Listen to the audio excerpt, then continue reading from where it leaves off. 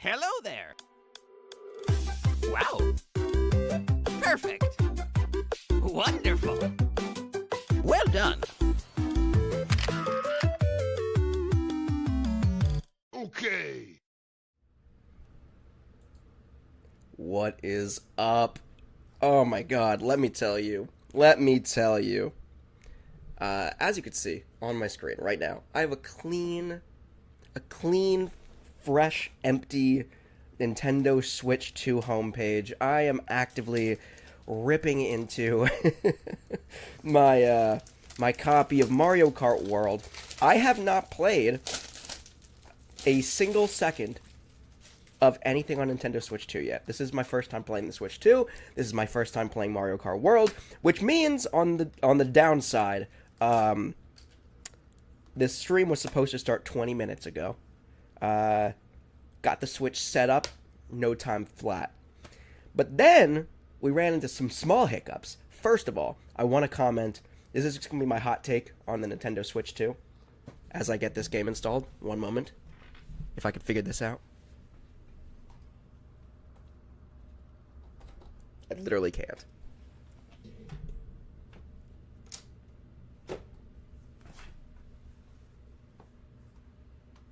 Got it. Oh, that's weird. The cartridge thing, like, pulls up and out? I don't know how I feel about that. I'll get used to it, I guess. It's probably more sturdy than the original. Okay. I'll just slide that back in there and act like we didn't just have to detach the entire console just to pop a cartridge in. Alright, now we should be good. We should be good. We good? We good? Alright, let's go! Alright, now we have to install this bad boy. Yeah, we know. I knew this was coming. So yeah, let me just start by saying that, I am not a fan of the back to the Nintendo Switch dock. Let me crack open an energy drink here, because it's been a morning. It just comes off, dude. Like, it doesn't, like, the Switch 1 just kind of flaps down, and then you can, like, plug things in, and then it flaps back up. This thing's comes straight off. It seems like it's made of kind of cheap plastic. I'm sure it's fine, but, like, oh, that update went swimmingly. I am happy that went so quickly. Beautiful. But yeah, it was just, like, not a huge fan of that. And then, so I got that back. That was fine. It's not great if you're, like, in a rush trying to set up this console in no time flat, obviously. But that's on me. That's not so much on the console itself.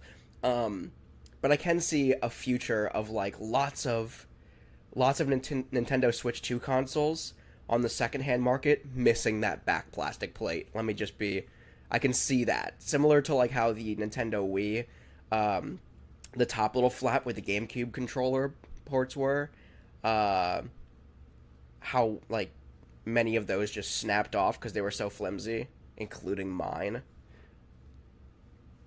Alright, I'm actually really excited to get into Mario Kart World, though. Heck yeah. Let's go. Let me think of what other critiques I have. Oh, yeah, this isn't a critique of anything other than myself and my own bad luck, but I did try to transfer my console over, my Switch 1 stuff, and sync it with my Switch 2, and for whatever reason, my Switch 1 this morning decided it's not even going to boot up. And I plugged it in to charge it, and it doesn't even have an indicator light. So I'm not confident about the well-being of my Nintendo Switch 1, which is, I guess, it's a good time that the Switch 2 released. But I don't know. Alright, so we got Grand Prix, we got Knockout Tour, we got Time Trials, versus Race, and Battle. I guess Grand Prix is... Grand Race. Oh, so this... I'm assuming Knockout Tour...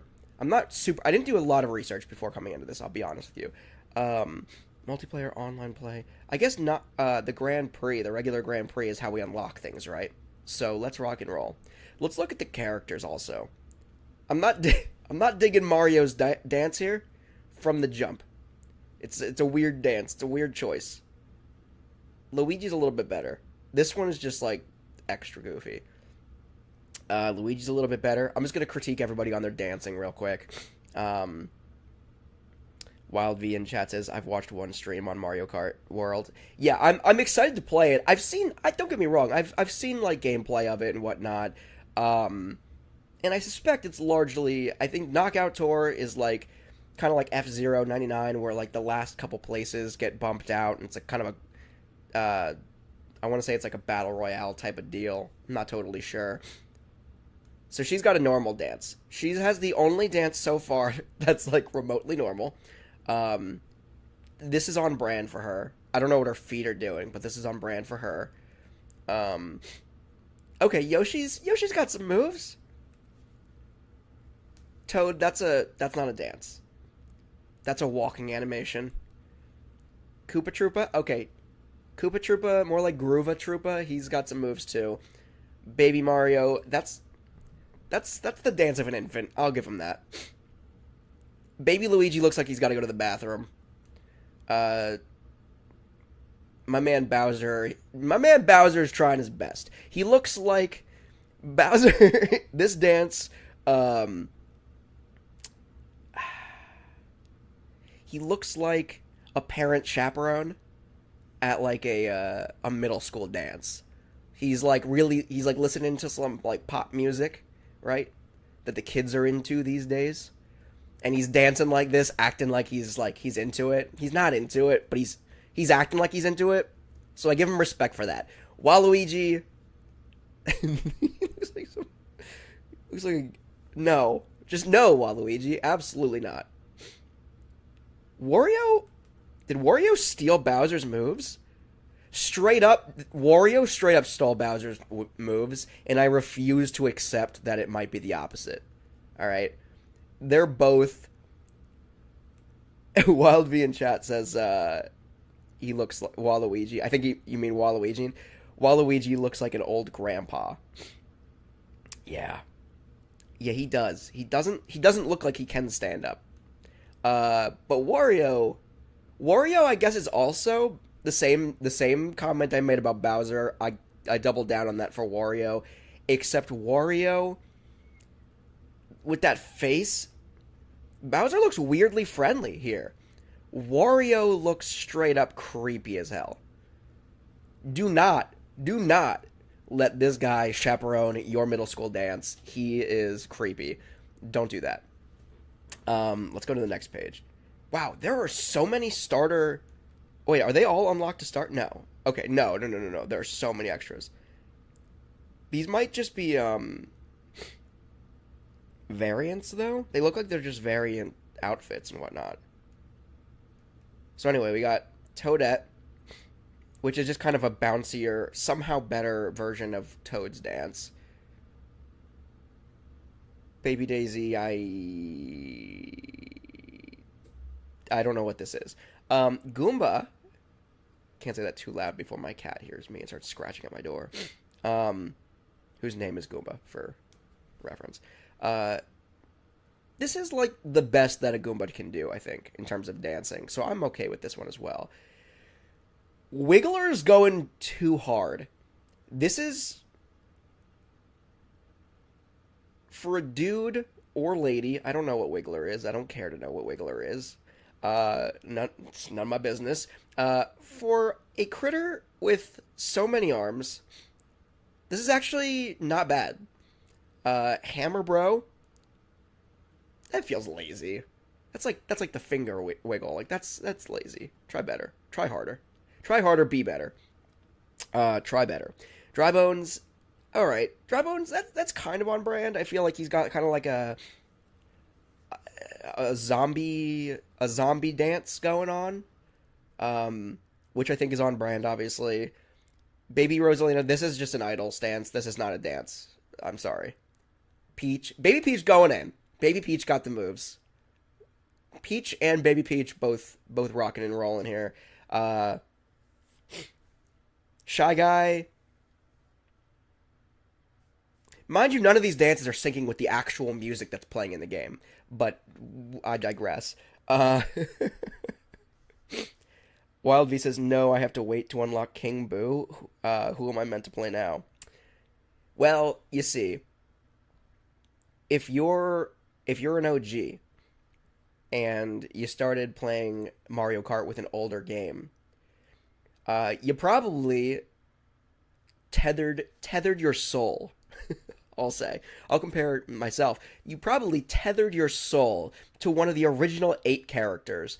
I'm actually not sure how many characters there were on earlier games. I'm not OG. I started playing Mario Kart on Mario Kart 64 on the N64. And I tethered my soul then and there to Bowser, and so Bowser has been my favorite Nintendo character ever since. And Bowser is always unlocked at the jump of any Mario Kart game. I say with minimal... Yeah, no, that's true. I'm pretty sure Bowser was always one of the starting characters, right? Nabbit? It kind of blows my mind that Nabbit, this crab, this piranha plant, Wiggler, Goomba, all of those were unlocked before King Boo. That is actually kind of shocking. Nabbit,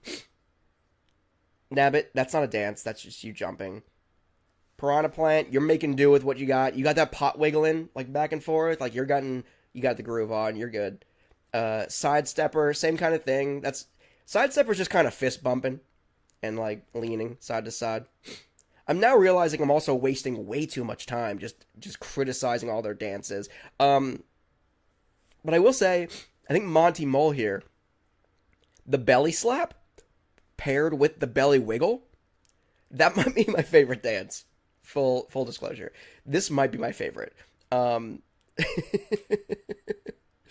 That's freaking hilarious. I love that. Stingby, not a dance. Penguin, kind of a dance, I guess. Parabitty Bud, nah, that's just your idle stance.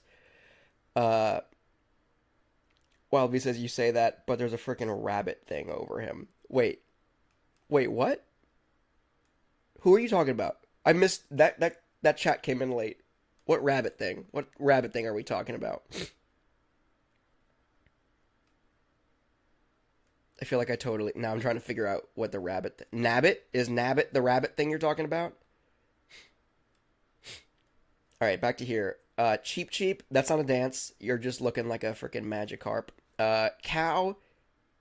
Cow, this is just a walking animation too, but Cow's got some groove. Look at that head wiggle. That's impressive. It's better than this. Certainly better than this. Better than this. It's not better than this, though. Alright, so we got Pokey. Just kind of wiggling. And we got Snowman. Also just kind of wiggling. And then we got all these to unlock. So let's unlock some. I'm going Bowser. Because it would be blasphemy if I played anything, at least for my first ever playthrough, it'd be blasphemy if I played anybody other than Bowser, let's be real. Wild V says play the cow, John, or the mole. I will absolutely play the cow, but like I said, it would be blasphemy if I didn't play Bowser, at least to start this thing up. I'm actually really excited that we're getting rid of some of the customization. I know people were upset about that. I was never huge into the customization aspect. I don't know why. It just wasn't for me. Also, this looks like a Splatoon kind of vehicle. Are the Inklings not available in game? Oh yeah, and there's so many characters now that I'm thinking about it that are not available yet. Maybe they're unlockable. I think this is weird. I'm gonna go with this one. I kind of like this dirt bike. And I believe I used a lot of dirt bikes standard bike. Okay, make me feel basic as hell. Wild V says you have to unlock so many. I didn't even see them, though. Like, Link? And, like, I don't know. We'll see. We'll see. I'm sure there'll be DLC and updates and what have you. I feel like it's going to be another Animal Crossing New Horizons kind of situation. Except this feels like a complete game from the jump with just additional characters to be added. And maybe additional courses. And that makes more sense. Alright, so this is the whole spectrum here. Mushroom Cup, Mario Bros. Circuit, Crown City, Whistle Stop Summit, and DK Spaceport. Flower Cup, Desert Hills, Shy Guy Bazaar, Wario Stadium, Airship Fortress, and we got the Star Cup, DK Pass, Starview Peak, Sky High Sunday, Wario, I can't even read, Wario Shipyard, Shell Cup, Koopa Troopa Beach, Faraway Oasis, Crown City, Peach Stadium, Banana Cup, Peach Beach, Salty Speedway, Dino Jungle. Okay, I see the trend here.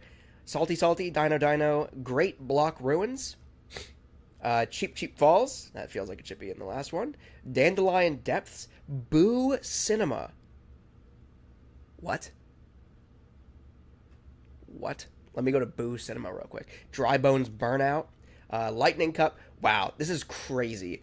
Moo Meadows being on what appears to be the last and probably hardest course, or like a cup, is pretty insane. Moo Meadows is traditionally like the first course like one of the first courses you race in like Mushroom Cup. Choco Mountain, Toad's Factory, and Bowser's Castle. I feel like Bowser's Castle makes sense to be the last course. Let's jump into the Mushroom Cup.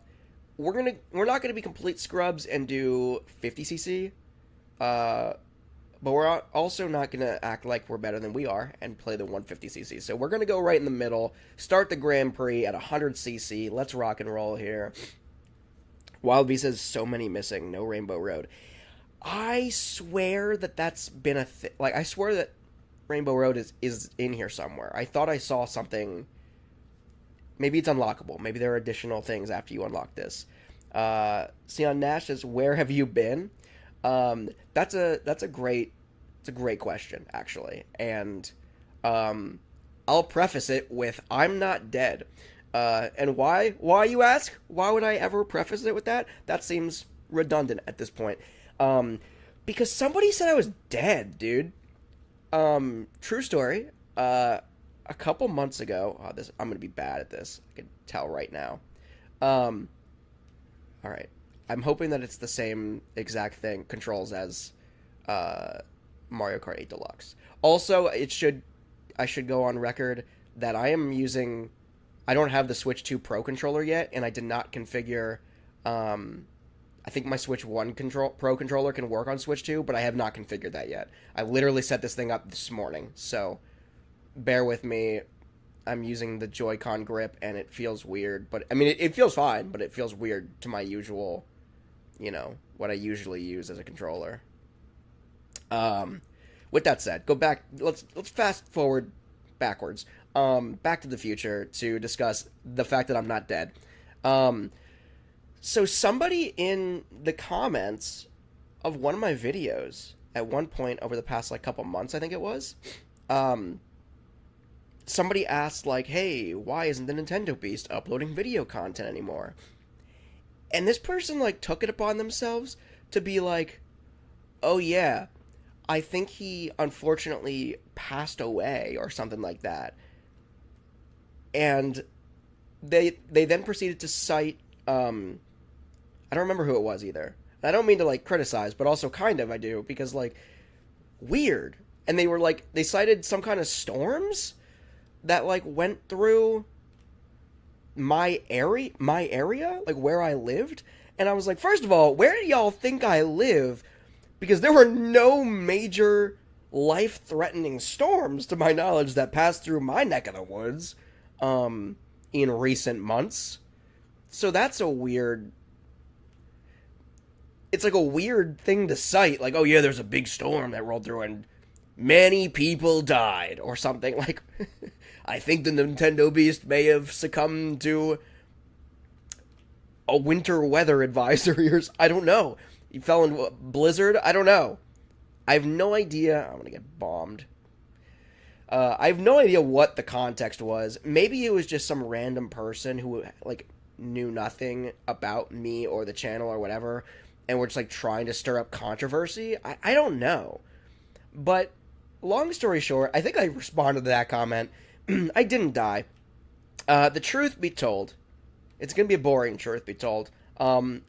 I work a lot. I work 60-hour weeks outside of the stuff that I do for fun, like Nintendo Beast channel and stuff like that. And last July, I got kind of overwhelmed by the workload of creating new content all the time, and like because at that point I was running my Pause Games channel and the Nintendo Beast channel, while working 60 hours a week outside of all this, and it was I'm trying to think. Oh, I'm not racing between courses. Oh no, I am. All right, this is the part where I race between courses, I guess, and don't get the blast off thingy. This is crazy. So this is the gimmick for Mario Kart World, by the way, if anybody's unfamiliar. Oh, they're just rogue Goombas out here to freaking murder you too. Love that. This is cool though. So yeah, what I was saying, airplane mode activated. Got to a point where it was just like really overwhelming. I was uploading new videos to this channel Monday through Friday, a new video. Except Fridays. Fridays specifically were 5 new videos because I was doing new Let's Play, roughly 30-minute episodes of my Let's Play for all 5 Animal Crossing games, which I do plan on getting back into. But it was just really overwhelming. And then at the same time, I was also uploading new video content to my Pause Games channel every single weekday, Monday through Friday. That one was just, I thought I could jump up that. Wow, okay, fine. That one was just one video Monday through Friday. But that's still 5 videos a week, which really roughly comes out to like 2.5 hours of just recorded content every week for Pause Games. And then it came out to like, what is that? 2.5 plus. So it came out to like 4.5 hours on the Nintendo Beast channel every week. And that's not like how much time it takes to record it either. So we were already looking at like 7 hours or something of just recorded content every single week on top of my 60-hour work week.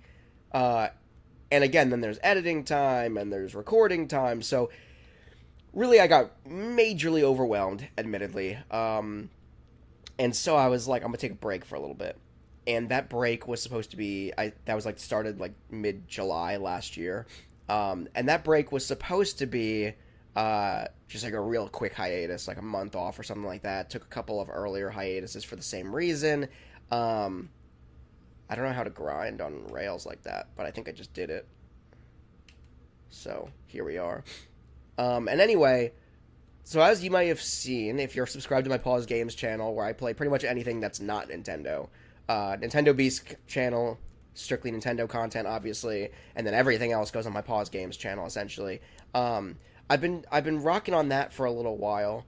I've reduced my uploading schedule on that from Monday through Friday to a new video every Monday, Wednesday, and Friday. So it's like about an hour less content every week, which is still not, it's still a lot of content, but it's more manageable.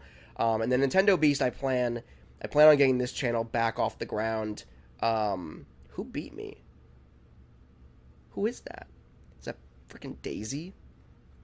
Anyway, I plan on getting this channel back off the ground with new content, new video content, beginning in July. So it'll be basically like a full year off, and then I'll be back uploading all like my regular content schedule and all that good stuff. Which I'm really excited to get back to it. It's been a long time coming, and like I literally in the past year, it's not even like I've been playing games and like not recording or just like I don't want to upload or stream or whatever. It's literally been like I have not picked up a controller. It's been rough. I picked up a controller for my Pause Games channel just because there were a couple games that I just absolutely had to play, like the new Indiana Jones game. If you know me, you know I'm a freaking massive Indiana Jones fan. And so as soon as Indiana Jones and the Great Circle came out, I had to play it. What is this burger?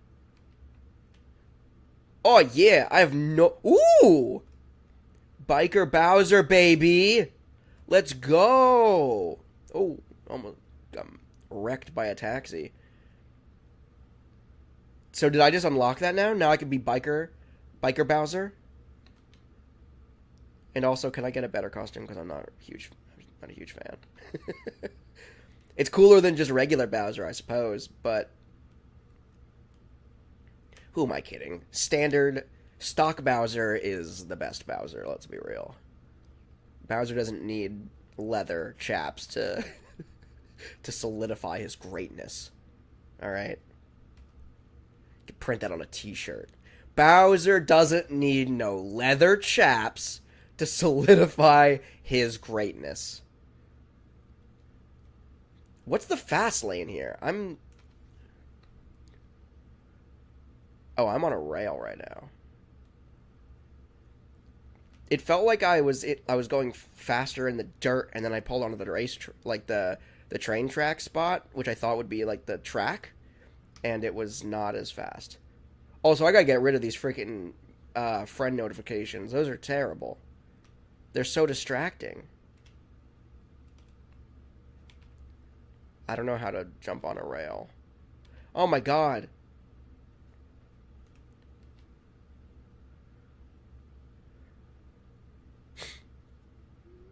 Sure.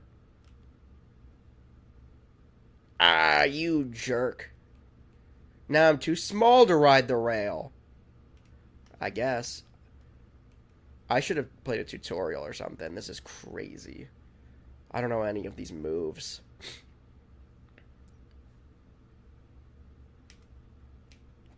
I guess that was it. I guess jump... It's the dismount, I guess? When you're riding a rail, it's all about the dismount. Oh, I'm doing a front wheelie, brother. Heck yeah, broski. So I'm not going to go that way, because there's a literal train on that track. I'm just going to dip and weave through here. Skirt.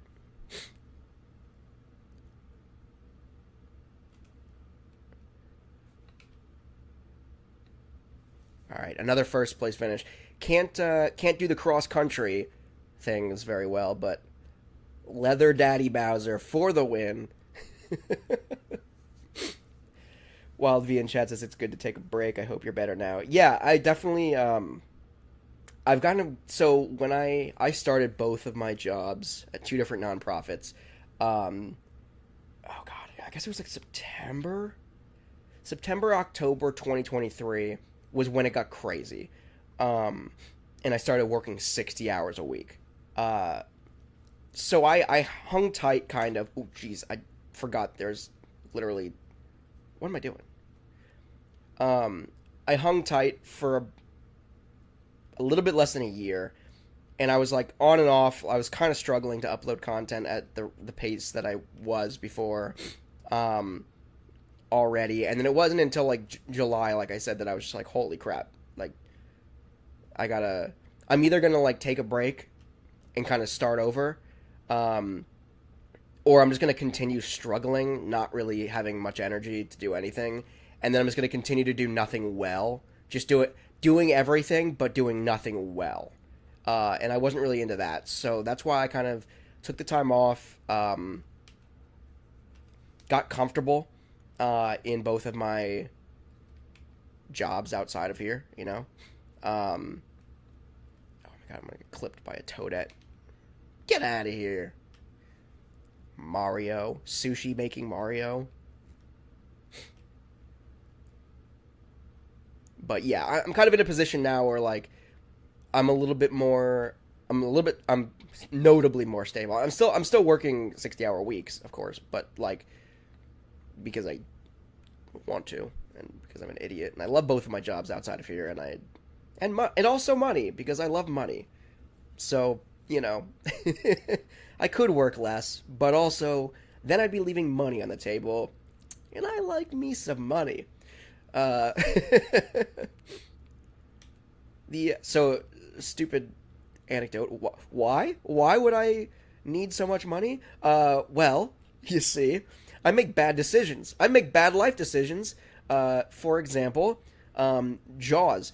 It's the 50th anniversary of Jaws, and as many of you know, I'm a huge movie lover, a big Steven Spielberg guy, and Jaws, I love the movie Jaws, and the movie Jaws is celebrating its 50th anniversary this year, and we went to the local movie theater, this past weekend, or actually a couple days ago, to see How to Train Your Dragon. And this is the second time we've seen it. We actually got it to see it before everyone else at CinemaCon. And then it released... You jerk.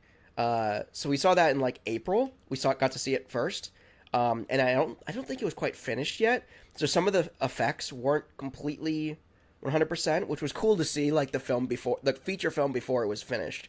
I mean, it was mostly finished, but yeah. Anyway, I digress. So we saw it again because we wanted to see what it looked like, the finished product, a couple months later, which is really, really cool to see. And there were some notable differences, which is cool. But anyway, so we got to the theater, and you know how AMC has all those collectible popcorn vessels and whatnot. The Dunussi from Dune, if you recall that whole weird meme thing. We bought that, by the way. Of course we did. So we have a Dunussi, all good. Marked safe from not having a Dunussi. But oh man. Wild V is like literally quoting me in the chat, like I love money, Nintendo Beast. I feel like marked safe from not having a Dunussi is also one that should be on a t-shirt. But anyway, I digress from the Dunussi. Oh my god, get me over this line! Oh my god. Ha, your blue shell ain't got nothing on Bowser. But yeah. So we went to see How to Train Your Dragon. And they had Jaws popcorn vessels, right? And not just one, all right? Not just one. It wasn't just like, oh yeah, you pay a little bit of money extra with your popcorn and you get this cool whatever. They had three popcorn vessels, one beverage cup. It's just a cup. I was gonna call it a beverage vessel, but that's stupid. It's a cup. But they're all really cool. So the one, you know, AMC does like the and then this isn't just an AMC thing either, mind you. But AMC does it a lot. They got the popcorn vessels that are shaped like things. Wait, was that the whole thing? The in-between parts count as races? That's weird. Okay, sure. Or am I just losing my mind and there was no in-between race? I'm kind of lost at the moment. But anyway, I won. Woohoo! Alright. One cup in the bag. Y Squad Gaming. Hello. Sion Nash says, I watched the Mario Strikers Battle League stuff. It's a shame the game is dead. I'm gonna have to pick that up again and see. Is it dead now? Is it like super dead? Wildbee says there's in between to get to each race. That's what I thought. I just wasn't paying attention. I was just racing and talking, and I wasn't paying attention. And there were definitely like, does it just go right into the race? Like it just blended together. It just felt like 4 separate races. I don't know. New character, Donkey Kong. Oh yeah, I forgot Donkey Kong wasn't one of the characters unlocked. So we unlocked one, which we'll get. I'm just gonna hold this up because I do want to talk about Donkey Kong too for a second here. But in closing about the whole popcorn bucket thing, Wildv says you were talking about movies. I know. I'm getting back to it. I'll wrap that up quick. So much is happening all at once. I'm rusty on the stream. Don't mind me. Yeah, so there was one popcorn vessel that was literally, it's a shark head, right? I'll have to pull it on camera at some point. It's literally a shark head, and the mouth, like, you know, the traditional Jaws head coming up, cut off like here, but it's just a shark head, and the mouth like opens up to like fill with popcorn. So you literally fill the jaws with popcorn. I didn't do that, obviously. I just got my popcorn on the side. But then there were also two. So there was a really cool tin like pail. It's like a bucket almost, right? It's really big, really cool, and it had the Amity Island sign on it, like the 50th annual 4th of July regatta. I don't know how nerdy y'all are and how familiar you are with the movie Jaws. But it's like a metal pail, and it has that sign, and it's textured. It's really, really cool. And I was like, holy crap, I need that one too. So then we got two, and each one of these, mind you, comes with a large popcorn as well. So now we have two. And then the guy walks back, and comes back out, and he's like, and I also got the cup, mind you. It's like the Jaws logo, or like the Jaws shark, and on the back, it's like a cool material, like rubber material, really high quality. Says we're gonna need a bigger boat, or you're gonna need a bigger boat. It's really, really cool. But I digress. Back to the tins. He comes back out and he goes, "Which bucket do you want?" And I was like, "What?" And he goes, "Of the tin buckets, which do you want? There are 2 different designs." And I said, "Ow, my bank account!" Because obviously I want both. So we got both. The one's that, and the other one is like it's like a greeting card design. It's like welcome, or greetings from Amity Island. And it has some like little stills from the movie. Wild V says, "Gotta have them all." Exactly. They're so cool though. Like, there were some in the past that I've collected that were like kind of mediocre. The Nosferatu popcorn vessel, it's like a coffin, or a sarcophagus, if you will, and like it's cool, but there's no texture to it, so like it's just like printed on designs. And that one, I spent like $60 or something crazy on that one. So that one was like really disappointing. I mean, I like it. It's cool. Don't get me wrong. It's like a piece of movie memorabilia, and I love the film. But that one was a little bit underwhelming, admittedly. On the flip side of that, though, these Jaws ones were really cool. With that said, 1 shark head, 2 big buckets, and a cup came out to a little bit over $100. So, and then like they came with 3. We got 3 large popcorns and a large drink for the cup, right? 3 large popcorns, and we were like, we don't need the 3rd popcorn.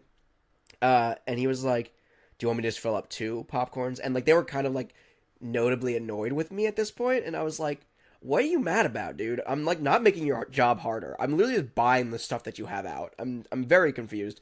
And I was like, "Yeah, no, you don't have to worry about the 3rd one. It's fine." I mean, I paid for the bucket. I didn't pay for the popcorn. I mean, I did, but my brain wasn't paying for an extra popcorn. I wasn't buying 3 popcorns because I wanted 3 popcorns. I wanted these buckets, right? So anyway, long story short, I've said that 4 times and the story keeps getting longer. Long story short, got all of them, and then he had the 3rd bucket in his hand, or the 3rd like popcorn in his hand, and he was about to fill it, and he was like, "Do you want the 3rd one?" I was like, "Can we opt to like give it to like somebody in line? Like whoever orders a large popcorn next just gets a free large popcorn on us." And he was like, "Yeah, we can do that." And I was like, "Cool." And then he put it to the side, and like as I walked away, I thought to myself, there's no way in hell this guy's gonna pull this bucket out and just be like, "Hey, by the way, here's a free large popcorn because somebody else bought an extra earlier." There's no way. That dude straight up was just like, "No, we just got out of filling up popcorn. Like, I don't care. Lazy." I hope that's not true. I hope that somebody got a free popcorn that night, but I don't know. I can't say. I can't confirm, so it is what it is. Waffle in chat. What is up? Welcome. Okay, now that I've talked so long that the screen dimmed, we're going to jump back into it. We're going to get another cup going. But I left this up because I want to talk about the Donkey Kong redesign. And I will say, in this one, in Mario Kart here, where he doesn't have blue jeans on, it's not the worst. It's the shadow behind the eyes for me. I don't know. So the Donkey Kong that was ingrained in my childhood, and mind you, there have already been like many variations of the Donkey Kong character, and the design of him. Wild V says it's mixed opinions. Yeah, so I kind of have mixed opinions myself. Okay, also I will go on record and say, despite all these shadow characters over here, there are characters like Donkey Kong just now that just popped up in the middle of the bunch. So the sky is the limit to the characters being unlocked. But with that said, I don't know how to feel. So it's kind of hypocritical to be like, "Oh yeah, it's not my Donkey Kong," because like my Donkey Kong is like Donkey Kong Country, the rare Donkey Kong Country, especially Donkey Kong 64. Like, that's the Donkey Kong design that I grew up with. And we've seen just kind of like better resolution versions of that up until this point. Of course, if you look at the arcade game from 81 and like blah, blah, blah, blah, it's not the original Donkey Kong or anything. But, you know, that's kind of the Donkey Kong that I grew up with. And so, like, that's where my heart is in terms of Donkey Kong. And so this new design is okay. I think he looks really okay in Mario Kart World. Donkey Kong, what is it, Bonanza? That seems too simple to be the correct title, but I think that's the title. The new Donkey Kong game that's coming out, which I'm excited about. It looks fun. But it doesn't... I don't know. The design is just okay. I think it's the blue jeans for me. Wild V says he's mid.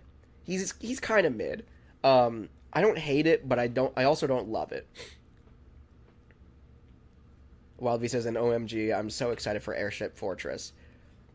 This game is really fun. But then again, I haven't really done anything Mario Kart Worldy in it. I feel I've just done lots of Mario Kart 8 Deluxe kind of things. Like, I'm just racing as I would in Mario Kart 8 Deluxe. I have been grinding on some rails, but not because I know how to or that I'm intending to, just because it's just kind of gotten crap. Just because the rails kind of got in my way in the one track, and I ran them over, and it forced me to ride them. So, yeah. Also, let's talk about, I don't know if anybody's familiar. I know we have some haters in here. I know we have, maybe not in this chat right now, but I know, like, Discord server and, following the channel. I know I have some Sonic the Hedgehog haters. But let's talk about if anybody's familiar, Sonic Racing Crossroad or Cross Worlds, I think it is. They seem like, so in my past experience with Sonic Racing, I think the last time I played a Sonic Racing game was like Sonic Racing Transformed or something like that, and it was fun. I'll say it was fun. But compared to, like, Mario Kart, it felt clunky. The controls, the carts, the what have you. It felt kind of clunky. So, it did, admittedly, kind of pale in comparison to Mario Kart. But, I don't know, the new one looks pretty freaking fun, guys. Crossworlds looks really fun, and, like, it also just kind of struck me, as soon as I read the title Crossworlds, I was like, ooh, oh, I thought I was really going to do something there and dip that. Was that really the end of the race? You rat, you dirty rats. Daisy, I see you, you dirty rat. Wild V says, is he in the game? Who's Sonic the Hedgehog? No, Sonic the Hedgehog, to my knowledge, is not in Mario Kart World. He's got his own racing game. But they're also incorporating a bunch of others. So, hold on, go back. So Mario Kart World, right, is what it is, and it's called Mario Kart World because of this part, right? The in-between parts, where you're racing between worlds, and you have this kind of open world map thing.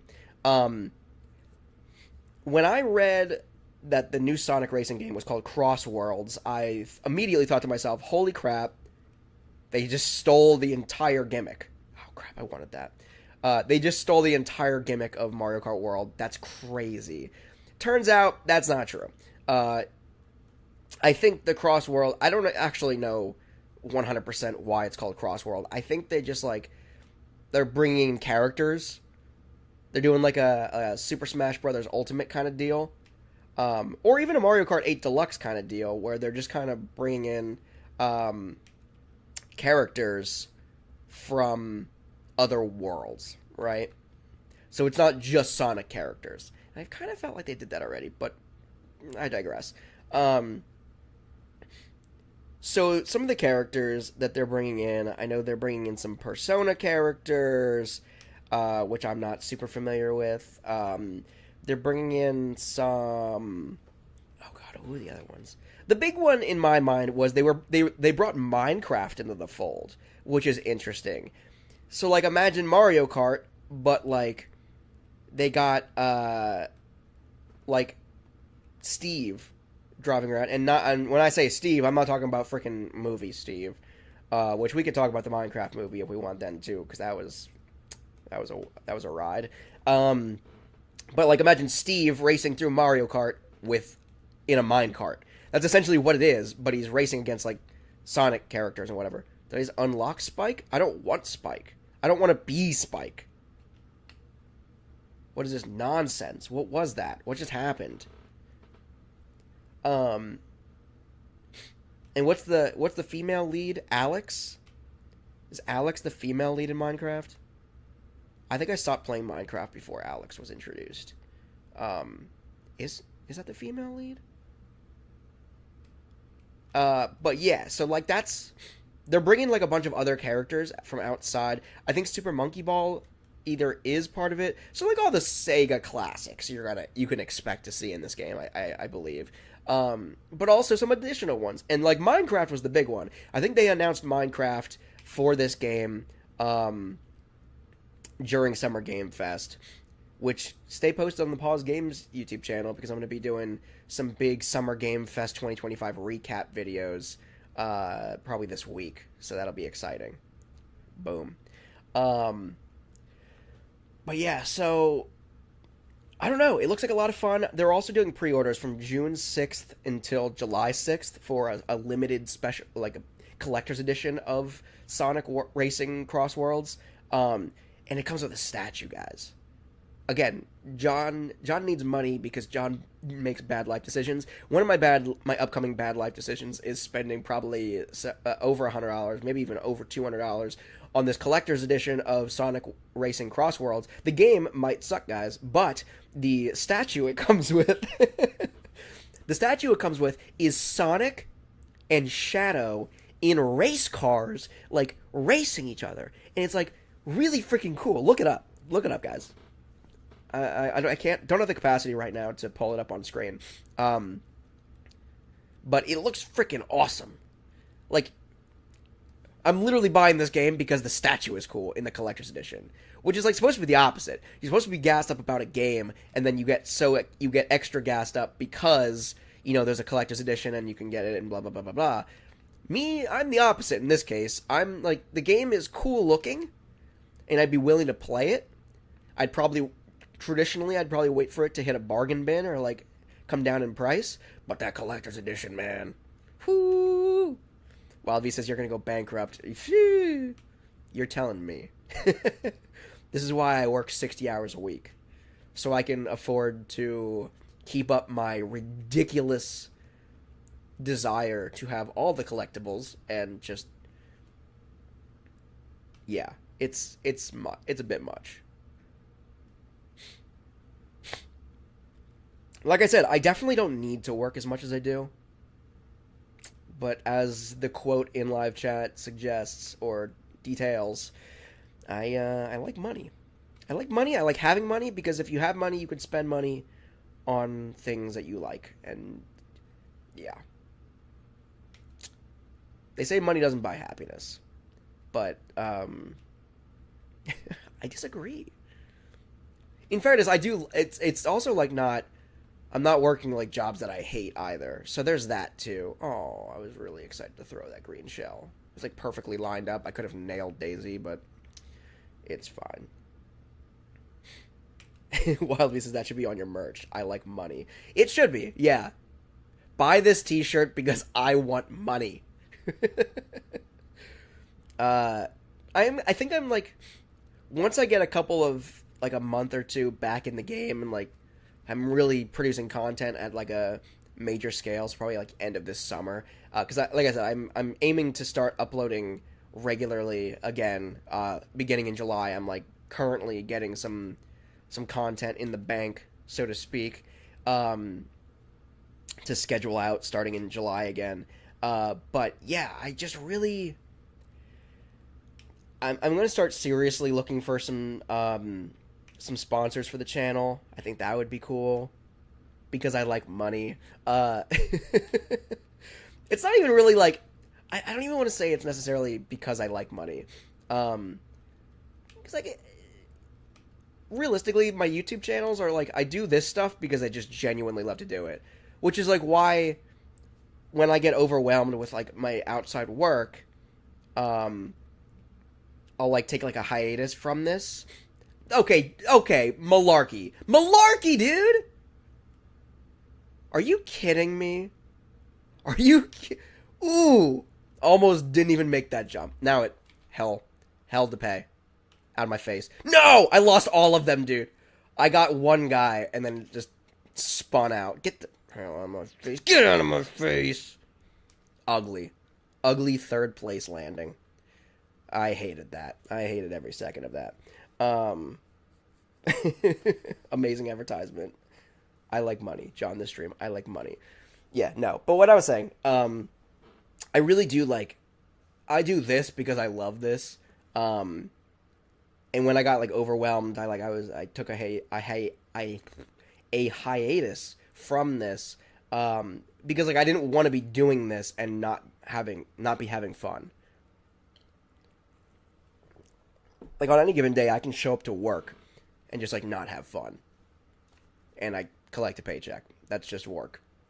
And I do like both my jobs. Don't mind, like I said before, but this is something else. Like this is kind of a world where I am in fact mixing business with pleasure, which is something that you're not really supposed to do. But that's why I just like, I'm very aware, like the second this becomes not fun, I have to restructure. If it becomes not fun because I'm stressed and like I'm like cranking out more content than I can reasonably, create just to keep up a schedule, like that suddenly becomes not fun. And I'm not into that. I want to make sure, like, if I'm not having fun here, then you guys aren't going to have fun here. And then if nobody's having fun here, why are we doing this? You know what I mean? So, yes, on one hand, I do love money. On the other hand, I think a sponsorship would just be cool. I think that's kind of the bottom line.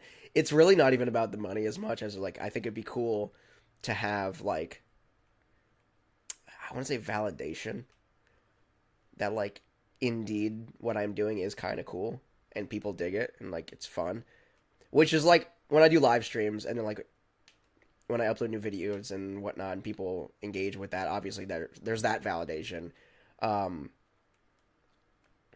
Not the trolls. The trolls that are engaging with my content, that's not validation. But y'all in live chat right now, Wild V, who's been here since the beginning of this live stream and like pretty early on, right? Waffle was also, if Waffle's still in live chat, got a lot of the OGs. A lot of the OGs have stuck by me since I started streaming and started uploading content in a meaningful way in like 2020, at the onset of the pandemic, which is crazy to think about. So I picked up the channel and really started like contributing to it in 2020. That was like the 10-year anniversary mark of like when I started the channel. So I actually launched the channel technically in 2010, and I was 13 years old or something like that. I think that's the math that I did in the past.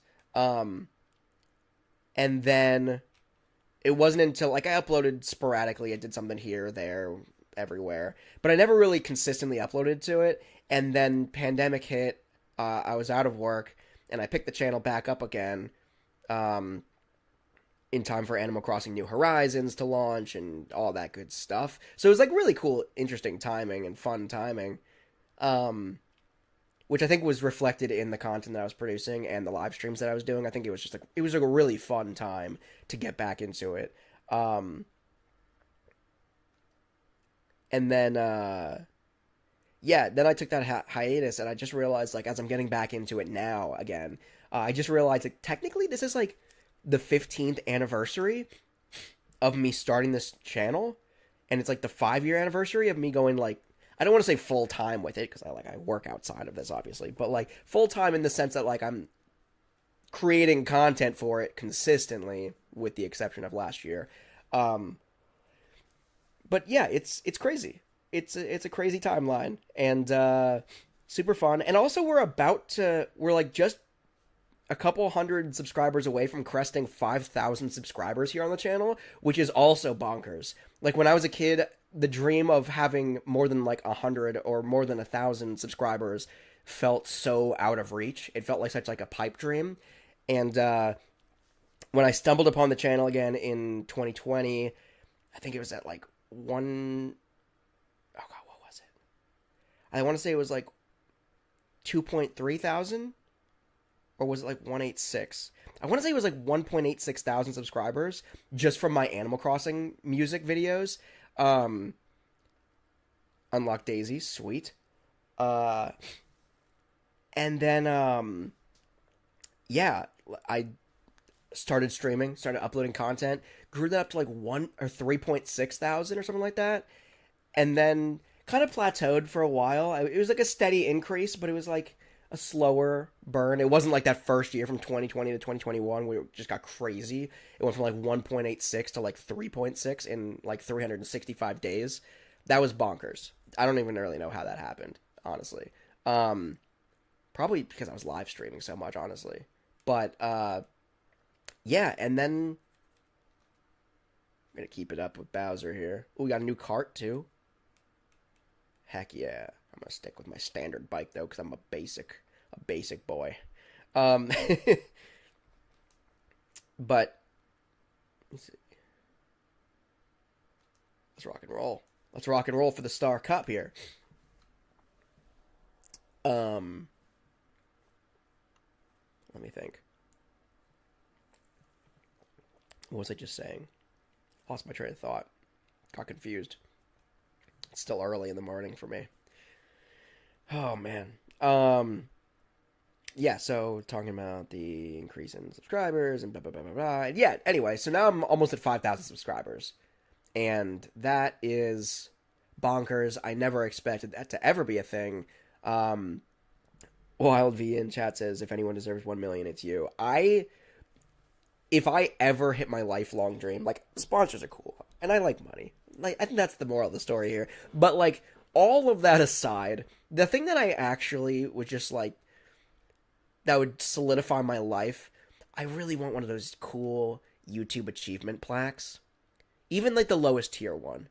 Well, just, like, that's just been a childhood dream. Like, that was the dream when I set out in 2010 when I created this channel. And, like, when I was really, really young, I had a YouTube channel of, like, really terrible little short films I made with my friends because I wanted to be like Steven Spielberg and, like, you know, make movies and whatnot. And I'm still into that, but yeah, it's just, it's all, as soon as I started YouTube, I fell in love with YouTube at a very young age. It was like the advent of YouTube. And, like, as I saw the dawn of, like, people, like, YouTubers, the YouTuber, right? The dawn of the YouTuber. I just thought that was so cool. Like, people are just having fun making YouTube videos and, like, making a living at it. And, like, not even just making a living at it, but, like, building fan bases and having people care about the things that they're producing every time they upload a video. And, like, everything about it was just magical. And it was just, like, this cool turning point.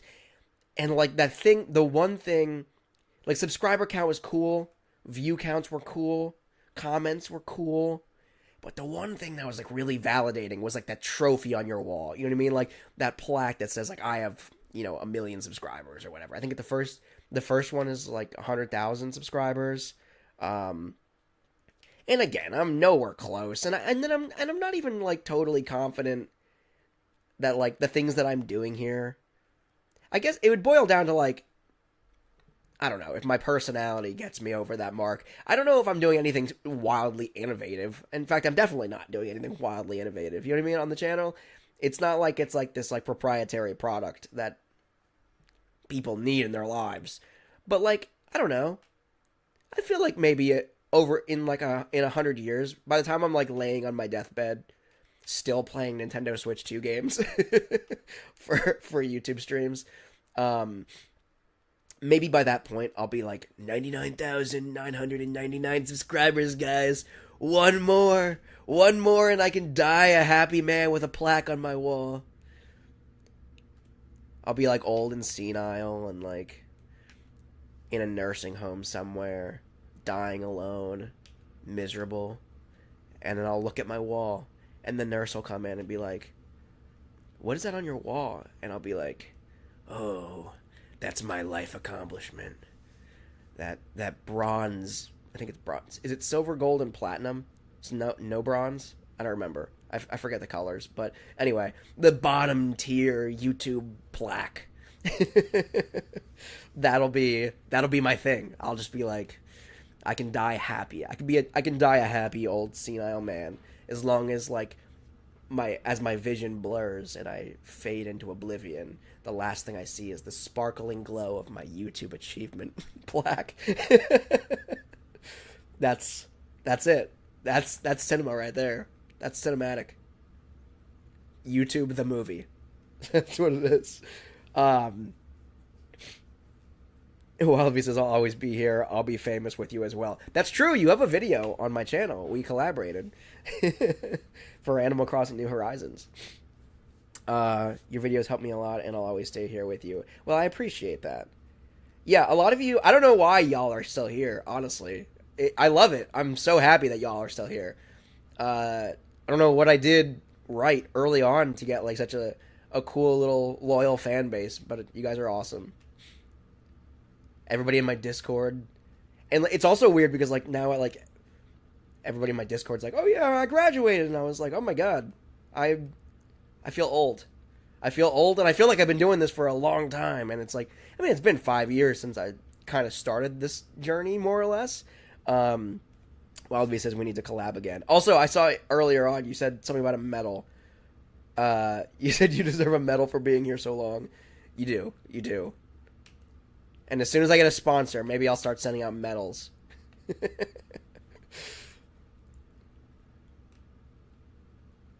I think I was gonna say, I see the little wrench icon next to your name, so I feel like you're a moderator, right? I think you're a mod on the channel already. I was just like, starting out, I didn't know what I was doing, and I was just like slinging moderator status to a lot of people. I think that's what it's called, right? So I feel like at some point, 5-10 years from now, somebody's just going to join my stream, and I'm not going to know who they are, and they're going to be like, "Oh yeah, I'm a moderator." I'm like, how did that happen? "Oh yeah, it's been 10 years since I last tuned into one of your live streams, and yeah, remember 2021? That one Animal Crossing New Horizons night adventure that we did? Yeah, that was me." Why do I feel like I just went in a full circle?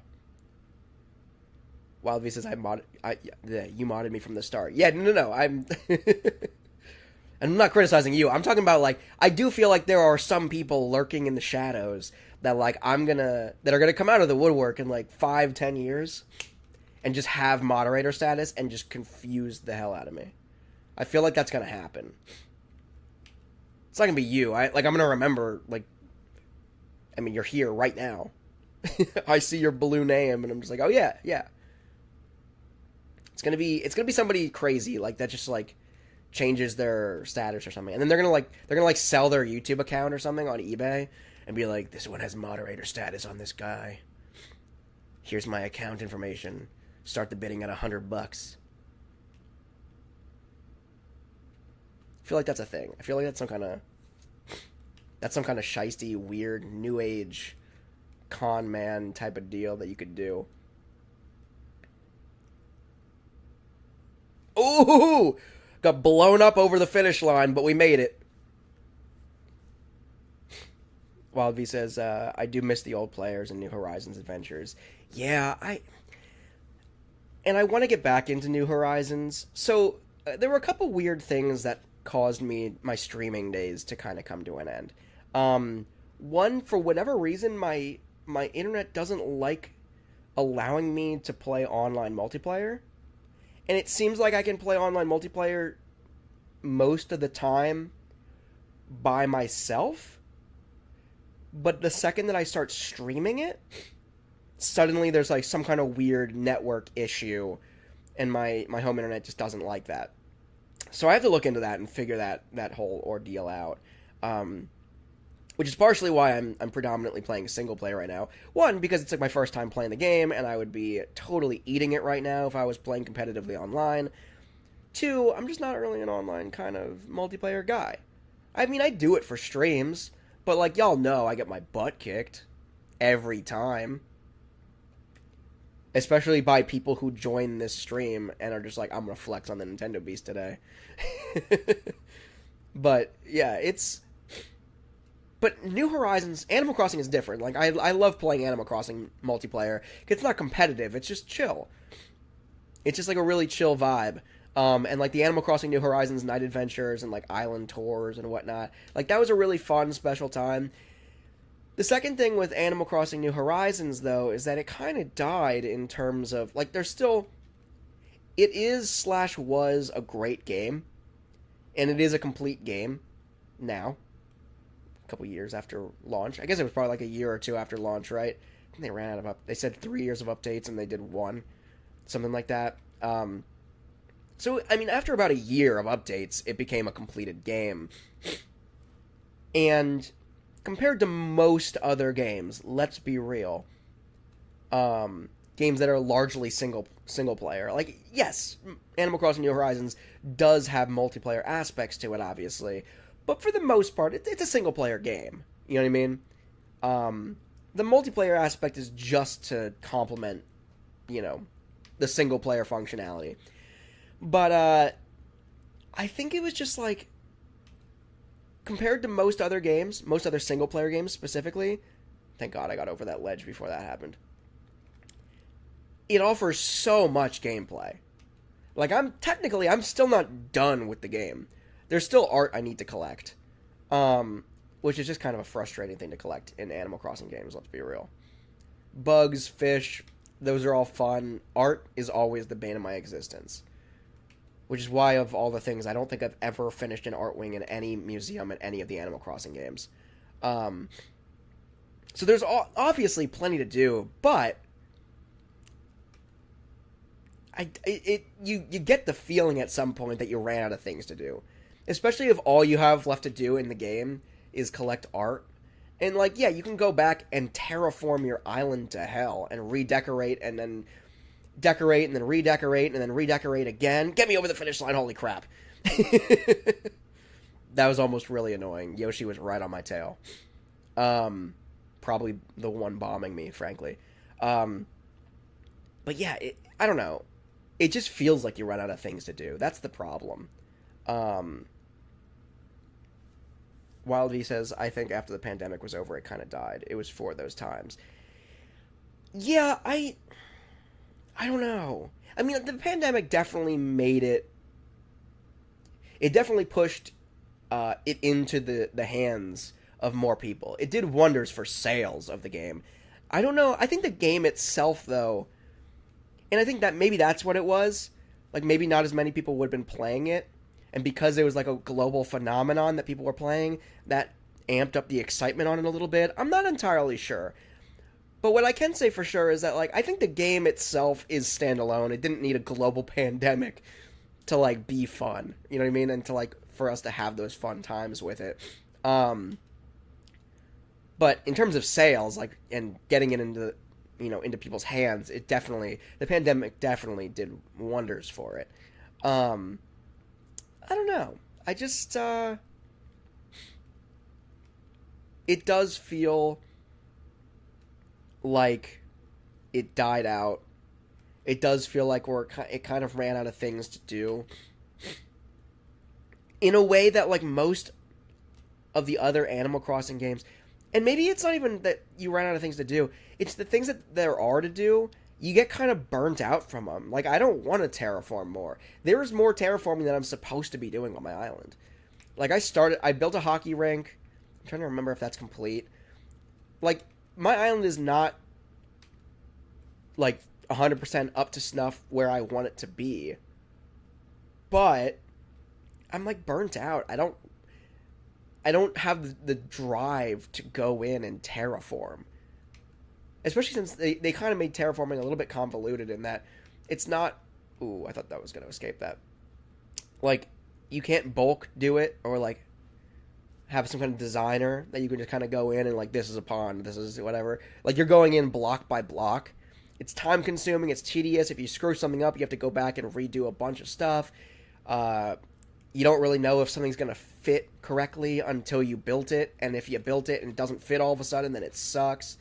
I don't know. And, like, decorating, the whole idea of, like, this is no longer an Animal Crossing game, it's a home decorating kind of thing, is less than exciting to me. I don't know. I did love New Horizons, don't get me wrong, and I literally just, like, I heard the New Horizons theme song for the first time in a little while, like, the other day. I forget where. It might have been an old video I produced or something, and I was just like, somebody commented on it, I think, recently, and so it took me back to, like, the beginning. Oh, no, you know what it was? I saw some... What the heck? Did I just throw a hammer at myself? I think I did. I saw the trailer somewhere, for, like, the original Animal Crossing New Horizons trailer, that I remember getting gassed up about. I think I shared it on Facebook. It was like a memory. That's what it was. From like 2019 or something. And I heard that theme song hit, and like nostalgia flooded back into me. And like nostalgia shouldn't not be happening 5 years later in my mind, especially since I just played the game like a year ago, probably less than a year ago. I don't know, but I don't know. It was nostalgic, and it was kind of like a, maybe the game was better than my brain tells me, or maybe it's just I'm seeing it through that nostalgic lens now. I don't really know. But bottom line is, it was a great game. It is a great game. But I'm kind of ready for the next Animal Crossing game, because I think I am out of things. I'm burnt out. I'm ready for the next thing. Wild Beast is what I meant by the pandemic thing. It was a time where we felt isolated, like the island in it. Yeah, that's true. Yeah, I think it was weird. It was weirdly timed. It was coincidentally timed. Coincidentally well timed.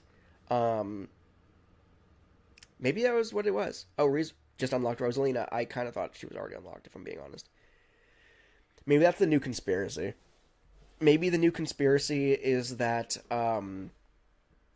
Nintendo was actually behind the COVID-19 pandemic. And they were like, guys, we're about to roll out this Animal Crossing game.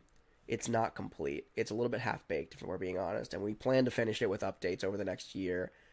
But we need to make sure we have something to keep these people hostage in their homes for the next year at least, to make sure they're here for all the updates as we roll them out, and they don't just play it once and realize it's incomplete and then never play it again. So they launched the COVID-19 campaign, and it was a global hit. And the fact that the COVID-19 campaign was such a global hit, and it affected so many people, that it therefore helped with sales of Animal Crossing New Horizons too. And that's my conspiracy. Nintendo was behind COVID-19. I'm going to get a little thing under my YouTube video now, or under the stream, that says, like, fact check. To clarify, this is a joke. I am not actually saying that Nintendo started COVID-19. Could they have? I don't know. Nintendo's pretty powerful. But I'm not saying they did. And I'm certainly not saying they did just to increase sales of Animal Crossing New Horizons.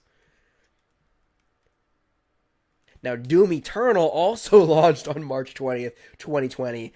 If we're going to talk about any games that, might have spawned COVID-19, Doom Eternal was also a great game, though.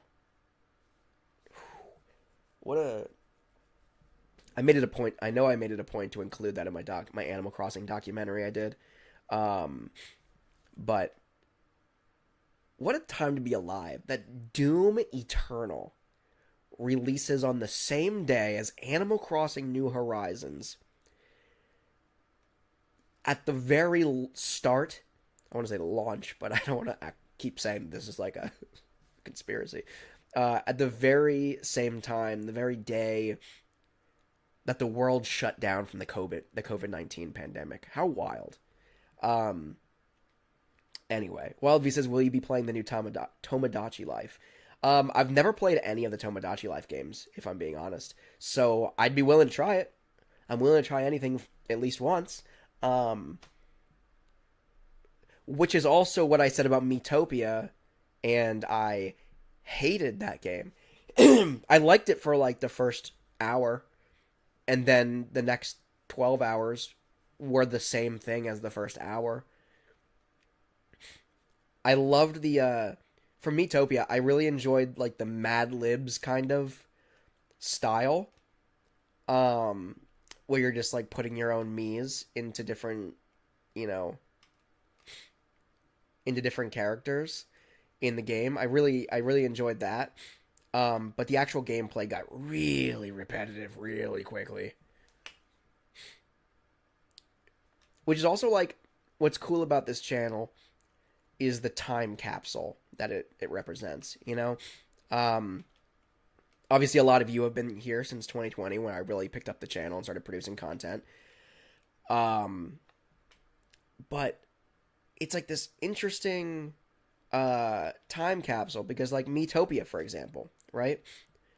The Miitopia Let's Play that I did, the brightness is so high on this game right now. Maybe that's intentional because of the sun or whatever, but wow, that's bright. Holy crap. I'm getting wrecked right now, dude. Oh my god. Oh my god. Luckily there are 5 laps, because, jeez. Let me get back up here. Was that Farmer Luigi? What the heck am I looking at?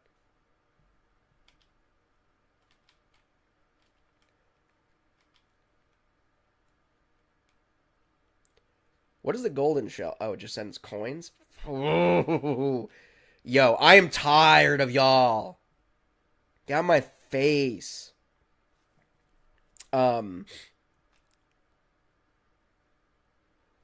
Yeah, but what was I saying? Yeah, so it's a weird time capsule because the Miitopia campaign, I know for a fact that, or not for a fact, but I know I incorporated Adam Sessler from G4 from X-Play. I know I incorporated him as one of the characters. I want to say he was the Dark Lord, maybe? It was like the Dark Lord Adam Sessler. Which reflects the time... I just came in 4th place and I'm pissed. Which reflects the great time when G4 tried to make a comeback. And I would say did a very good job. Successfully came back. Was really great content. Really enjoyed it from start to finish. And then it died within a year because Comcast. Because Comcast is incompetent and didn't realize that it didn't need to be a cable channel. They could have just invested and let it be an online streaming thing. And also, they invested a lot of money into it, and we're just like, oh, G4. G4 will just be big right away and will just make us money immediately. And Comcast failed to understand the infrastructure and the effort that goes into growing a successful online stream channel presence. So they just didn't. After like 11 months, they were just like, this isn't growing fast enough, so let's pull the plug on this. We wasted money, our bad. And that really sucked. And I think, like, most of the people went on to continue their own stuff, but, like, it wasn't really the same, in my opinion. I don't know. Like, there was something great about Attack of the Show, and there's something great, I mean, there was, they came out with a bunch of really cool additional programs on it, too. I mean, they brought back X-Play, which was great. I didn't really feel it hit the same notes as the original X-Play, but Attack of the Show I felt like really... I mean, Attack of the Show was like a variety show from the jump, a low-budget variety show. And because of that, I think it was kind of easy to replicate. When you had some of the same writers, or some of the original writers, you had a bunch of the original hosts, and by a bunch, I mean, like, Kevin Pereira was it. I think.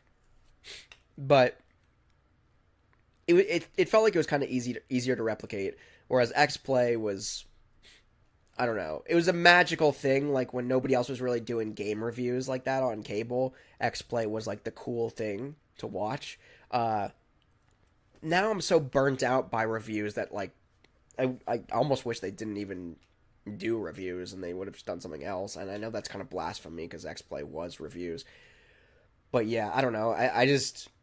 I'm at a point now, and I think a lot of people are at a point now where like I don't really care about reviews.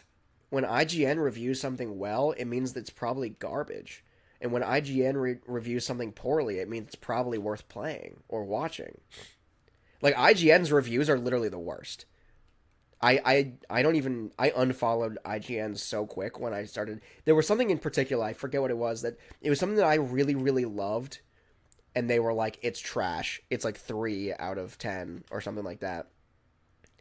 And then they gave some absolute garbage. I'm trying to think what it was. I want to say it was like, I think most recently it was like the third Sonic the Hedgehog movie. They gave it like a 6 out of 10 or something, and we're like, it's okay. But then they gave Mufasa, that's what it was. They gave Mufasa like an 8 or 9 out of 10. And I was like, are you fucking kidding me? Mufasa was bad, dude. Like, objectively not a good film. And you give it a 8 or 9 out of 10, and then you give Sonic the Hedgehog like a 6 out of 10. Sonic the Hedgehog 3, which was the best of the trilogy, easily, in my opinion. And in most people's opinions, I think. I think it really hit its stride.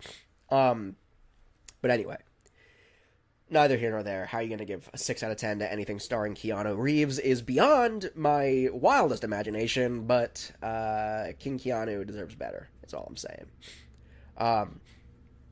Wild V in chat says, it feels like after the pandemic, the world hasn't really been the same. Yeah, I don't know.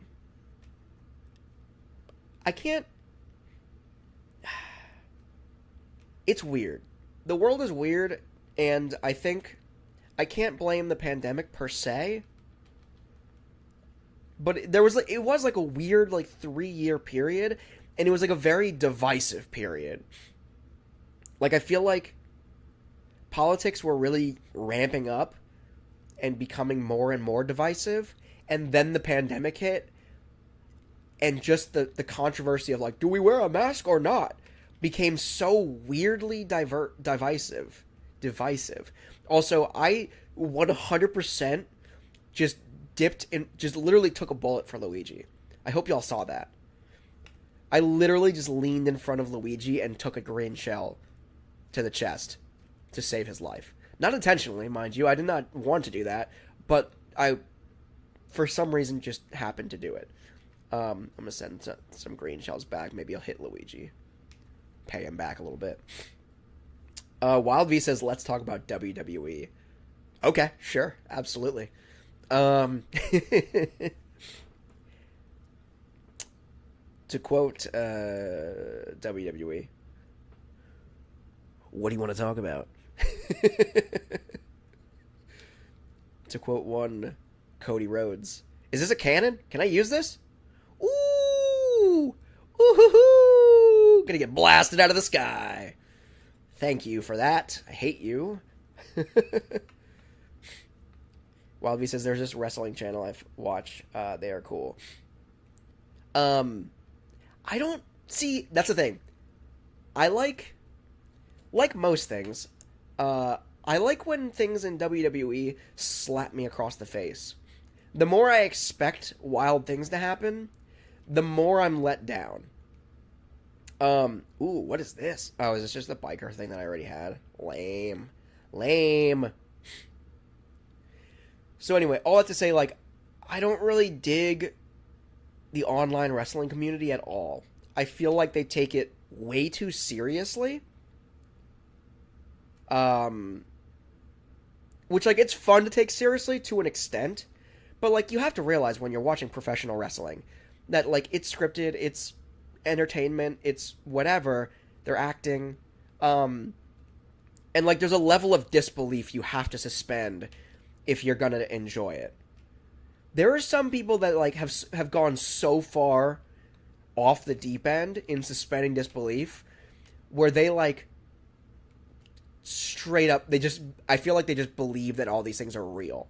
They just believe that everything that's happening on screen is 100% legitimate, and it's weird. It's very weird. And like the online wrestling community takes it so seriously and gets so angry at each other in a capacity that's like, these are fictional characters, right? Like, you're really getting mad at like dirty Dominic Mysterio in a way that's like unbridled rage, and it's like he's literally playing a character. He's probably a nice dude. I don't like his mustache or his haircut, but like aside from those things, in real life he's probably a nice dude. Wild V says 2 things. What's your take on R-Truth, the release and everything? And then, oh no, this guy is cool. He's called Santa Zap. Is that how you pronounce it? Santy Zap? Santa Zap? I'll have to look it up. My take on R-Truth. Well, he's beating up my boy John Cena as of late, so I'm not a big fan of that. I'm a big John Cena guy. So, there's that. I'm trying to think. Yeah, I mean, I've always liked R-Truth. I will admit, as the avid collector I am. So Topps trading cards, like, baseball cards and whatnot. They have wrestling cards as well. And they have this thing called Topps Now, which, like, whenever there's, like, an iconic moment in WWE, they make a trading card out of it. And it's, like, a limited availability trading card. Some of them have the chance of being autographed and all that good stuff, right? So it's fun. And I did purchase the, not the Ron Killings card, because that was less exciting to me. It was cool. It was a cool event, but it was less exciting to me. I did buy the Ron Cena card when he came out at oh god, what pay-per-view was that? Oh no, it was Saturday Night Main Event, right? Where R-Truth fought John Cena and he came out as Ron Cena. I thought that was so freaking hilarious that I bought the trading card. I've never been a huge R-Truth fan, but also because, like, he's never really been put in the spotlight in any kind of meaningful way. He was just a lovable goofball. Which it's cool. So I guess my take on R-Truth now is that I'm excited to see him actually have a character now. Seemingly.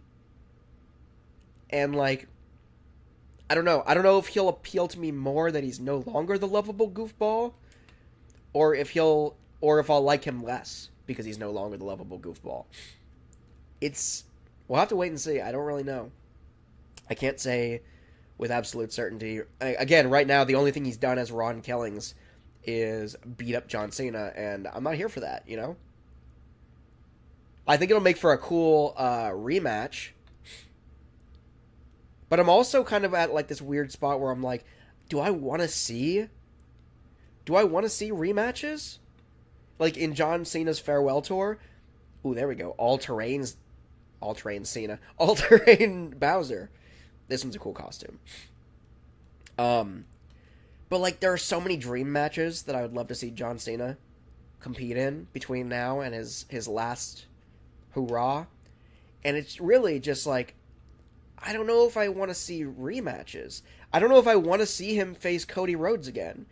I don't know if I want to see him face R-Truth again. He's gonna, obviously. And he's gonna do both of those things again. It's pretty obvious. But, like, I am excited to see him fight CM Punk. But, yeah. Wild V says, I also dislike TKO. And he said, Wild V says, this is one of those moments the fans came together for once, and I'm glad WWE brought him back, since he really brought the entertainment value out. Yeah, I agree. I also will say, though, what kind of bums me out is I've had so many of my favorites released, mostly women, but also Braun Strowman. I love Braun Strowman. But most of my favorites that were released were women. Most of my favorites that are men don't get released, I guess. With the exception of Braun Strowman, this dude's been fired twice now, and he keeps coming back. He's a glutton for punishment, but I freaking love him. Wild V says, yeah, it's weird it's happening in Saudi Arabia instead of SummerSlam. The rematch with Ron Killings or CM Punk? CM Punk is happening in Saudi Arabia, right? I agree. Yeah, that is kind of weird. I imagine they're going to have some kind of massive thing for SummerSlam. They have to, almost. They have to be. It has to be, I think, comparable to like WrestleMania, for that big draw. I don't know who it's going to be. Maybe Roman Reigns. I don't know, because Roman's been gone for a minute. I feel like he might come back and fight Cena. I feel like he has to come back and fight Cena at some point, right? I would also love to see Joe Hendry versus John Cena. I think that would be fun. I think Logan Paul versus John Cena is going to happen eventually because of that whole fallout when they tag teamed together and they lost. I feel like that's going to eventually be a thing. Unlocking characters left and right here. Let's go. CM Punk, oh yeah, that's true. It's R-Truth versus John Cena next week on Friday. That's right. Drew deserves his flowers. Drew McIntyre? Yeah. I guess. I really liked Drew McIntyre for a minute. And then at some point, I stopped liking him. I think his character just got... He became that whiny character, and I don't know, I just kind of lost interest. Like, he was the same guy, but all of a sudden he was just whiny. And, like, that was kind of lame. And he's still... I think he's coming away from the whole whiny personality or character, but it's still not fully there. Yahoo! Alright. I'm gonna keep rocking with Bowser, though. Wildby says, the one who complains on Twitter, you do have to admit, him versus Punk was amazing. So, like, I don't follow the Twitter stuff, the Twitter feuds either. It's kind of fun. It's fun, like, I follow more people. I don't really use Twitter at all, frankly, not just for wrestling. I just don't use it really at all. I'm a big Instagram guy, and I do follow people, or some of my favorite wrestlers on Instagram. Following John Cena on Instagram is stupid. I do it, but it's stupid. He posts memes and like with no captions, and he drops random cryptic images that 9 times out of 10 don't correlate with anything. So people are like, "Oh my god, did you just see John Cena? He just posted the screenshot from the movie Wolf of Wall Street where Jordan Belfort goes, 'I'm not leaving, right?" And it's like this big turning point in the movie, and everybody's like speculating that this means like, "Oh my god, John Cena's not leaving. This is not actually going to be his farewell tour. He's going to stick around." And it's like, that's maybe true, but also you're really reaching. Maybe he was just having a Jordan Belfort kind of day, and just picked that one still, and now you're blowing up about it. Or maybe he's doing exactly that. Maybe he's playing you like a mark, and it's just a stupid Instagram post to get you riled up and talking. Maybe that's what it is. Wild V says, no, it wasn't a feud on Twitter. It was an actual feud. I'm trying to think. So, see, yes and no. He was being a little whiny biatch, though, about it. Like, and again, that's his character. But, like, that's what I mean. Like, the character doesn't resonate with me when he's like, "I should have got my opportunity." And it's just like, he keeps getting beat down. And he's like, he's taking all my opportunities. And it's, okay, calm down. Wildby says, they really have to book his matches well now. No more Travis Scott and tag team stuff. Dude, why did Travis Scott even come out? Was that literally just for, like, what was that? That was dumb. Also, did I get a silver cup on this? Did I not come in first? I wasn't even paying attention. Holy crap. I'm redoing this. I need the gold cup. It's crazy. Wildby says, and why did The Rock come back? See, I thought so this is my theory, okay? They branded The Rock the final boss, and it makes no sense whatsoever. The only thing I can think of, I think that John Cena is going to keep slaying beasts, right? He's just going to keep laying them down, probably cheating, but I think he's going to remain the heel through the year. He's going to have a slow turning back to the face, right, as he comes to the end of the year. And then I think that he's going to face The Rock. I don't know when he's going to face The Rock, but I do feel like he's going to have a match with The Rock. And The Rock is going to truly end up being the final boss. And it's going to be his final turning point back to the face of the company. And then I think he's going to have a rematch. I think he's going to have a rematch with Cody Rhodes, and I think he's going to drop the title to Cody Rhodes. I don't know. It's weird. I don't know what their intentions are. It makes perfect sense that he walks away with the title if they truly intend on retiring that title. But I don't know. I think he's going to prove that he didn't sell out by fighting The Rock, and The Rock is going to lose to him. And then he's going to have a rematch with Cody Rhodes. That, or it's going to end up, he's going to turn face, he's going to lose the title to The Rock, and then he's going to tag with Cody Rhodes against The Rock and some other guy. I don't know. Maybe Travis Scott. I just, like, The Rock coming back, I was really bummed at WrestleMania, because I really thought The Rock was going to be at least present at WrestleMania based on that storyline they built up, and then they just did nothing with it. The final boss is nothing. He's nothing. He was something for Roman Reigns, but then like they built him into the storyline with John Cena, and then they did nothing with him. And I'm so confused. And maybe that's the long-term thing. Maybe they have a plan. But in my mind, I thought it was stupid. They got to step it up and figure out what they're doing with him. But the Travis Scott thing was just like, that was dumb from the jump. Like, oh, he made the theme song for WrestleMania, so that's why we have him out. Act like that makes him relevant. Shut up, dude. Like, why is Travis Scott... I have nothing against Travis Scott. But, like, he didn't wrestle. He didn't do anything. He was meaningless. Why was he out there? I don't know. That's just my hot take. I didn't like the fact that... I felt it was weird. And, like, that's all people would talk about, too. Because, like, he was the big name that he was just, like, there or whatever. Like, celebrity. That's all anybody was talking about. He literally did nothing. He came out and said nothing. He looked corny as hell when he came out.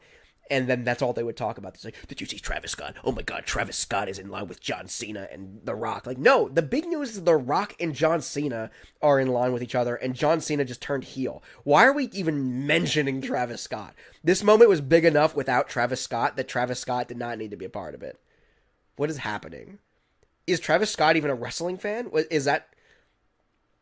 Because, like, sometimes they have, like, Vanessa Hudgens and whatnot. But, like, they've noted that she's, like, a huge wrestling fan. Always has been or whatever. So, like, it makes sense that they would gas her up whenever she's in attendance and, like, have her play in some storylines or whatever. But, like, did Travis Scott just make the theme song for WrestleMania this year and therefore he's wrestling? He's in the, you know... the WWE universe? Feels weird. I don't know. I dropped that on Wario back there. We gotta win these races because I got a silver cup last time and that was lame. Wild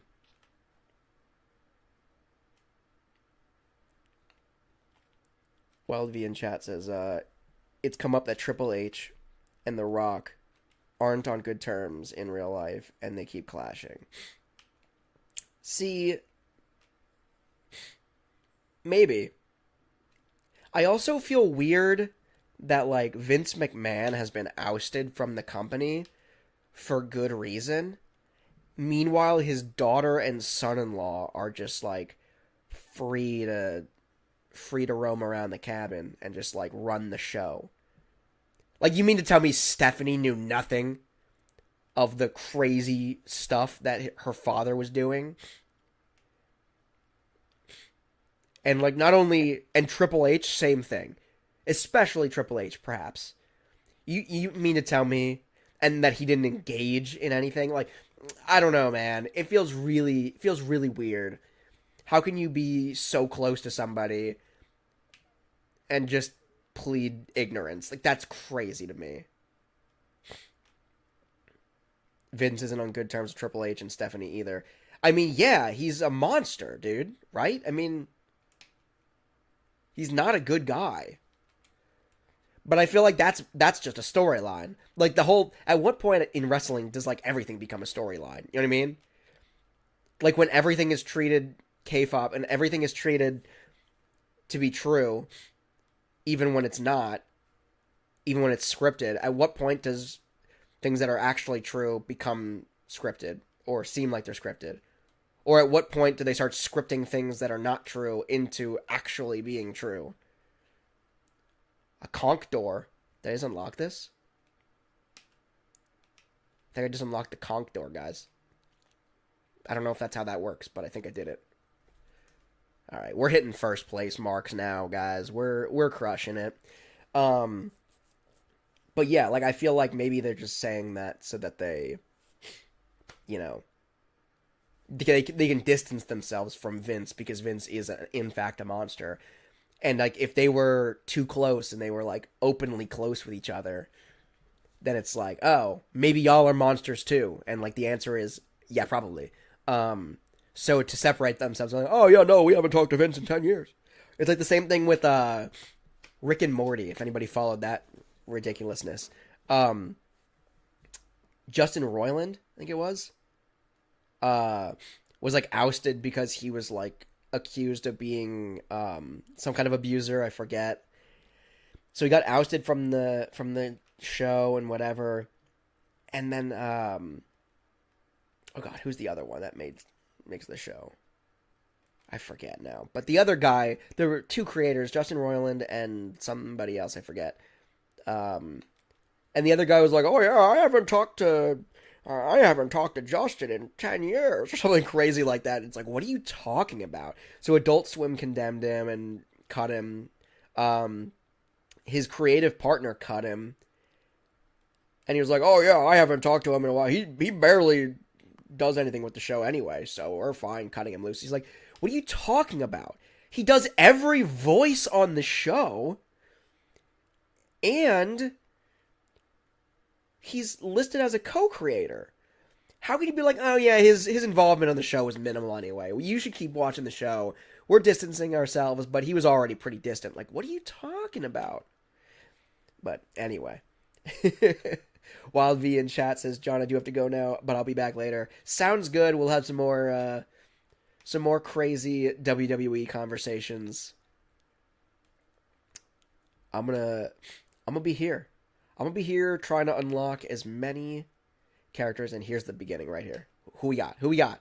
Nothing? Oh no, my pocket full of sunshine was full, so I didn't get anything. Wait, no! No! And I don't want to just like slam on the brakes and lose this race just for the sake of collecting something. But at the same time, crap, I just missed my opportunity to get 2 new unlocks. Where's Wario at? I know you're back there, Wario. I'm going to drop that on you. I'm going to get bombed. Just got blue shelled.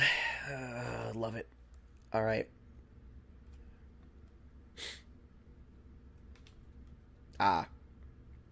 What? The turtle shells can ride rails too? Somehow that's cool and dumb at the same time. Like it's probably gonna make for some cool attacks, but I don't know. That reminded me of a Sonic Adventure battle. Or no, was it Sonic Adventure 1 or Battle? That I think it was Sonic Adventure Battle. Sonic Adventure 2. The part where you have to like race down the stairs and like rail grind. I think it was Escape from the City, actually, now that I'm thinking about it. Alright, another first place finish. We got it. I don't know how I came in second place last time. I also apologize for my the weird styling on my live chat on screen. I'm not really sure why.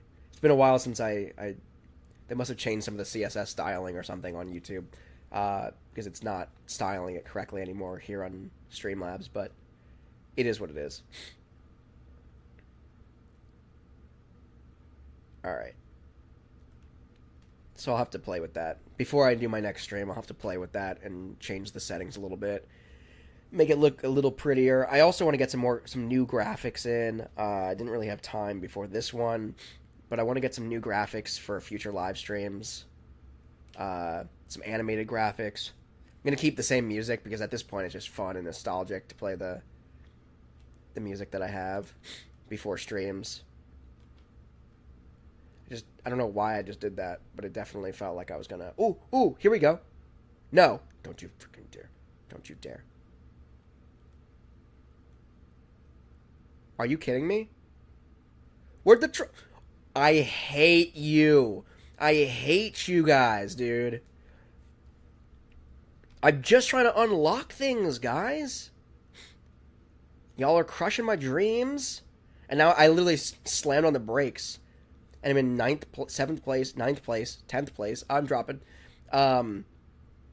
Just to see if that truck survived the explosion, which it didn't. So now I gotta freaking make up for lost time here.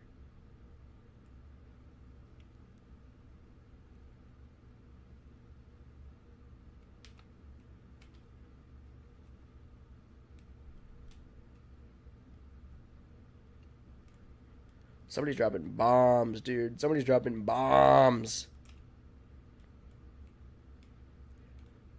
Oh, my God, dude. All right, well, I'm back in first. So there's that. Well, I'm second. But I'm back competitive. I'm back in the top 3. There, boom. Stay away from me. Stay away from me. No. I want it. I want it so bad. Give it to me. All right, I got my doggy bag. Even if I end up losing right now, what is this? Is it the same freaking outfit I already unlocked? Dude, are you kidding?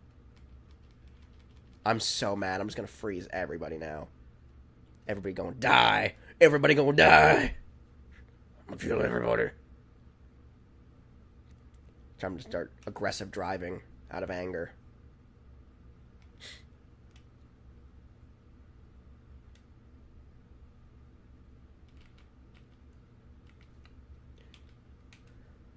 Send turtle shells back. Oh, no, get me over the line. Hoo. Oh, my God, that was almost bad. I can't tell you how many times I've literally tumbled over the finish line like that. People have been freaking just trying to take me out at the worst possible moments too damn often this game. And I'm over it. Oh, man. All right. I think we finished, right? Yeah. So I came in first every single race that time, so I definitely should be unlocking the gold. 3rd place, Wiggler. 2nd place, Lucky 2. 1st place, Bowser. All right, rock and roll. I'm having a lot of fun. I do feel like I am playing Mario Kart 8 Deluxe. There's not a lot new that I've experienced so far. 300 coins and unlocked a new vehicle. Sweet. You raced 20 times total. Alright, so we did indeed unlock Conquador. Cool. And we also unlocked this guy. Oh, yeah. Here. Biker Bowser. We unlocked Biker Bowser, and we unlocked All-Terrain Bowser. I kind of dig All-Terrain Bowser. I'm going to start racing as All-Terrain Bowser. Ooh. This is Wario's chopper, right? So the question is... I mean, so if I'm going to use this one, the standard bike. Oh, wait. Or the rally bike. The rally bike matches this outfit.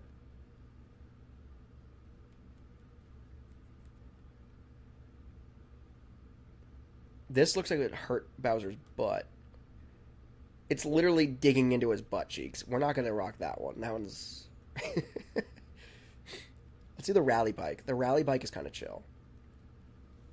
I think this whole outfit. This is a vibe. All right. So we got the gold on all those. Why did I get certain stars on this one and not? I don't know. We'll go back then maybe. But let's move on to the banana cup, shall we? Let's get in there. So I'm also like not fully. Does the travel between courses then feed directly into the course? Am I missing something? Cause like I don't know, it feels like it must, right? Because there are 4 races. Every time. I guess in my head when I was thinking like how this game would play out like this, it would be like the 4 main races, but then you would race between, and those would be additional races, right? So you'd basically have 3 additional races, so each cup would be 7 races, which is obviously not the case.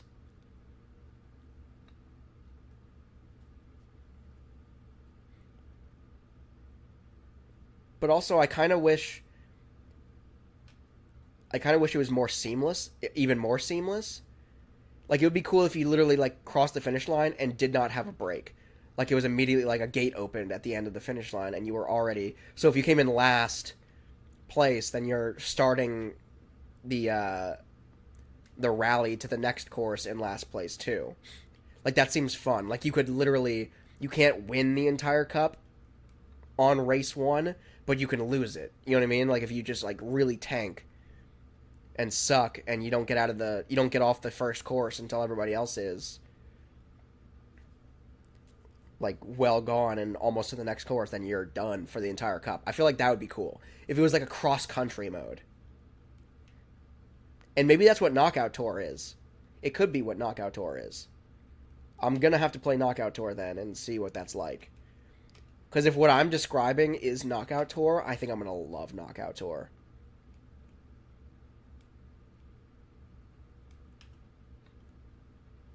Ew, that was an ugly landing. Just completely stopped dead in my tracks.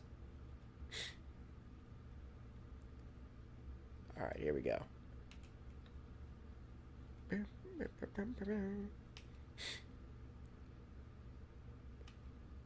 What are those other birds? Get out of my way, birds. I feel like this water bike thing that I have is just really slow.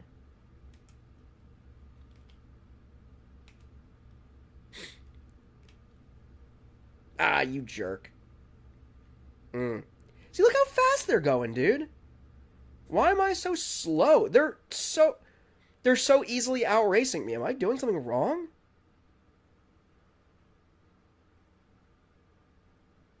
I guess not. You jerk. Is that the finish line? Oh, God, dude. Sweet Jesus, I just got 6th place. There's nothing redeeming that. I'm going to have to restart this entire trial. I might just do it from the jump. I mean, it was just the first race, but I don't... Who's Fishbone? Who's that?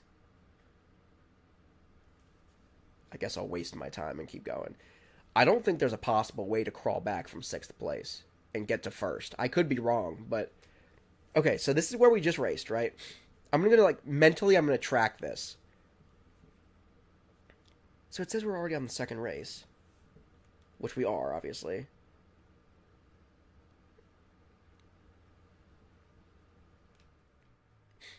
But we're literally racing to the next course, correct?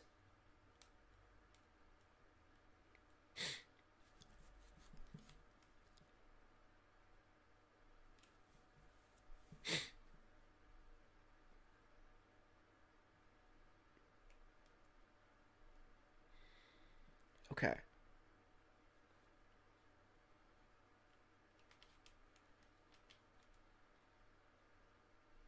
It's a big bird, dude. Holy crap.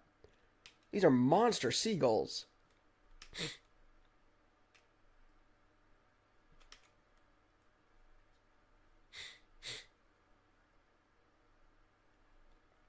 I mean, they're monster crabs too, so I guess it all adds up. But I wish I knew what the second course was, so I knew what I was looking for. Because right now we're on a beach, which we already were. Then we just made it to a road. Music just changed.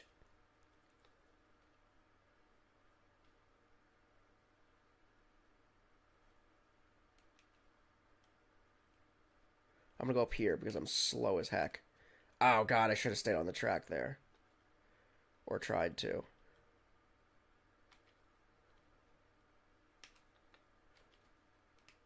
That's gonna get me. I was gonna say, I literally have to come in first place every single race from here on out. And even that probably won't. Especially a fishbone up there is coming in top positions.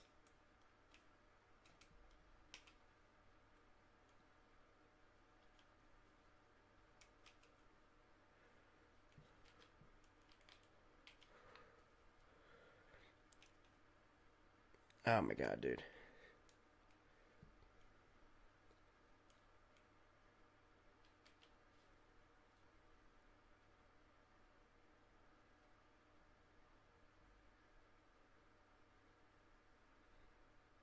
Come on. All right. Cross the finish line. Barely. I did not. Yeah, I was going to say, look how fast they're coming up on me, dude. I think Bowser's just sluggish in water. I think that might be the thing. I have to compensate for that. Okay, wait. But we did move up into second. Second behind only Fishbone, who is only 2 points ahead of me, technically. So, we're not out of this yet. If I can land first place the next 2 races, we're in good shape. With that said, yeah, okay, so the next one is Dino World.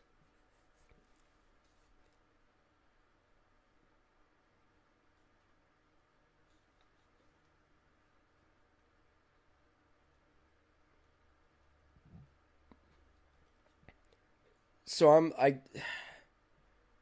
it doesn't feel like we're racing between courses. Like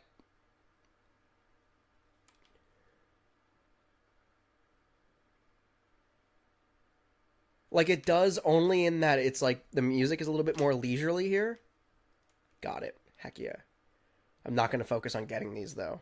Because as much as I want to unlock new characters and new things, I keep getting the same crap anyway. This is stupid biker Bowser. But I more so want to win these races.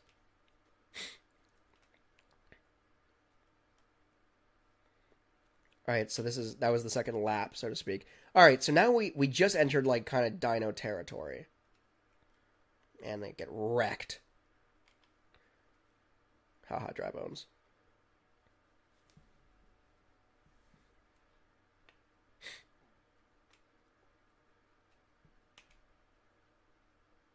So we just landed in territory that could be construed as dino territory. I see a dinosaur up there. There's a pterodactyl, so we are for sure in dino territory. I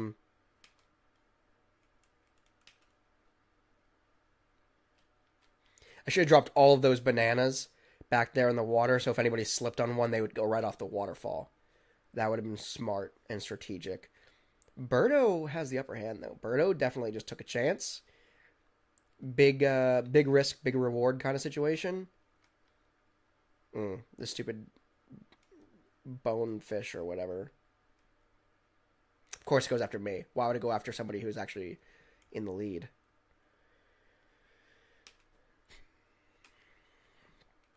This one is earmarked for bonefish real quick.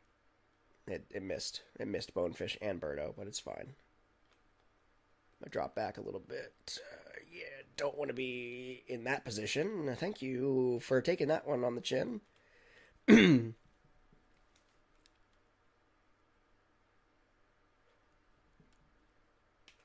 So I guess we can assume that this actual racetrack is only like 2 laps?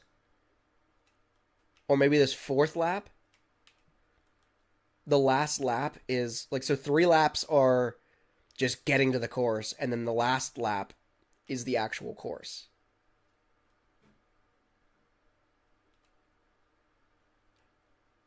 Oh my god, dude.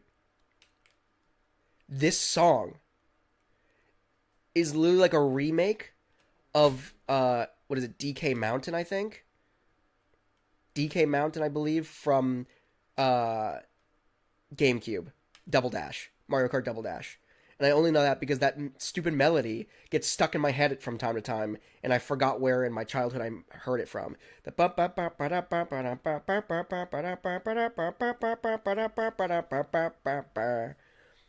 that just randomly got stuck in my head as a grown adult. That melody gets stuck in my head sometimes, and I just realized recently that that's what it was from. It was from and then I just heard it on this course too, and it's just like, yeah, this song for this course is literally like a remake of that, but with like additional elements to it, obviously. With that said, I've overtaken the lead. I am now in first place. I crawled back from my terrible 6th place start, and we're back in this as the champ. We got to win this one, though. If we can win this one, or even probably come in 2nd place. If I come in second place, and we really just got to make sure that Dead Fish doesn't top the charts here. As long as I beat that Dead Fish guy, the fishbone, dry fish, dried fishbone, whatever the heck his name is. As long as I beat him, we're in good shape. Seemingly.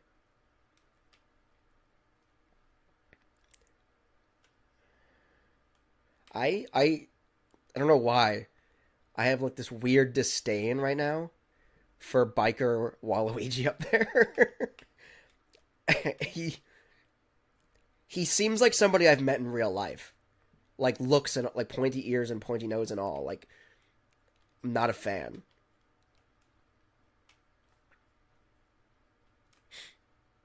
He looks like somebody who would get really drunk and rowdy at a dive bar and try to fight you.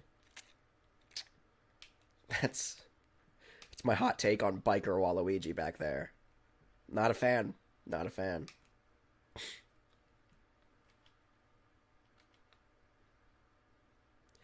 I don't know what this is about to be, but let's go. An airplane directly into the sky.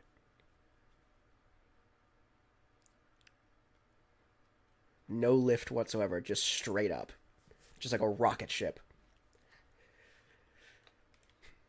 Ooh, sucks to suck, bird. Yeah. Dry fish. Dry bone fish. Fishbone.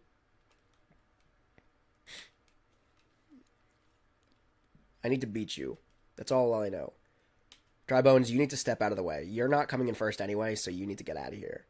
You are not in competition right now. So you need to leave the competition for the big boys right now. Dry Bones? You're pissing me off, Dry Bones. I knew it, dude. Luckily, I kept on rolling here. Get blasted. Get blasted. Woo! Let's go. Is that the finish line? Let's go. Let's go. Let's go. Let's go, brother. We did it. Big dub. Picked up a big dub there. Very important dub. And that'll do it. And Birdo even beat the Fishbone guy. So maybe I should have been keeping an eye out for Birdo instead that entire time. I mean, I was kind of keeping an eye out for Birdo. But the Fishbone guy was the literally the Fishbone. Oh, he did come in second. Okay.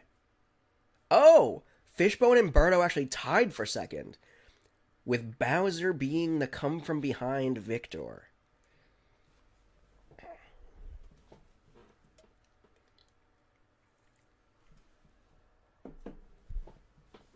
Okay.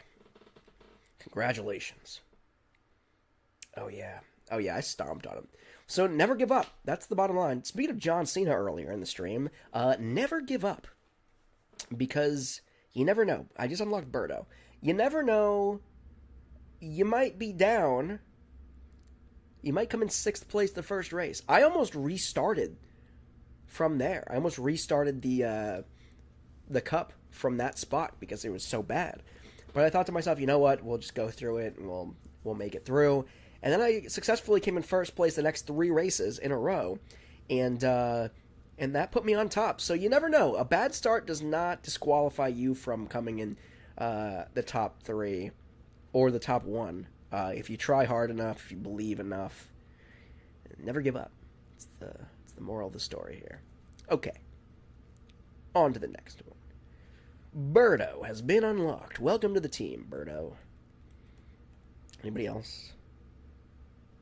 I don't think so. I think I got everybody. I've seen everybody else.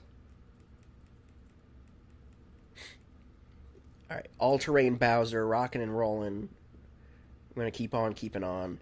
I'll blame... Maybe that's what I'll blame. I'll blame the new character and bike configuration as to why I had to get adjusted. That's why I came in 6th place. But then I got adjusted and I came in first the rest of the time.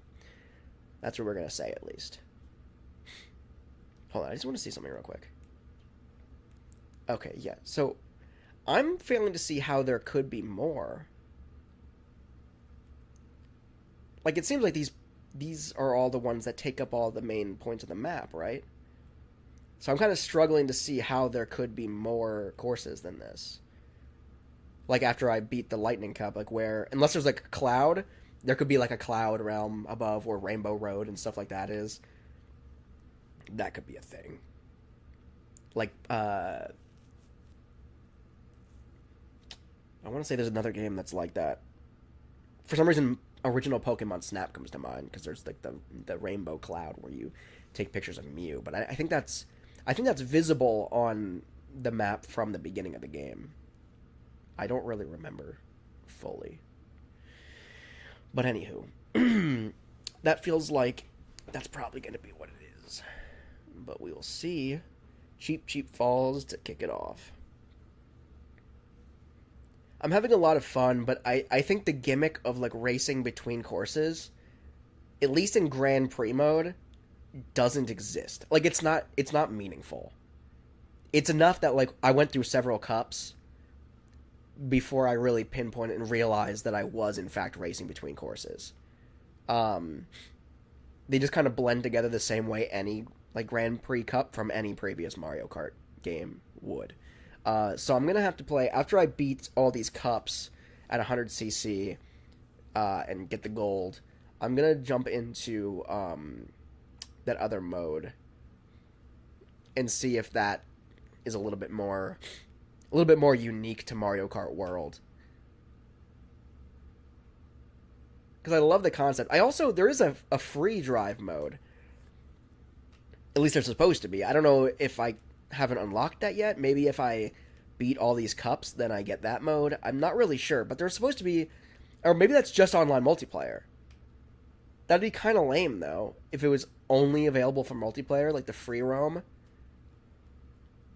Because I do kind of want to explore this open world. That's part of the gimmick that really... Like, the racing between tracks is cool and whatnot, but the free roam is... And seeing how that actually works, both in single player and multiplayer, like, that's what I really... I'm kind of gassed up about. That seems really cool and unique and innovative and fun. Even if it's just a small part of the game, I still want to try that out and see what it's like. But Knockout, the Knockout Tour, that's what it's called. I'm excited to play the Knockout Tour. That's what I'm probably going to do next. Unless, I don't know. I was going to say, unless I can, for some reason, find that free roam mode. But I think the Knockout Tour seems really fun. This course is beautiful. I also, like I said, this is my first time playing on the Nintendo Switch 2 at all. And I didn't really think about it all that much. I didn't really take note about the performance or the graphics or anything like that. I've been kind of... My brain is telling me I'm just playing Switch. You know what I mean? It hasn't really grasped yet that I'm playing Switch 2. But I guess I can firmly grasp that now. It was a SpongeBob reference. For no reason. But I just, for whatever reason, I just took note of, like, the water back there looked gorgeous. And suddenly, in that moment, I was like, oh, wow, I'm playing Switch 2. This water looks better than it would if it was on Switch. Like, this whole part, like, up until now, the water parts of these courses feel slow, and they've been, like, the bane of my existence as Bowser. And while that water does not flow correctly, like, this is gravity-defying water right here, and it looks kind of goofy. The actual water texture, though, looks really pretty.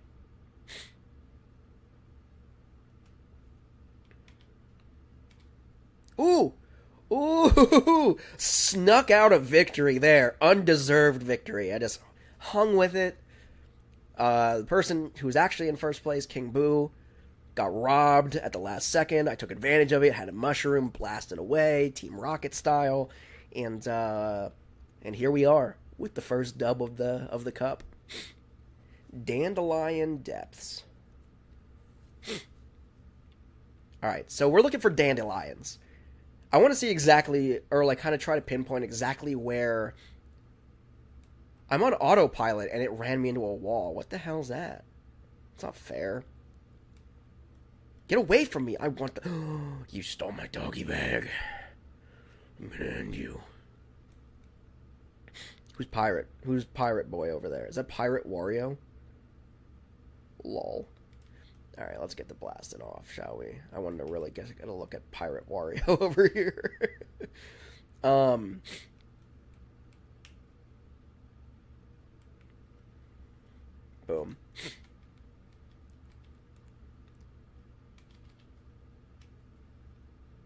Just gonna get the blast in here. No, didn't hit a single person. Lame.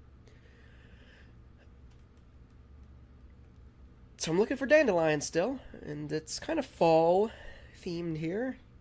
I want to pinpoint exactly when King Boo just took all of those green shells. I want to see exactly when I feel like we hit the course. You know what I mean? Like when it still feels like we're in between. I'm looking at the map actually right now, and we just hit second lap, and we're definitely still on the way to the course.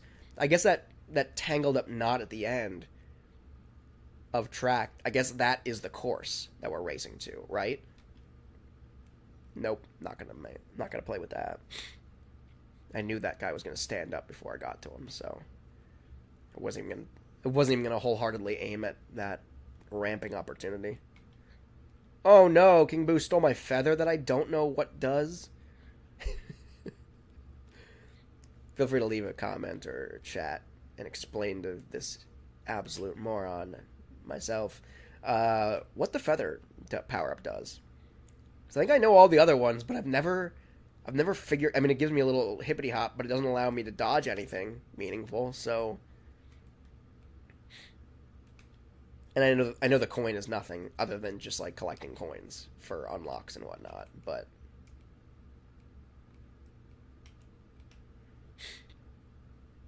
Oh, we're on the course. Okay, yeah. So, when you get to the actual course, it is literally the last lap, which is kind of freaking dumb, if I'm being completely honest. It's dumb to me that, like, you race... The bulk of the race is just getting to the course, and then the course is a lap. That feels unhinged and stupid, but it is what it is. Feels like it should be backwards, is all I'm saying. Like, one lap should be the drive to get to the next course, and then the next 2 laps should be on the course. Because at this point, the drive to the course is the actual course. And then when you get to the course, it's just nothing. It's just like the final lap. Kind of downplays the actual course, in my mind. Because here we are, we're done. Race is over. We just got to the course and it's over. First place victory, though. Not mad at that.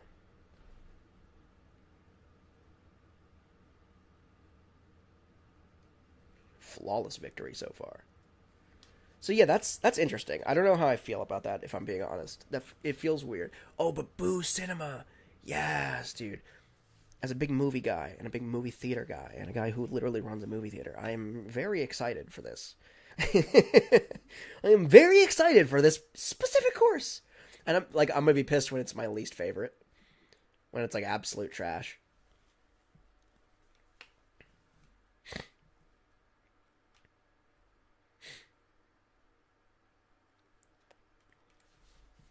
Okay.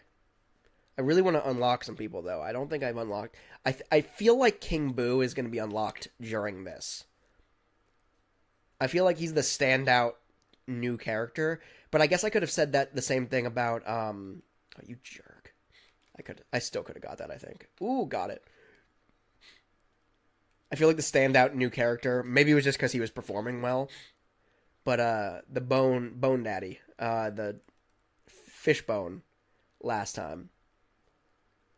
God, King Boo, get wrecked. It felt like the standout new character that I hadn't seen before. But, you know. I'm also interested to see, and I'm sure this information has already been published online and what have you, but I'm kind of interested to see what characters are in it. Because I haven't seen anything outside of, like, Mario yet. Like, they're all the characters we've unlocked have been Mario Universe characters. Haven't seen, like, Villager from Animal Crossing. Haven't seen any Inklings from Splatoon. Haven't seen, like, Link or... Yeah, I don't know. We'll see. Maybe they're not in it. Maybe Mario Kart 8 Deluxe was, like... Maybe this is a different game, so to speak. I mean, it is... You know what I mean. Like, they're not trying to do... I tried to send that backwards, but I don't think it's possible to dodge that anyway. Yep. Hate you. Hate you guys. Thanks for coming, but I hate you. Alright, 5th place. We can climb back from this, especially since this is the last one anyway. I feel like even if I come in 4th place, I would still win this cup. Alright, we've just entered the theater. Holy crap, I love that.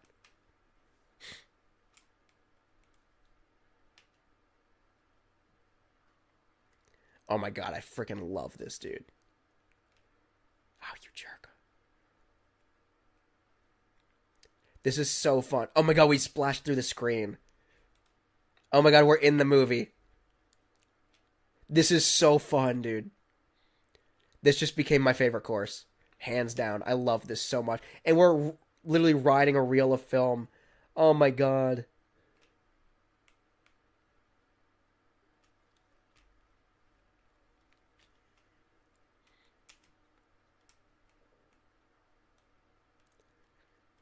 I love that, dude. I love this.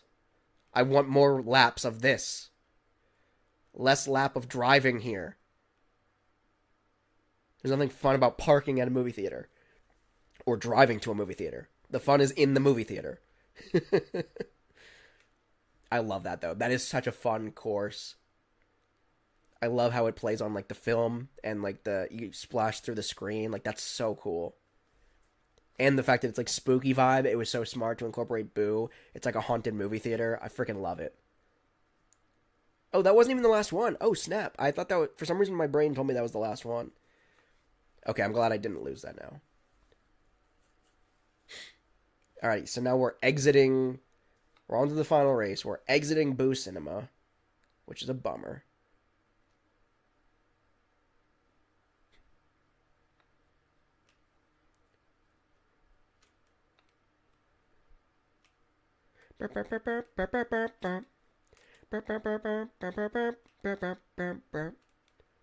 Can you stay away from me? I was really afraid that was going to hit me, and how it didn't hit me is beyond me, but I'm stoked that it didn't. Alright, here we go.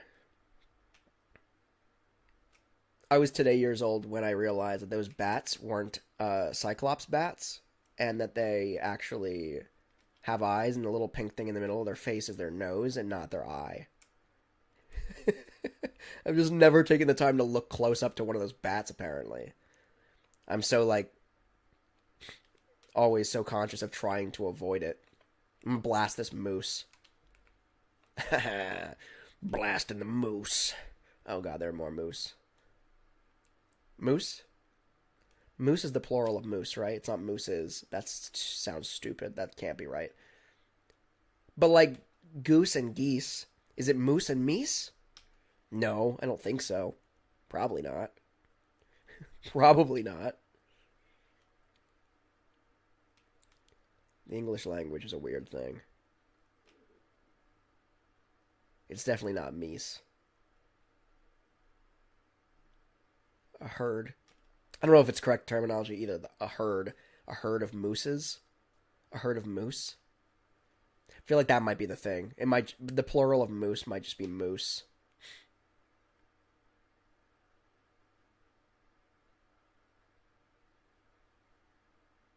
But then why would it be a flock of geese and not a flock of goose? Like, where's the line drawn? Is it the G? The G and the M? Is that where the line is drawn? Who knows? Whoever created the English language was not friendly to people who wanted to learn it or understand it in a meaningful way. You're a jerk. Whoever sent that is a jerk.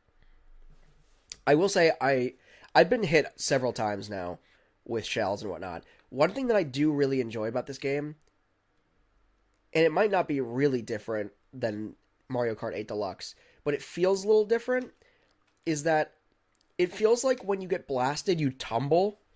You don't just stop in your, like, in dead space and have to restart like that. It does feel like you tumble a little bit, which is nice. So, like, I've tumbled over the finish line a couple times. So if you really wait and try to rob somebody at the last second, there's a chance that you're misfiring. And that they're going to make it over the finish line regardless of you hitting them. Well, in all capacities except for lightning strikes, apparently. That is not the case. But, I also just realized I'm going to have to, between these, after this race, I'm going to have to check my live chat. Because I'm not sure it's refreshing. It might be refreshing. It might just be inactive. But I'm just realizing that it says top chat instead of live chat on my screen. And I'm not fully conscious of what the difference is, but if people are chatting with me, I apologize. Because I'm not seeing it. Okay.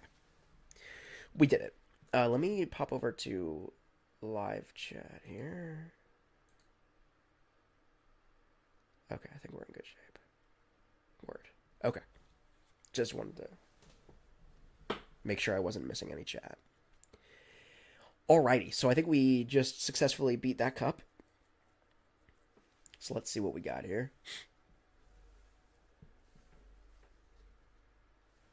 I think I have a full screen option too, don't I? What is one player full screen? Ah, my frame went away. Oh, here we go. Boom. Word, so we could do this too. Awesome. This might interfere with like the map, but we can, this is an option, which is nice to have.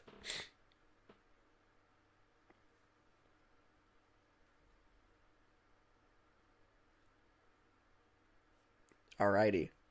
So that was a flawless victory. That was 60 points. New character, King Boo. So when Wild Violet comes back, she will be stoked to see that we have unlocked King Boo as a playable character. Cool. Alright. Collected 400 coins and unlocked a new vehicle. Which is... Alright, let me also just... Before we get into that. Online play. No, Okay, race, knockout, battle, friends. Multiplayer. Okay, yeah, but I don't actually want to do that. I literally just wanted to see. Oh wait. Map, manual, stickers.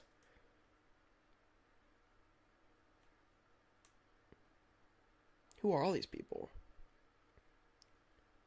What does this mean? What does this mean?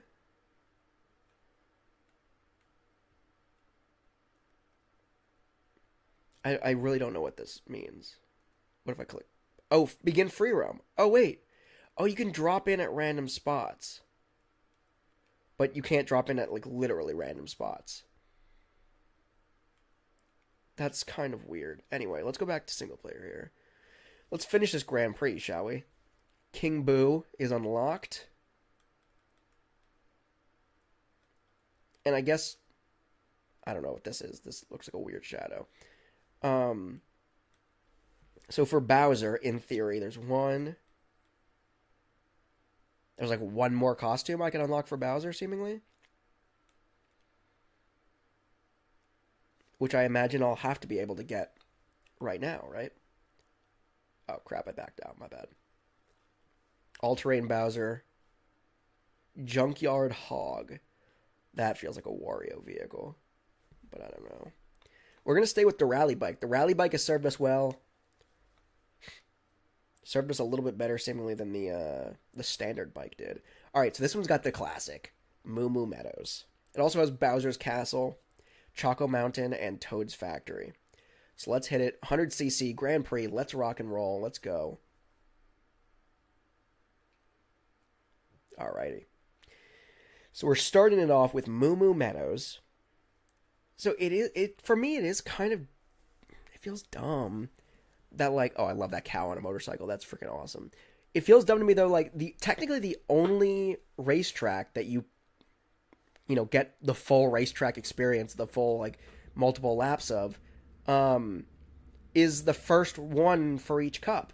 And then every other one, you just get you spend the entire time driving to, and then get a little sampler for the final lap. That's weird, and I don't like that. I'm sure there are other ways to play the game that don't require you to, drive between. I don't know. I blew that. 20th place. Wow. Didn't even acknowledge that there were 20 places to be in, if I'm being honest. I've been doing shockingly well. I mean, I'm only 100cc. I bet at 150cc I would struggle. But, like, I'm doing shockingly well. I've been in the top positions. I don't think I've dipped below, like, 10th place this entire time I've been playing so far. And I certainly didn't finish anything below... A 6th was the worst I ever finished so far.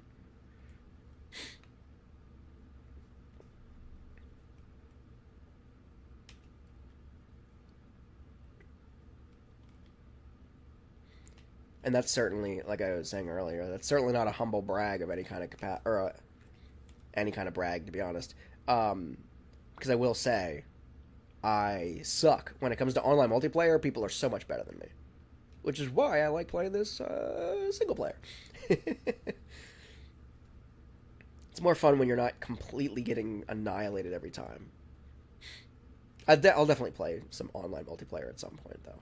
Obviously, to get a full scope of the game and the Switch 2 hardware and how it handles online multiplayer, and also finding out if I'm even capable with my home internet of live streaming and playing online multiplayer at the same time. Alrighty. It does feel weird, though. It does feel weird to me, like I keep saying. That, again, like, this course right now, that I'm on right now, we get 3 full laps of it. And then every other course for the rest of the cup, you get 2 laps of. Because you spend... Or, sorry, 1 lap of. Because you spend the other 2 to 3 laps just getting to it. Which, like, who cares in the grand scheme of things? A race is a race, you know what I mean? It just feels weird. Like, what makes... Like, especially... I really loved that freaking Boo Cinema, or Haunted Cinema, whatever it was called. I really loved that course. And I raced 3 laps. 2 of them were just getting to it. 1 was on the actual course. So what makes that special? Like, how can you really say, like, oh yeah, I just raced Boo's Cinema, when, like, no, you didn't. You raced a lap of Boo's Cinema. 2/3 of that race was driving to get to Boo's Cinema. Not even themed after that. Get wrecked also. Whoever's sending these last minute red shells at me, get wrecked. Stop, okay? I've overcome your BS so many times this stream so far. Stop it. Leave me alone. It's the last time I'm going to address you, NPC. Alright, so yeah, now it's like, oh yeah, we're racing whatever the next course is. So excited for this next course. Whenever we get there. Also, why... Oh, it's second race. I thought it said second place for a second. I was like, why am I starting in second place? I just won that race. So technically, I'm getting a fourth lap of Moo Moo Meadows right now. This music is remastered or redone music from Yoshi's... oh, God. It's from N64. The one with the twisty... I forget... Yoshi's Canyon? I think it's Yoshi's Canyon.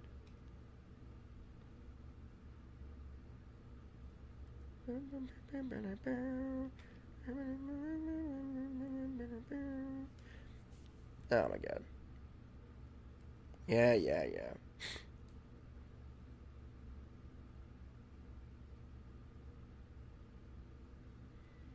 Some iconic tracks on here.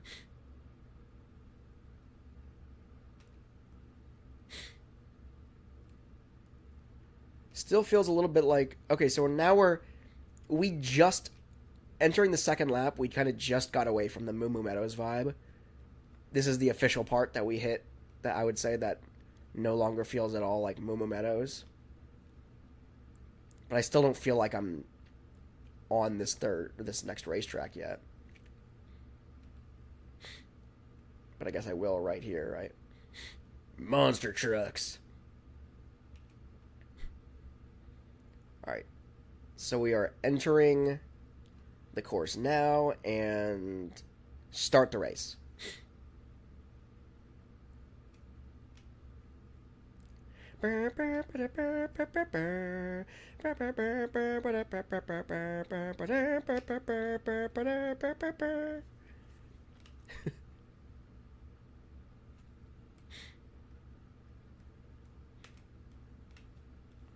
Hate you. I love playing back my live streams like this and like the videos that I do my little dumb singing or humming, because it never, like in my headphones in real time, it lines up perfectly with the music that's playing in game. But when it comes to the recording of it, there's always like a little bit of latency between my voice and the game video and audio.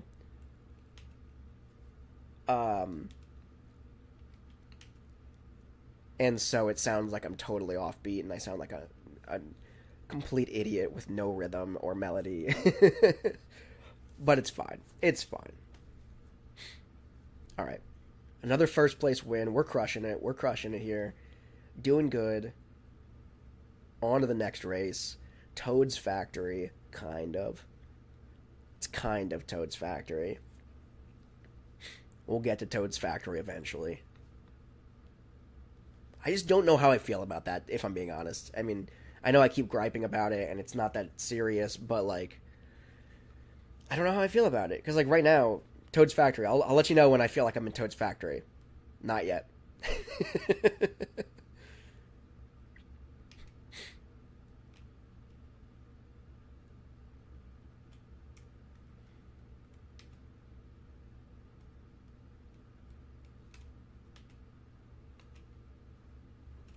Still not.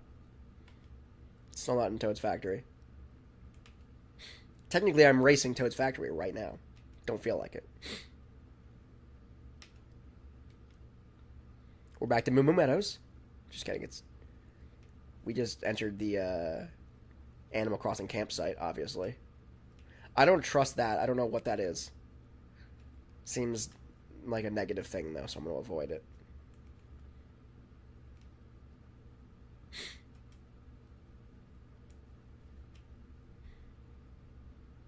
Alright, we're just casually strolling through the Mushroom Kingdom. That's what this is. Casually driving through the Mushroom Kingdom. Ooh, mama. Oh yeah, we're gonna get up on here. Oh yeah.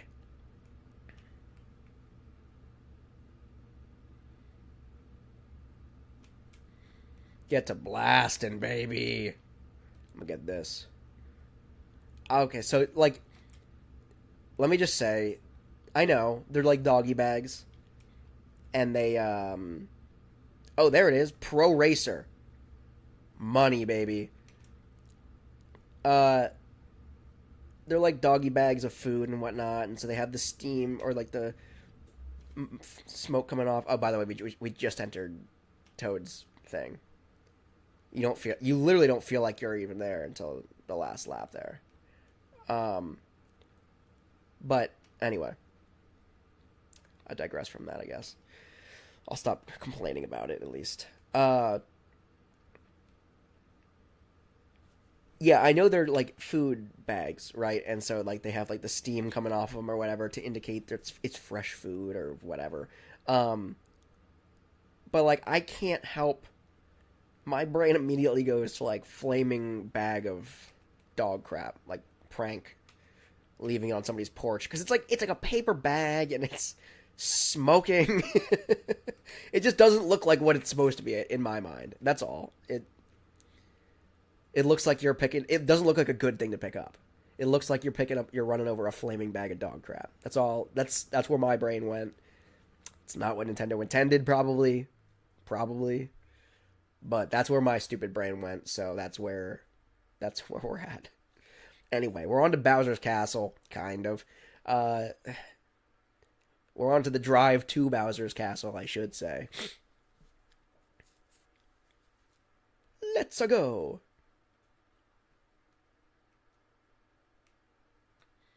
I'm kind of bummed I lost my Pro Racer outfit. My Pro Racer Bowser outfit.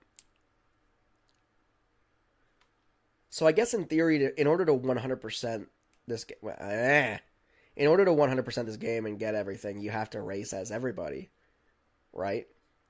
You have to race the entirety, like all the cups in the Grand Prix as every character to unlock every costume of every character, which feels excessive. I'm never going to do that. Maybe a select few. But like I'm never going to do that for. Is that me? Oh, I thought that was Bowser. I thought there was a giant Bowser up ahead. I was like, is that me about to fight me? I gotta start stepping on the gas here. Falling behind a little bit. Bowser Jr., how dare you come into my castle and think that you're going to beat me? Respect your elders, boy. Send 2 more back for you.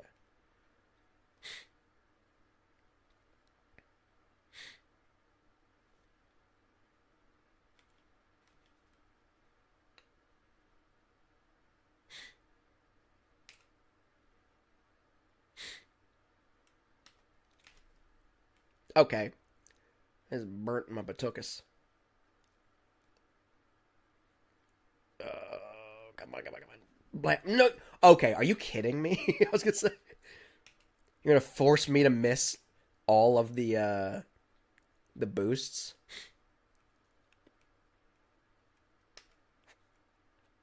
Alright, this is the only one that I felt like we just hit the 3rd lap, but it felt like I was at Bowser's Castle this entire time. Or at least from the 2nd lap on. Maybe it's just a short drive, I don't know. Maybe we got here quicker than... Maybe the GPS rerouted us and got us here a little bit quicker than the other ones.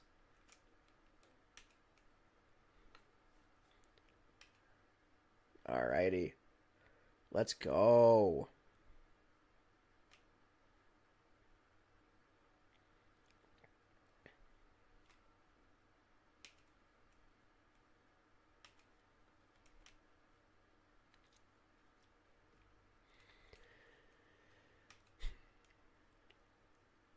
I mean, I guess it makes sense to have it so that you...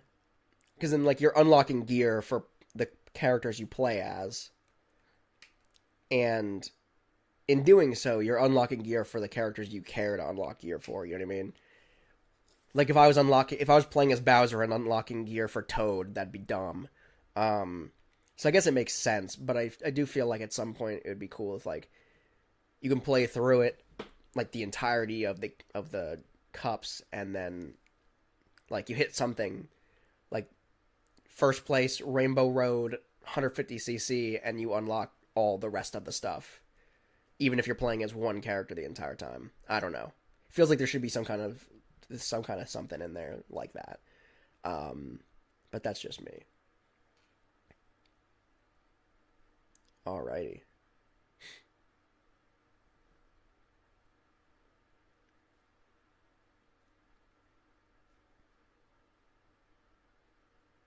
First place, Bowser, as is tradition. So now we get to see what happens after you beat the last cup, at least on 100cc. New character, Bowser Jr. Okay. So we got another new character. Again, it seems like every cup you get like a new, major new character reveal. And then when you beat that cup, you unlock that character. That's what it seems like, at least. Ooh, what is this?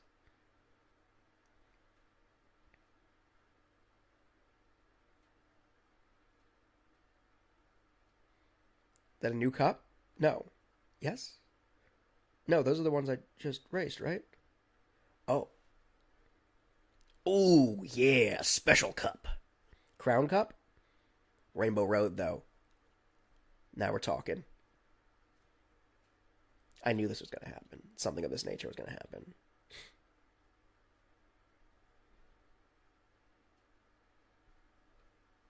What?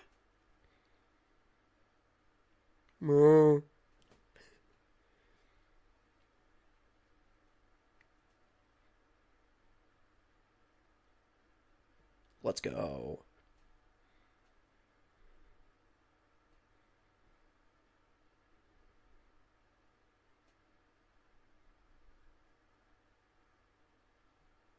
It's going to be over the map. It's going to be like a special cloud. Special cup. Okay, that's what I thought. Special cup is now available. Is it the last cup, though, or is that going to happen every time we beat a cup now? Oh, but it did just back me out then. So it's like you played the main game. Collected 500 coins, unlocked a new vehicle. Cool. Grand Prix, I assume, right? Bowser Jr. unlocked.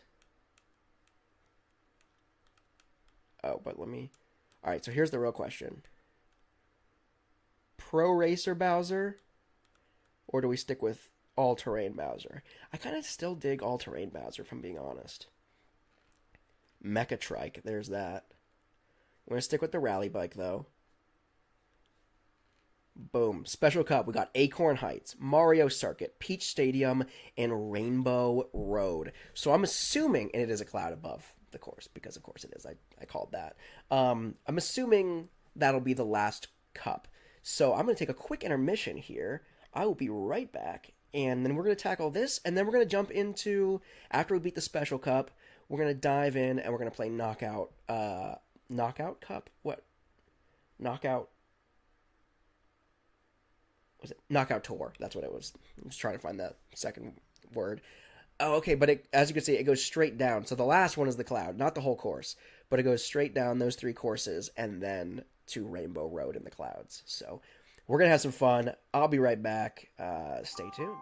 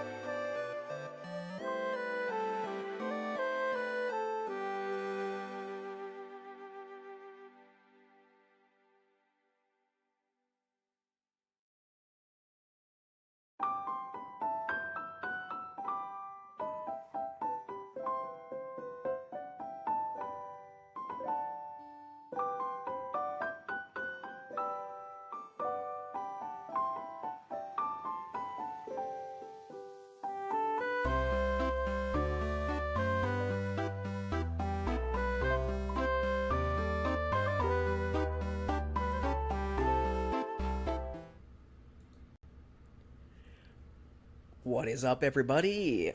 We are back. In case you are just joining us now, we are playing Mario Kart World on the Nintendo Switch 2.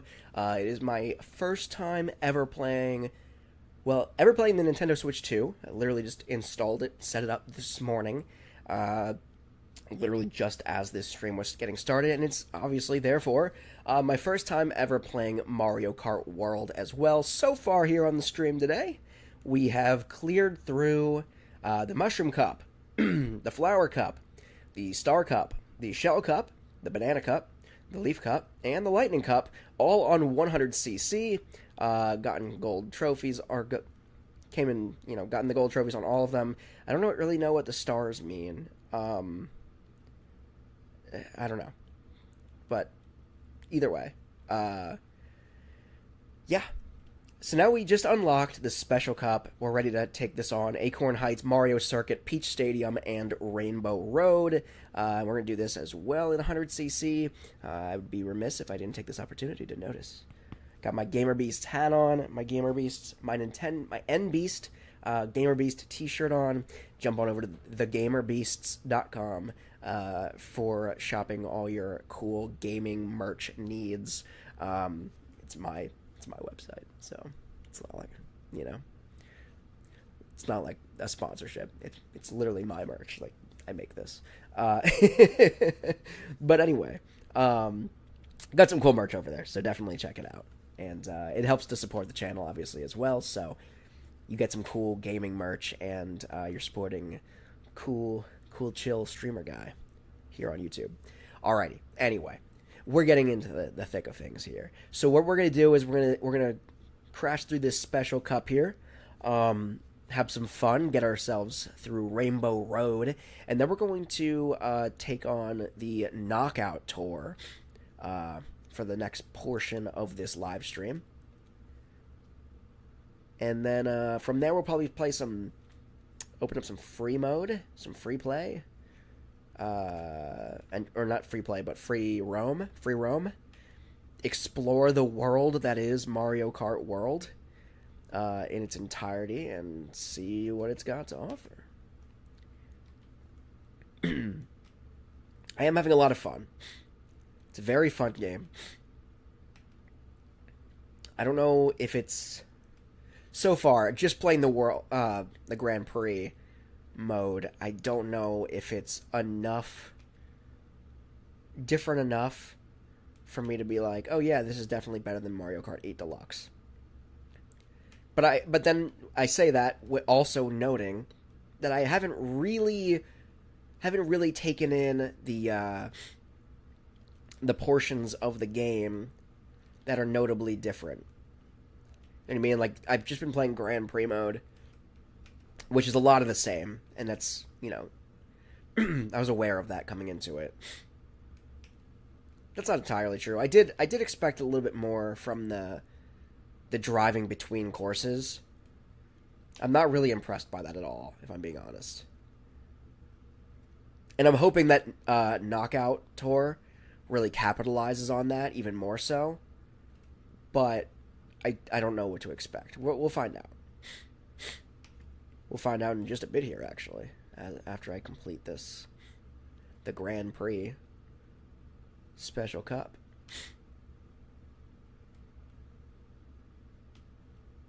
Person. There's a person online, guys. Hi, person.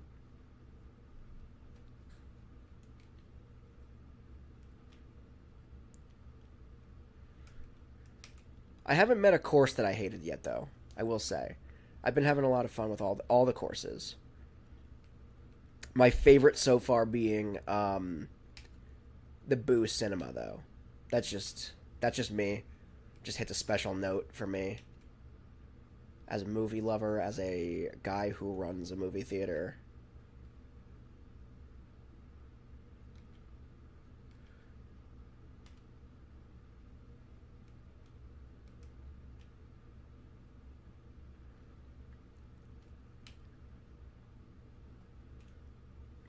Boom.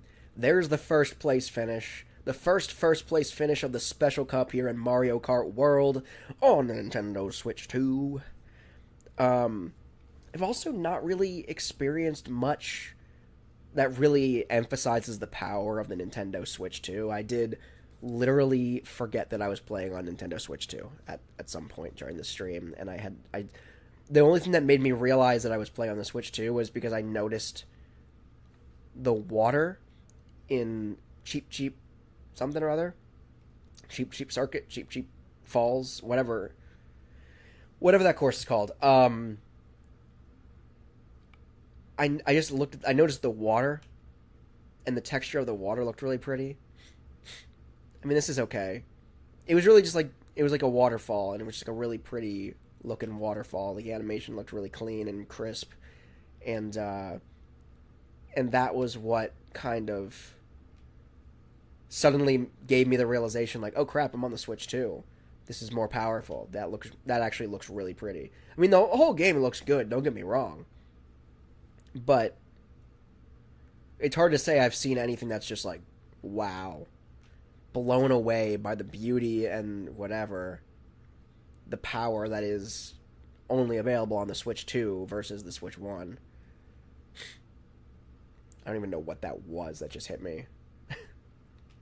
It was just like an NPC that randomly came out of the woods. Wow, that sucked. Let's get to blasting, shall we? Let's get to blasting. Alright, we are crossing some train tracks. And I'm gonna drive right into this truck real quick. No big deal. By the time I realized that truck was gonna collide with me, I was already headfirst into it. Alright, so this one is cool. So we have made it to the racetrack now, and we just hit the third of 5 laps. This is what I expected this to be, like the drive between courses. This is what I actually expected. I expected it to be like a lap, or maybe 2 of 5, and then the bulk of it to still be on the racetrack. And that has not been the case through the rest of the game, but it is the case here. But I'm suddenly realizing how short these laps are, so we still spent what is probably going to amount of like 2/3 of the race on the way to the race. But it's fine. It's fine. I digress. I mean, I literally haven't. I literally have been complaining this entire time, but I see Beans just signed on.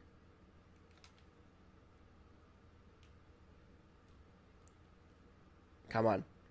Boom. Let's go. Let's go. Let's go. Is it the last bend? It's got to be. No, it's not. No, it's not. Oh, my God. The one lap felt really, really short. I'm going to get wrecked here. Come on now. Come on now. Oh, God. She's going to beat me. She's going to beat me because of that garbage. Oh. Sneak past. Woo! We did it. Sorry, I just blew out your eardrums, anybody who's listening. But we did it, guys. We did it. We snuck out a victory. Kind of an undeserved victory. We crept past. Poor Pauline got absolutely robbed there. She tried to absolutely rob me in my defense, though. So, you know, she got what's coming to her. She got what she deserved. I'm going to go full screen here, and bada bing, bada boom. Let's get into it.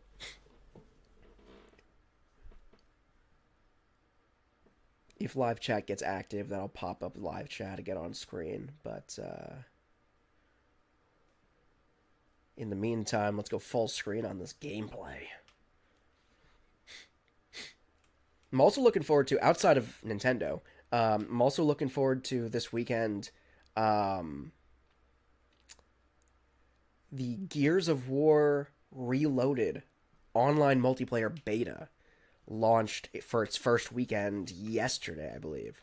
So I'm actually really, really stoked to get my hands on that. I'm a huge Gears head, and so I'm really stoked to get playing that.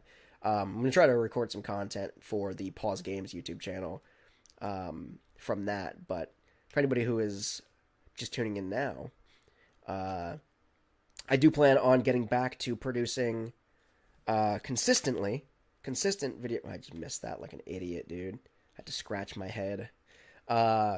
consistent video content here on the Nintendo Beast channel starting in July. I'm producing the content now, so I can start scheduling it out to start premiering on the channel again.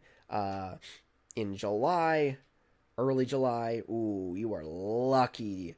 You are lucky, Luigi. That one was earmarked for the back of your head. Just know that. I got freaking nothing from that doggy bag of flaming dog crap.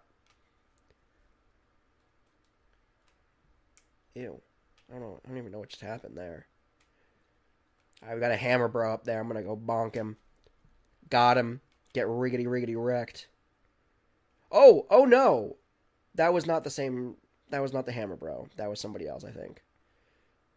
It's just coincidental timing that I beat him down and suddenly somebody's throwing fireballs at me.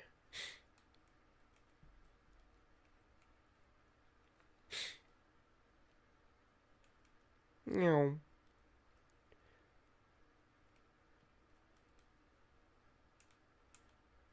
Now we're talking. Start connecting the dots here. Ow. 4 out of 5 laps, we just got to frickin' Peach Stadium right now. And get blown up. Love that.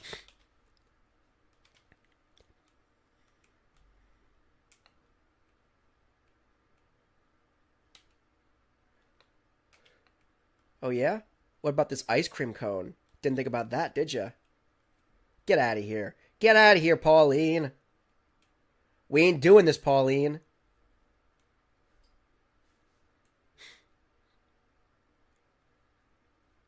Oh, you jerk. You dirty rat, Pauline. It's me and you, Pauline.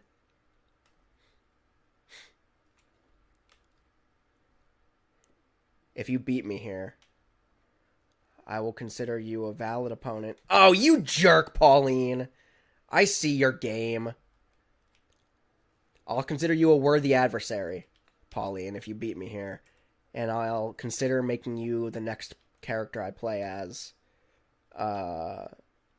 when I go to unlock new character gear and whatnot in Grand Prix. She's putting up a fight. Like, she's not just like a flash in the pan kind of fight like most other competitors have. Ooh, don't like that. I'm gonna be really pissed if some third person comes in, though. Because right now it's neck and neck, me and Pauline, and I think I just got the upper hand. I gotta really skirt in here, and boom. Picked up the dub. It was a hard-fought match, Pauline. I respect you for the fight, but I still beat you. Oh, there's a coin coffer down there. I thought it said something about a coffin. I was like, what? Why is there a racing coffin? But it wasn't. I'm just dumb. Also, how do we race to Rainbow Road now?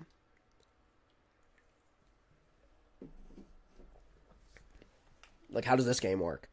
Final race, yeah. Just go off this ramp and everybody shoots into the sky.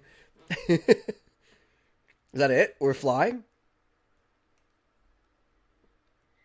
This sucks. I'm stuck. Like, this... I feel like I'm stuck in slow motion right now. Gotta catch up now.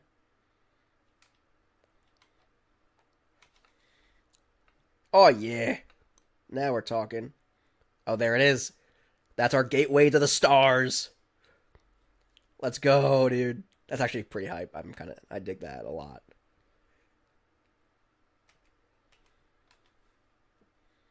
Get a couple of people out of the way here and... Begone, Satan! I am Bowser, hear me roar! Get out of my face, Yoshi! You are the lesser of the two dinosaurs! Let's-a go! Into oblivion. Well, that was kind of a transition, wasn't it? That was a bit of a reach, but okay. Alright, Yoshi. You about to get stomped, boy. Yahoo!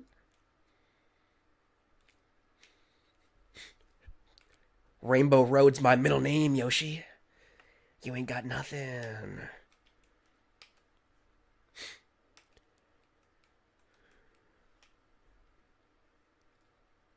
I'm just gonna skirt all up and down here.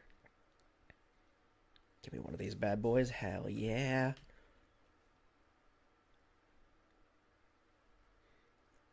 I love that I got garbage. I got a coin and a random green shell that won't do me any good. Not up in the stratosphere here.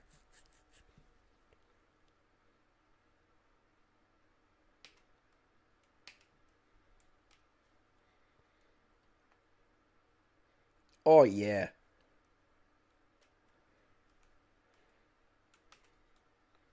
It's my first time. Rainbow Road here on Mario Kart World. Mario Kart World Deluxe coming to Nintendo Switch 3 in 5 to 8 years. Kidding. I'm kidding, probably. I'm gonna go off this. Get to blasting. That was a waste of time. That did not help me that much.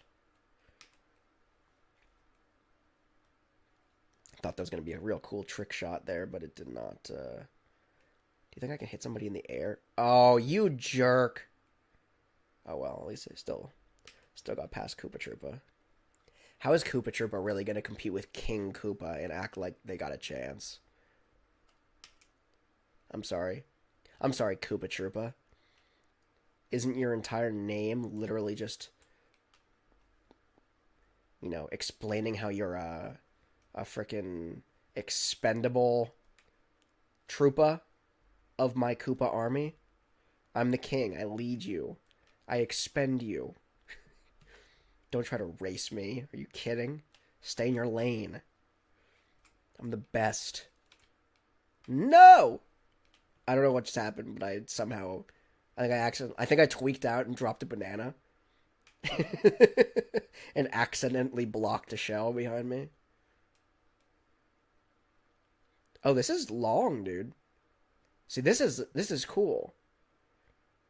I guess I can't just send an intergalactic banana peel to just float and nail somebody in space, right? That's probably not something I can do. But dropping it right there might be a move. Alright, we're on, like, the space station here. Kind of giving me Mario Kart 7 vibes a little bit.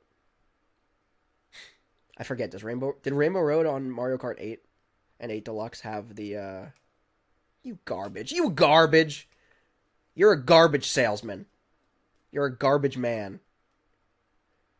You're trash.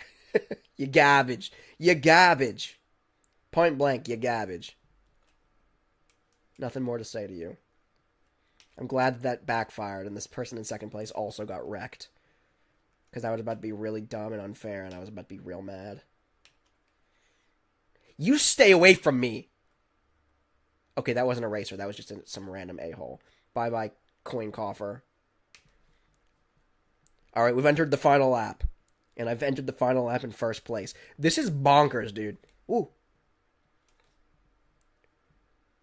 I'm gonna miss one of these, dude. No, I'm not. No, I'm not. I'm gonna hit all of them somehow. Yeah. I'm the best. Why was there a dinosaur on that train? We're in space. That doesn't make sense.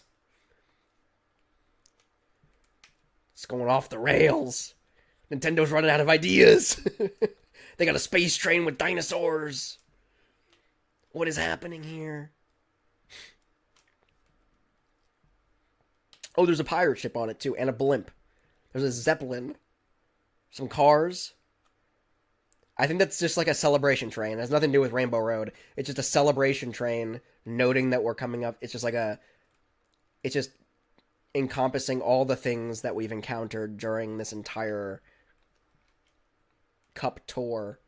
This entire Grand Prix tour. Which is cool. But also very confusing when it comes to Sunshine Railway, it said on the train. How about you just stay away from me and leave me race my race? I was having a happy little trip down memory lane, enjoying the Sunshine Railway, and y'all just feel the need to snuff me out with a freaking red shell. Just leave me alone. Who did I hurt? And who hurt you? Boom. Weird aerial finish line. We did it. First place. Rainbow Road, baby.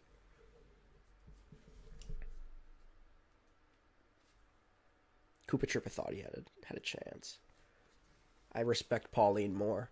She gave me more of a real heated competition. Koopa Troopa showed up for half a second, and then just immediately bowed out because he knew he was no match for his king, King Koopa.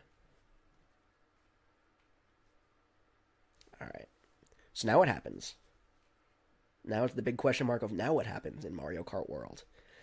Once we've accomplished this, second place, Koopa Troopa. But actual second place, Pauline, because she deserves more respect than Koopa Troopa did. He was a kind of a scrub. But Bowser, number one, all day, every day. Always the best. Leading the pack into oblivion. Into the future. Bowser, the true Nintendo mascot. The king of the Nintendo universe. Leading the entire Nintendo universe into the future of the Nintendo Switch 2. Am I overhyping him a little bit? Not at all. Not even a little bit. Alright, so now we're going to find out what happens next. Ooh, Rainbow Road returns. Rainbow Road appears after long absence. Was this news? Was this news I was supposed to know about?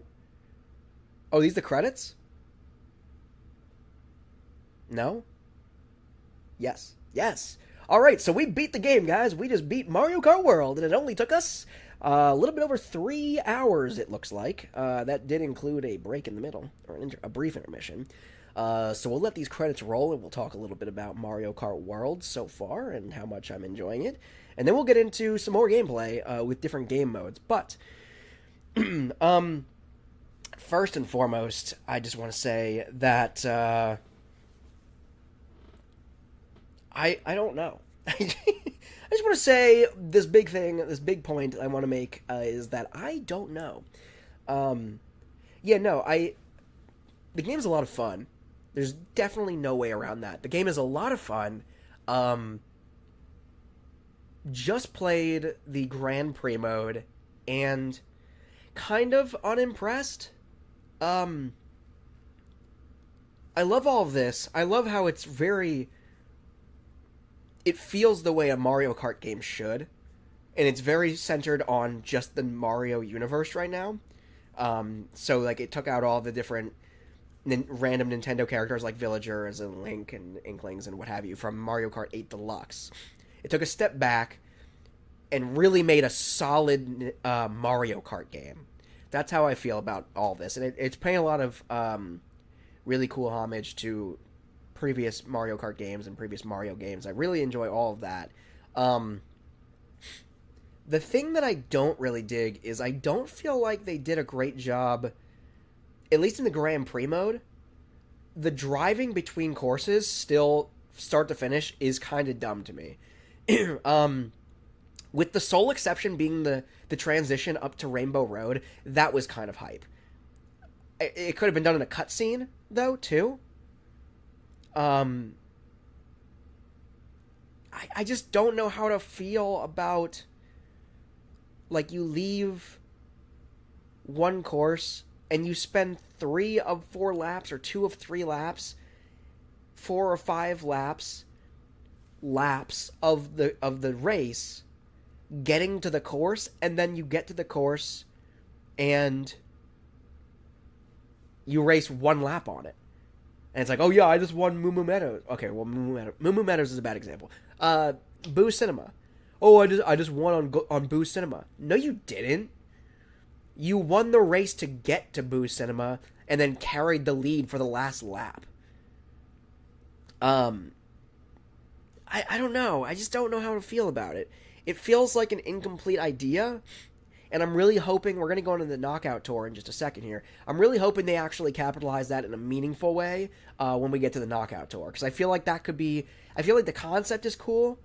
And I feel like there are ways that they could really do it. But I feel like it didn't live up to the hype that I got from the trailers in the Grand Prix mode. So we're going to find out if that continues to hold up, that if I continue that opinion moving into the knockout tour. But I don't know. I don't know. With that said, let's talk about the courses. I thought the courses were a lot of fun, all of them. Again, what we got to play of them They definitely spent more time developing the open world, and we'll get to that when we go to free roam. But it definitely seems like they spent more time developing the open world. Therefore, the track between the racetracks, they spent more time on that than they did developing the actual racetracks that you end up spending 1, maybe 2 laps on. With the sole exception being Rainbow Road. Rainbow Road was pretty dope, from start to finish. I'm okay. I don't care all that. I think the character catalog is really cool. Lots of fun Mario universe characters. Seemingly at least, removed the external Nintendo universe characters, which I'm not mad about. I kind of like that. It feels like it's kind of a reset. Feels like it's kind of back to its core, which is cool in my opinion. I enjoy that a lot. Still don't know how to feel about Donkey Kong's redesign, but that's neither here nor there. That's not a Mario Kart World specific critique. That's just a critique moving forward. I'm trying to think. Ooh, what's this?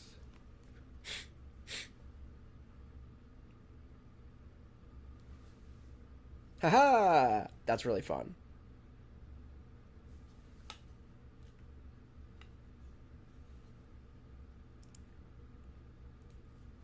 Screen captured. Thanks for playing Mario Kart World. Yeah, now what? Just takes me back to the home menu, that's it. You collected 600 coins and unlocked a new vehicle. Okay, so let's pop into here and let's do that. So let's just see this vehicle. Biddy Buggy. For some reason I thought I already had that unlocked. But there's still obviously more vehicles to unlock. There are more customizations for individual characters to unlock. But I guess I'm kind of led to assume that this is the final roster. I think. So we got Mario, Luigi, Peach, Daisy, Yoshi, Toad, Koopa Troopa, Bowser, Wario, Waluigi, Rosalina, Pauline, Baby Mario, Baby Luigi, Baby Peach, Baby Daisy, Lakitu, Toadette, Bowser Jr., Baby Rosalina, Birdo, King Boo, Shy Guy, DK. Oh, what about Diddy? Diddy got wrecked. Nabbit, Piranha Plant, Hammer Bro, Cheep Cheep. I don't know how the hell Cheep Cheep drives, but same thing with Conkdor, Sidestepper, Spike, Goomba, Dry Bones, Wiggler, Monty Mole, Bowser. You know what? Pokey, Stingbee, Cow. There's Fishbone too, right? So this is not all the characters then. Snowman, Parabiddybud. I can't imagine Parabiddybud is a raceable character, but maybe racing on 150cc and then maybe 50cc as well will unlock the rest of the characters. I'm not totally sure, but that's what we got so far from one single playthrough. But it definitely feels like there should be more. Diddy Kong included, right? Maybe? I don't know. But we're going to jump into the Knockout Tour here. I'm going to stick with all-terrain Bowser because that feels like it makes sense. We're going to stick with our rally bike. We're going to stick with our OG configuration. All right. Ooh. Oh, this is cool. Maybe this unlocks stuff too, actually, now that I think about it. All right. So we got the Golden Rally. I'm gonna pull out of full screen real quick. And reintroduce the chat here, just so you can see the actual full screen without being concealed behind my webcam at all. So we got the Golden Rally. We got the Ice Rally. We got the Moon Rally. We got the Spiny Rally. We got the Cherry Rally. We got the Acorn Rally. We got the Cloud Rally. We got the Heart Rally. And I imagine after you do all these, I have to assume that you probably end up with a Special Rally. That's just my assumption. But let's get into the Golden Rally 100cc Start Knockout Tour, see how this plays, because this is probably what I'm most excited about right here, right now, for this game. I'm really excited to try this Knockout Rally and see what it's like.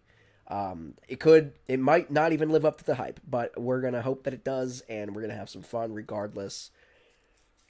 Let's freaking go, dude. I'm hoping this is just one long rally from start to finish. That's going to be cool. Let's freaking go. Let's freaking go. I feel like if this is what I think it's going to be, I feel like the Grand Prix mode is dumb and a dud and not even reflective of Mario Kart World. I think this is going to be, this rally tour is going to be, or this, whatever we're calling it, knockout tour, sorry. I feel like this is about to be the money. Let's go. Be 20th or better. Yeah, so the knockout rules are exactly what I thought they were. I described it earlier as like the F-Zero 99 kind of battle royale type of deal, where it knocks you out if you're going too slow. You stay. Uh-oh. Uh-oh.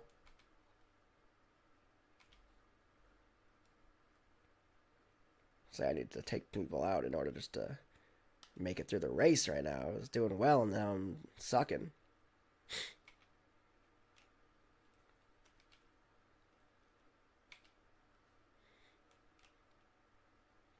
Dude, I am actually in jeopardy of getting knocked out right now. This cow racing, though, is freaking hilarious, and I love it.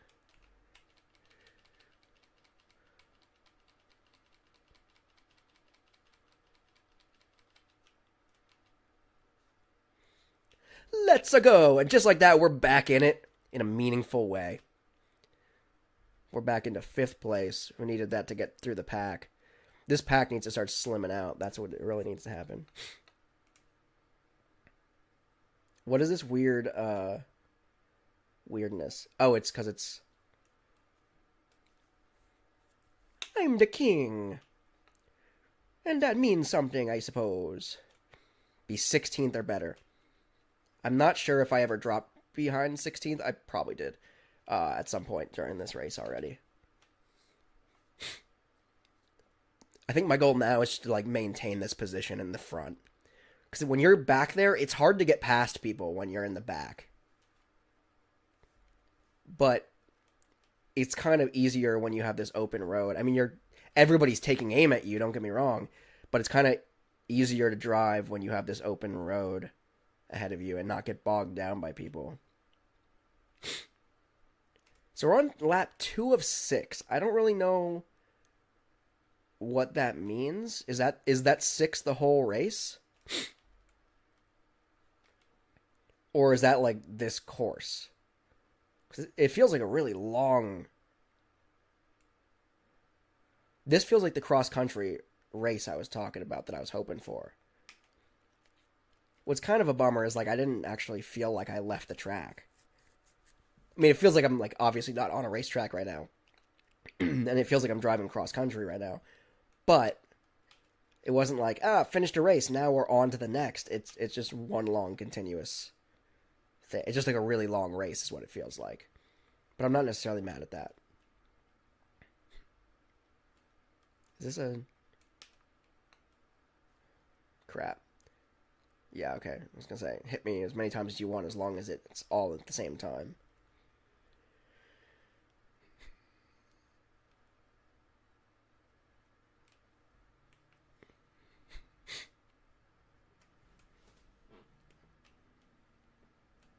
And here comes a blue shell for me. Yeah, I don't know what that feather does. It doesn't do anything, I don't think. Hey, who said you could pass me, bro? Is that Luigi?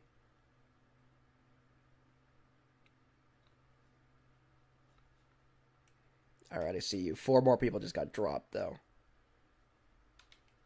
Ah, so freaking close, dude. My aim was off by just that much. I'm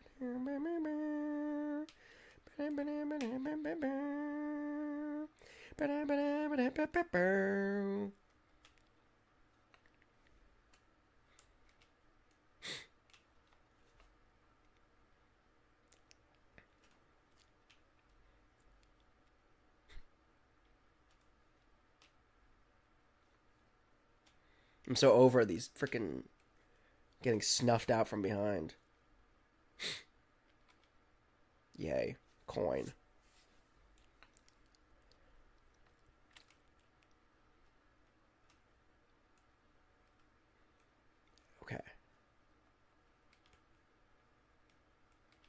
Flaming bag of dog crap. I jumped over it. The feather actually hindered me there. Can I just not get any of those anymore? They don't do anything for me, to my knowledge. I struck a pose right there. I don't know if y'all saw that. But I just struck a pose as I got eliminated by that blue shell. Get out of my face. This is mine, you clown. You're the dud Mario brother, Wario, and you know it. It's all you'll ever be. I actually love Wario as a character, but gotta talk crap. Boom. Okay. Who was that? Was that Cowboy Mario over here? Eat it. Bowser's the best, and you're gonna just accept that, Mario. Yeah, you can have all of that, though. All of that blue shell. You enjoy that, buddy. Buddy boy. I don't want this feather, dude. I got a feather. It made me bounce. I don't know what it does. It doesn't do anything in my mind. I'm sure it does. Like, I'm sure like any other shell, but when you're in first place, it doesn't help. Because the only shells that are coming for you are freaking, in a meaningful way, are the red shells and the freaking blue shells, and those can't be dodged. Red, maybe. Blue certainly can't be dodged.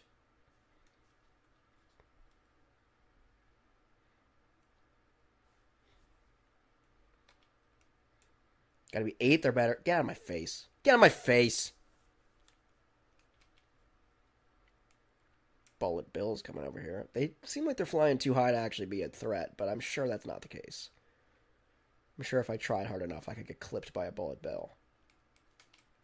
Get out of my face. Out of my face. You stay away from me. Hey, protected. Yeah, I think I'm just going to hold on to the shells that I get now, if any, because they'll protect me at least from the red shells or this banana peel. Somebody could slip on it in theory, but it's probably gonna, yeah, I was gonna say it's probably gonna be in my best interest to protect me, except when they throw multiple at me. Wario, you're a scrub and you know it. Why are we playing this game? Why are we playing this game and letting you act like you're a champ or something? Okay, now I'm pissed. Yeah, that's what you get. You phony. Ooh, Luigi, I hate you. I hate you with a burning passion. Okay, you want...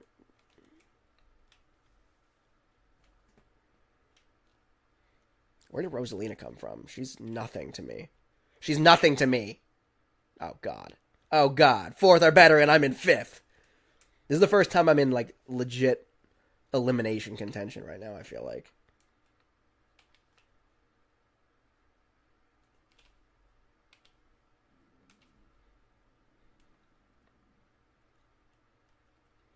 Who gets a Bullet Bill when there are only, like, 5 players left, or 6 players left? I don't actually know how many razors are left. This is actually hurting my thumb, though, let me just say. It's genuinely hurting my thumb holding the A button down for this long. Damn, I should have held on to that shell. I know I should have. Let me get something here. Come on, give me a red shell. Give me a red shell or a group of shells. Oh, good. Oh, good, another feather. I guess I'll just hold on to this and try to bounce. There's no way I'm dodging that. Oh, well, it took my frickin' feather anyway.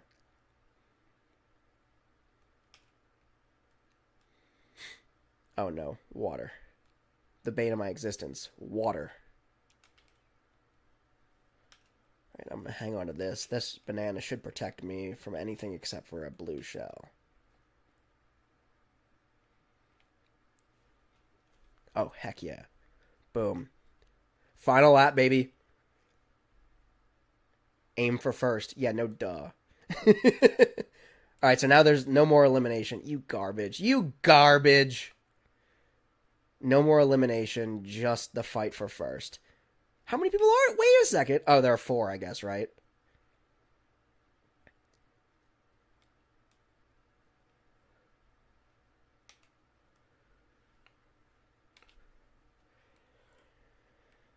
Alright. So there's win, place, show, and then 1 loser left in this race right now. And the goal is really to just not be the loser for the most part, right? What? How? How did that hit me still? Get out of here. That was it? Came in third. Well, I wasn't the loser, but I did get snuffed out at the end there. That was annoying. Well, at least Wario came in last. Alright, so that was fun. That was a lot of fun. My thumb really hurts, though. I will... like, the reason your thumb doesn't start to hurt during regular Mario Kart, like the Grand Prix, is because you have that downtime between. That hurt. That was painful. That one was fun, though. The knockout round is definitely more fun, in my opinion, and more proprietary to World than the Grand Prix. Although I'm pissed that I did so well that entire race and then lost when it counted, but... Did I unlock anything from that? No! You drove 240 kilometers total. Alright. So what I kind of want to do is, like... Let's get into free roam, shall we?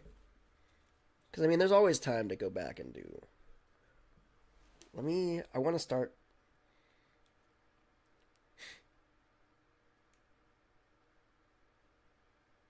Where's Boo's? Here it is. Begin free roam. Yeah. I didn't know if I began free roam in the track, it like started a race or something. I guess we'll find out in a second here. No, it does not.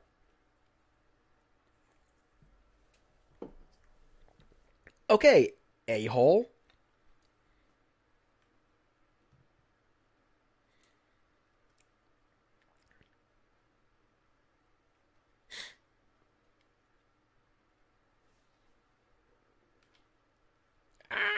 I didn't know I got a random boost from it.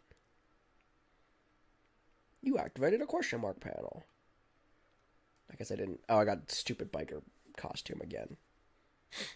This is my... He's greased hair also. Even greased hair and everything. Oh, it's starting to rain. That's not cool. Hold on, let me go full screen on this.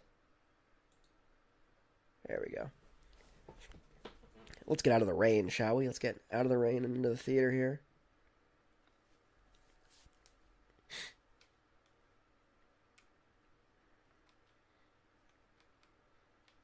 I didn't mean to do that.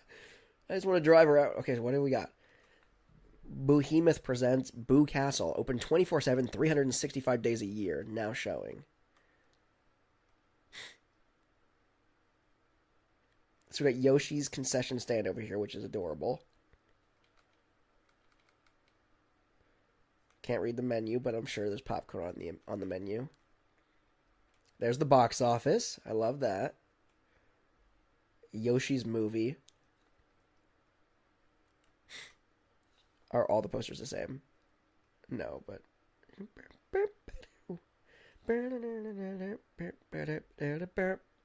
I love people just running into me. That's freaking cool. So this is the actual racetrack. But if I go out this way, what happens? Oh, it's raining money, dude. What? It's just raining money right now, dude. That's crazy. Oh, it stopped.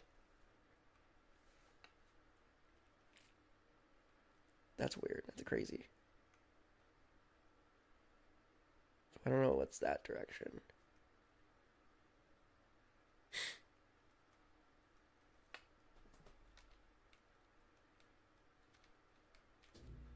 What's up here? This is kind of cool because you get the chance to like kind of explore. You kind of get to explore the racetrack, and like maybe explore alternate routes for when you're playing it next. Even though Grand Prix is dumb and does like, oh wait, hold on, I want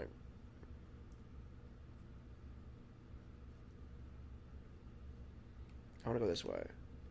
I want to go up into the mezzanine here, or what I assume is going to be the mezzanine.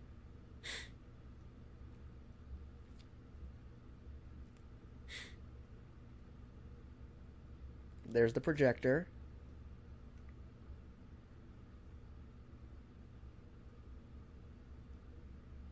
I enjoy how much effort they put into this. What is this going to do? They did put a lot of effort, notably, into building this kind of open world aspect of it. What is that over there? It's not Rainbow Road, is it? No.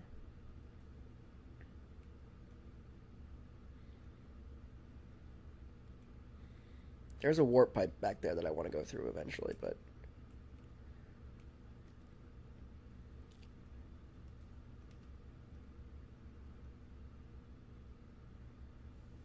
Take a peek into a ghostly cinematic universe.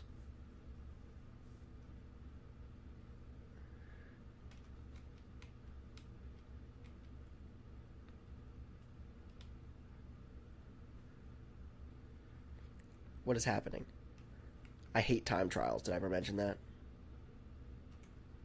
And here we are doing a freaking an unnecessary time trial.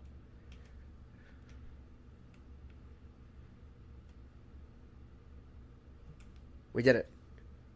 You cleared a mission. I didn't know there were missions. And I'm retry. Why? I succeeded. Alright, so we're back in the theater now. I want to get back up there to the projection area. Admittedly, I'm like probably never going to do this in a meaningful way. Like try to accomplish missions and whatnot in free play, unless maybe like I'm doing online multiplayer at some point. But I want to see who goes. Whoop whoop. Oh, that did nothing. That did nothing. Is it going to send me back out? Yes. Why then? Why bother? Alright. We're just going to drive into a lake. Oh yeah. We're unstoppable. Until we aren't. That's kind of fun that you can, if you're blasting through, you can kind of survive for a little while. Wait, this is Boo Cinema, right? Oh god, I didn't know you could just destroy the environment, and now I'm dead again. I didn't know that fence would just explode like that. I was just trying to stop. So there's Boo Cinema. So let's go this way.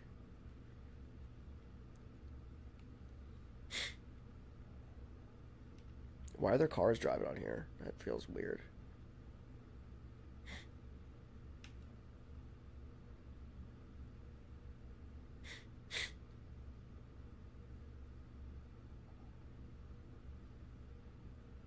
It's going for a leisurely stroll through, I think a cemetery. If it's not a cemetery, it's a very gloomy, not cemetery. There's King Boo. Is that supposed to mean something to me? Should I hit him? Hey! I'm honking at you. Hey! Hey, you jerk! Acknowledge me! We're both kings! Hey, stupid! Yeah, screw you too! Thought we were friends! Apparently not!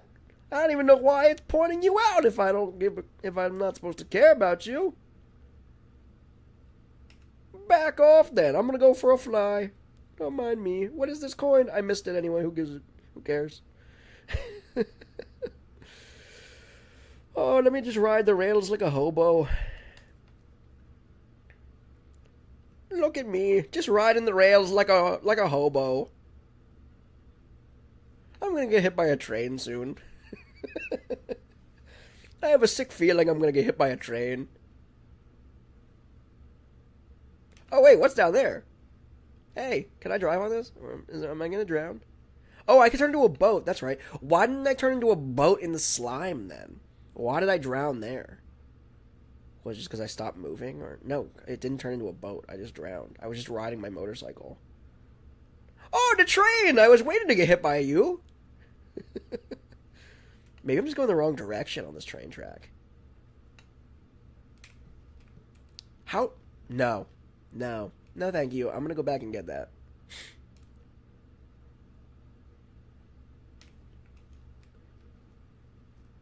Why? Okay, wait. This might be a good time to experiment with.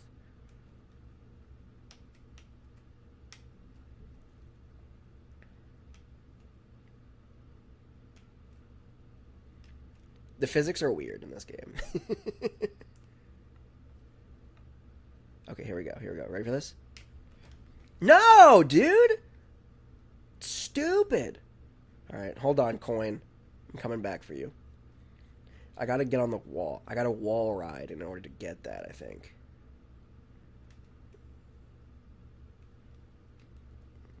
Yeah. Cool trick, man. Destroying fences and whatnot. Alright, here we go. Here we go.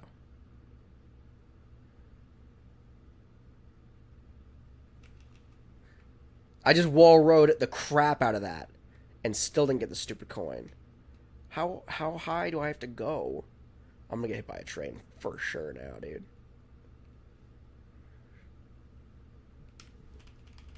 No. No. Alright, so I'm thinking maybe I give up after this, but I'm gonna do one more try. And what I'm gonna do is I'm gonna do this, and then I'm gonna get the wall ride going. Ah, that's the move, though, I think. Gotta get the wall... You gotta do the 2-for-1 special. You gotta get the wall ride going, and then you gotta jump off of it, but I screwed it up that time. I didn't get enough.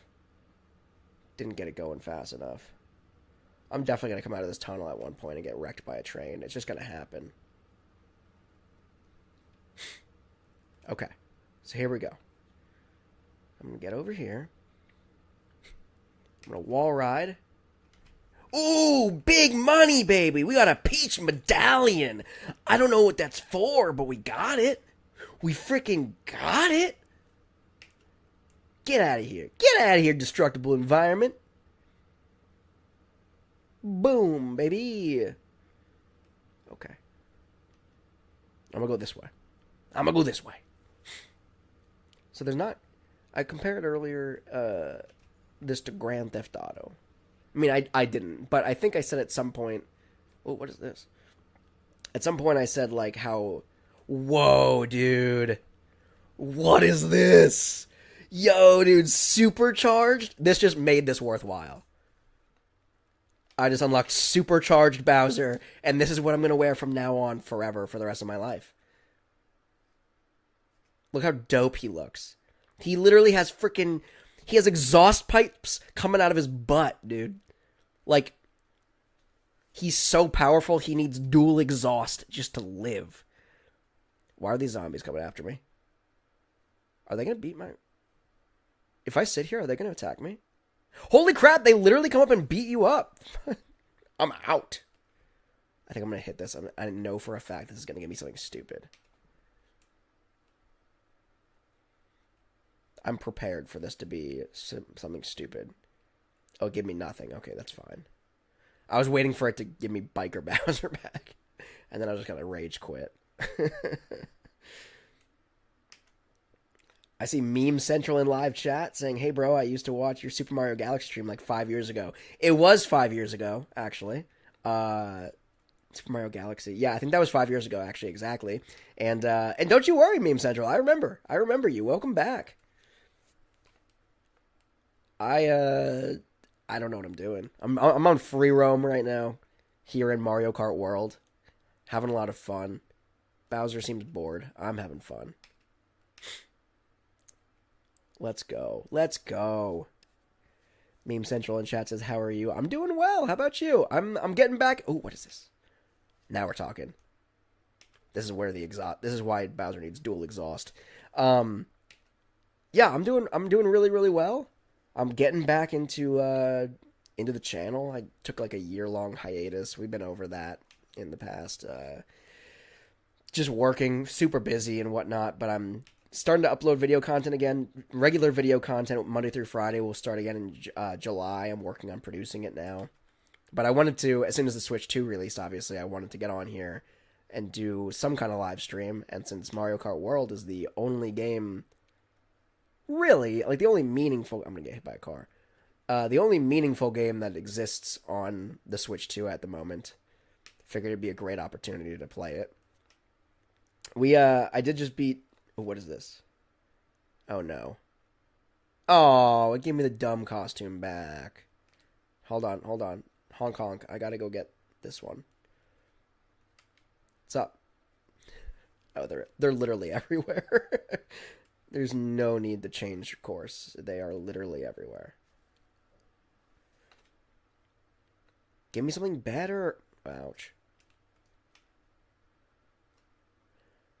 Alright, I'm gonna change course though. They're always behind me somehow. They're like everywhere, but they're only behind me and ow. There was something that it gave molten lava. I think it goes by like what you eat. So I think exploring different regions is gonna give me something different. That's what it seems like, at least. So what does the pizza give me? Oh, dumb biker vibes. Okay. Dumb biker costume with my leather chaps. What is this? This gives me nothing. This was also destined to give me leather chaps, apparently.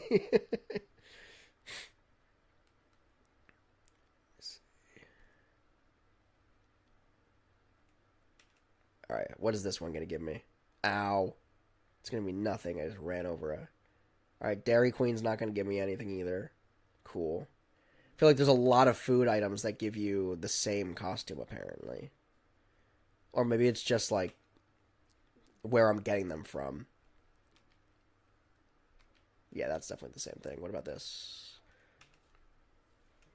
Meme Central in chat says, to be honest, I've never really played many Nintendo games. Only ones on Wii. I mean, the Wii was a banging era, though. Let's be real. I'm excited. I think Switch 2 in my mind, or not, sorry, Switch 1. The Switch era of Nintendo games in my mind was very comparable to that of the Nintendo Wii. In that, I think...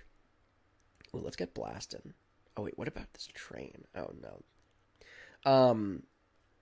I thought the train was going to have something on it, but it did not.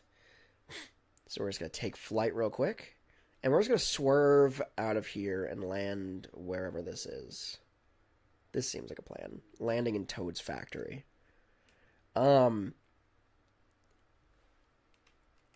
what I was going to say was I do feel like the Wii, because the Wii console was so wildly successful, it ended up getting a lot of really cool games, and a lot of longtime franchises expanded their franchise onto the Wii. And then the Wii U happened, and they did a couple things, but they didn't really lean into it as heavy.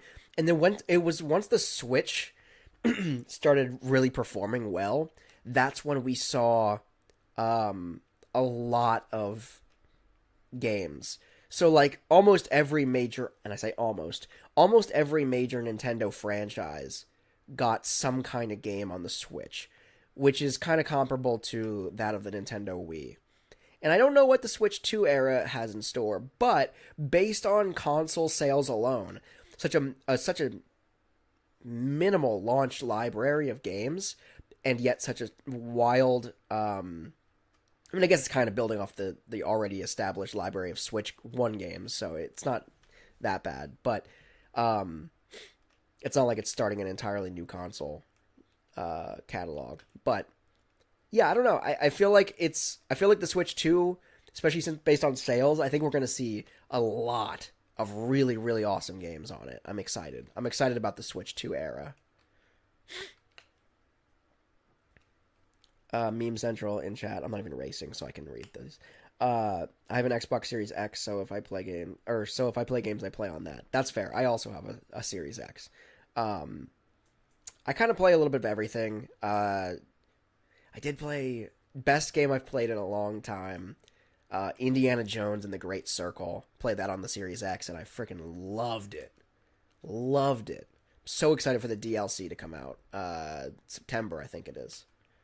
They just announced the release date, and they did a teaser trailer for it over Summer Game Fest at the Xbox Showcase. Very excited for that. I loved the Indiana Jones game.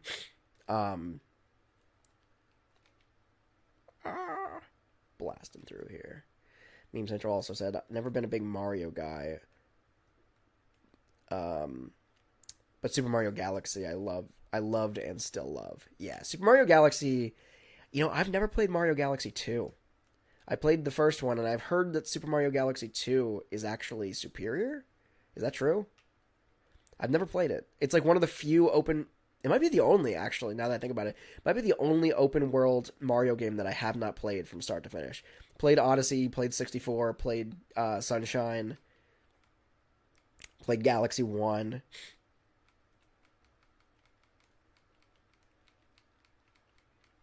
Trying to think any other open world Mario games. The 3D, not open world, but the 3D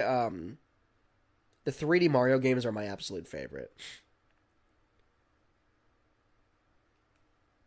The ones that are like narrative, kind of. I mean, as narrative as a Mario game gets, you know what I mean?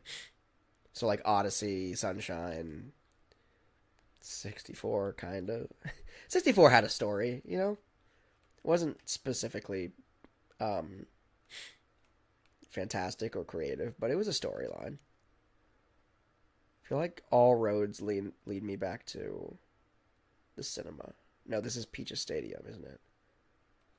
I'm just gonna ride the rails like a hobo again. Meme Central in chat says, I preferred Super Mario Galaxy 2 when I was younger, but now I lean more towards the first game. Okay. Is there a reason? Oh, maybe this. Hold on. The second game is just as good, though, but it is a bit harder than the first game. Is that why you prefer the first one? Because it's just, like, a little bit more chill? Or... I'm sorry, I didn't realize I could smash your chairs like that, guys. I'm sorry, Shy Guys. These might actually be hobos. I'm sorry. I'm sorry. Just blasted him. Just blasted him. Just trying to turn around and get this freaking thing that probably disappeared already. No, there it is.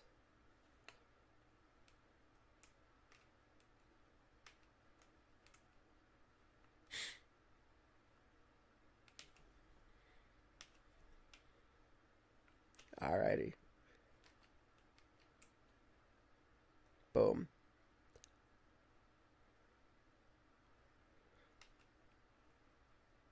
Peach Stadium. There it is. I wish I still had my cool outfit on. Do I have to go back to where I started to get my cool outfit back? Because I don't want to... I don't want to cruise up to Peach's Stadium. Because, I'm Bowser. I got, gotta impress the princess, Be my good one. Okay, it's better, but I gotta impress the princess a little bit, you know what I mean? And cruising up with some as biker Bowser is not gonna do it, I don't think. Ooh, what's this? Okay, this is better. This is better. It's not quite my exhaust pipe Bowser, but it's something. It's a little bit more impressive for the princess. Meme Central says, I don't like the comet medal thing in the second game, and the home map for the first game is just unbeatable. That's fair. Well, I can't speak to the second one. I loved everything about Galaxy 1, though. Galaxy 1 was definitely... I think nostalgia alone tells me that 64 was my favorite. But I don't know if that's true in quality of game and, like, actual fun. Oh, God! Where am I falling to? Guess I have to do that. Try that again. I think I would have to say probably either Odyssey or Galaxy is my actual favorite. But Super Mario 64 for sure has a special place in my heart because it's Super Mario 64. It started it all. You know what I mean? It changed the game, so to speak. But I'm also just a huge fan for Nintendo 64, so there's that. Kiwi, hello, welcome, welcome. Meme Central says the world map in the second game feels a bit too linear, and I don't know, it just doesn't feel as nice. Kiwi says, hello, how's the game thus far? It's a lot of fun. Grand Prix kind of let me down, if I'm being totally... Oh, I wanted to get up on that roof. Grand Prix, I played through the entire thing. Right now, I'm just playing some free roam, just because I wanted to see what it's like. It's pretty chill. I feel like I could definitely just drown some hours into just driving around in circle like this. It's kind of meditative, especially while discussing things with live chat. But I'm going to back out of this quick. Ooh, is that... Oh, no, I'm not... Okay, there's a cool expanded camera mode, though. That's pretty cool. That I'm just discovering now. I don't really want to do that right now, though, but it's good to know. Stop taking photos? Yes.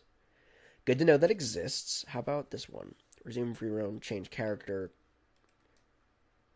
Oh, that's pretty cool. Yes, I did unlock Supercharged Bowser. Bowser with exhaust pipes. Freaking love that, dude. I'm so happy I got that. Heck yeah.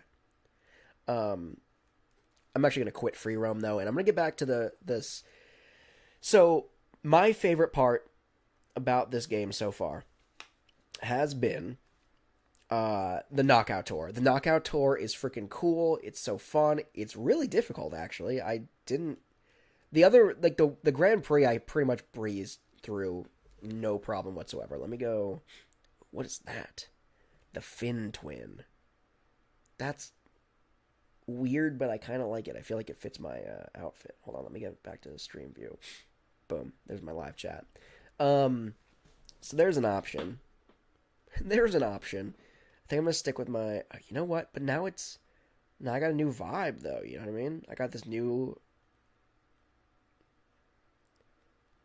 That could be it. I don't know. Do I go with the Fin Twin? This is kind of gnarly. I know that's like the Wario / Waluigi bike, but like I kind of dig this. I look like I'm part of the motorcycle because of these stupid exhaust pipes sticking out my butt for no reason. But yeah, this is super fun. Let's do the ice rally. I've been doing 100cc. The Knockout Tour, the first time I made it all the way to the end, I was pretty much in the first place the entire race. And then I got knocked back to third just before crossing the finish line. So I didn't lose. I didn't come in fourth. But in my mind, this is the most, other than the free roam, which is just like a fun aspect of the game. This knockout mode, Knockout Tour, is easily the most fun and the most unique aspect of Mario Kart World. So I'm really digging it. It feels a lot like I was comparing it to F-Zero 99 earlier, and it still feels a lot like that. I'm huge. Who is this person right next to me right now? Oh, it's like baby Rosalina or something. Okay.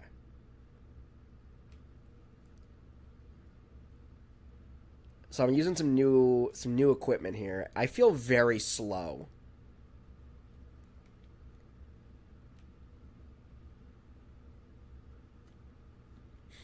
I feel very slow, and I don't like that. I know the last Knockout Tour I did, it was very much like once I got to the front of the pack, it became much easier, but I struggled to get past because there were just so many people. I struggled to get to the front, and then once I got past them, I spent the rest of the time in like the top 5. Probably closer to like the top 4. Top 3. Penguin, how are you racing and ruining my day at the same time? So this first section of this, I gotta be 20th or better, which shouldn't be a problem. I feel like if you get knocked out in this first portion, be better.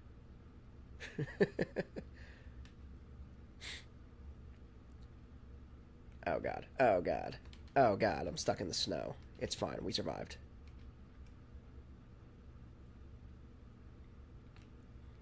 Alright. We have got into first now.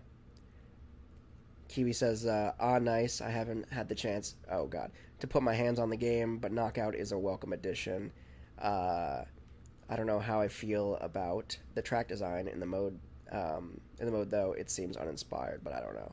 Yeah, so that was kind of my thing in Grand Prix mode. I really enjoyed the idea, the concept. Kiwi says I'm mixed on the transitions in general. Yeah, so I was gonna say this knockout mode feels like what they were going for. I'm gonna go this way for some reason. It feels like it capitalizes on the idea of like racing between racetracks. Grand Prix mode is dumb, in my opinion. Just my opinion. Like, it's not seamless. So like the race ends and then the next race begins, but the next race beginning, if it's 3 laps, the first 2 laps are you just getting to the course, and the last lap of that course is the actual course. And I felt like that's really dumb. Like that doesn't say like, oh yeah, you're racing to the next course. The race to the course is the course, and the course at the end is just the last lap. Like it doesn't make it special. So it seems like they put a lot of time and energy into creating the open world aspect of it, or like the space between courses, which is fine, but like in Grand Prix mode, it just doesn't translate well. It's just kind of dumb.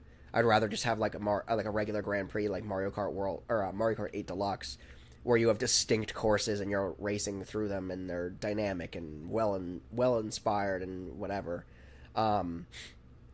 So I will say, like, that's my biggest drawback from the game so far. Grand Prix mode I played from start to finish already, and it's just okay.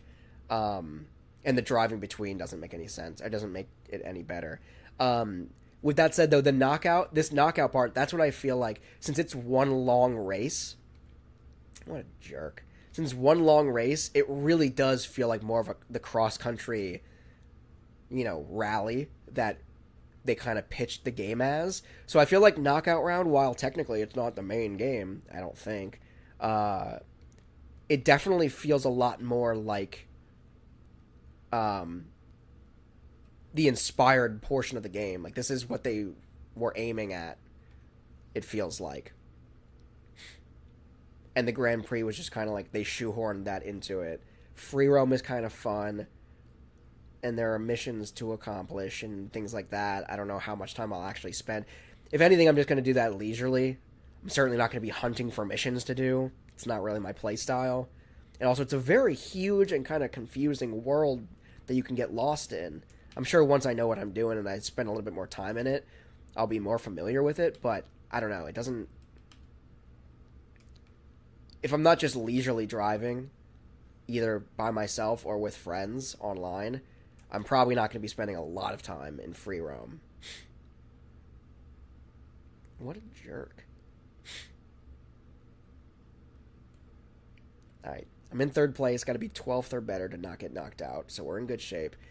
Can either of you tell me... I asked this earlier and nobody could answer. Can one of you tell me what the heck the point of the feather is? I know it bounces. I guess I can probably dodge certain things. Wow, that literally just made me regular Bowser. That power-up food just powered me down. How lame.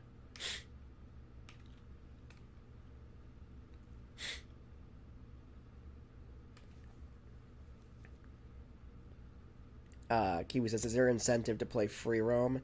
What do the Peach medallions do? I got one Peach medallion. I actually have no clue what it does. I will say, in free roam, you can unlock...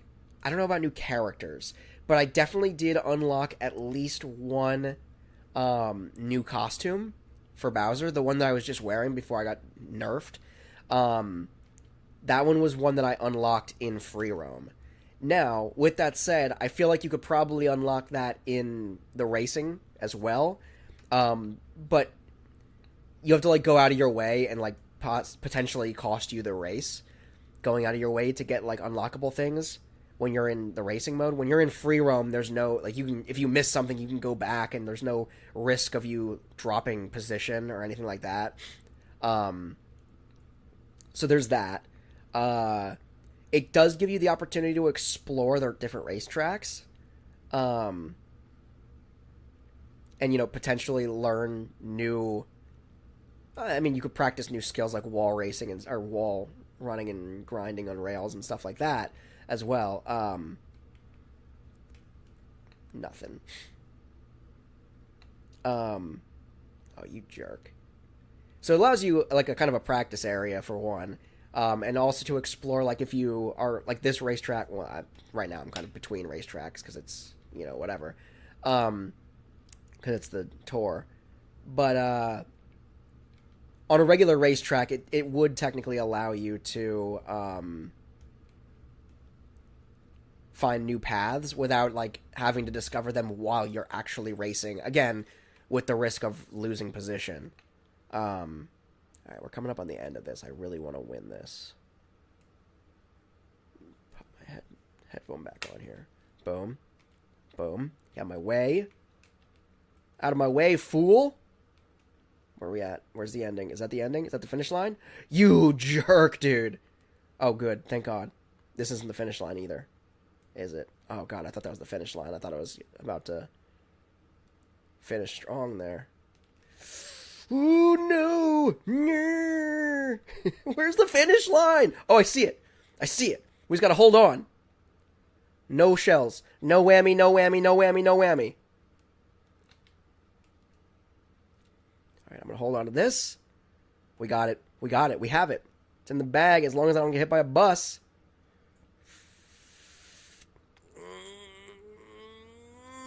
Whoop-ha! Oh, God, that wasn't the end. Aim for first. Crap. I thought that was the last lap. Oh, God, no. I got so hyped that I just won that. This is literally where I did that exact thing, and I lost last time. The only place I've unlocked new characters has been in the racing, though. What is this? Oh, we're back to the stupid biker dummy costume. I don't think the costumes really do anything for you either. I could be wrong, but I don't think I think the costumes are purely cosmetic and do not affect your racing ability at all. You jerk. You jerk! This is literally how it starts, dude. I crush it the entire race, and then I get to this last part where it's just like, aim for first, and all of a sudden I can't get back to first. I just don't want to come in fourth. Last time I came in third.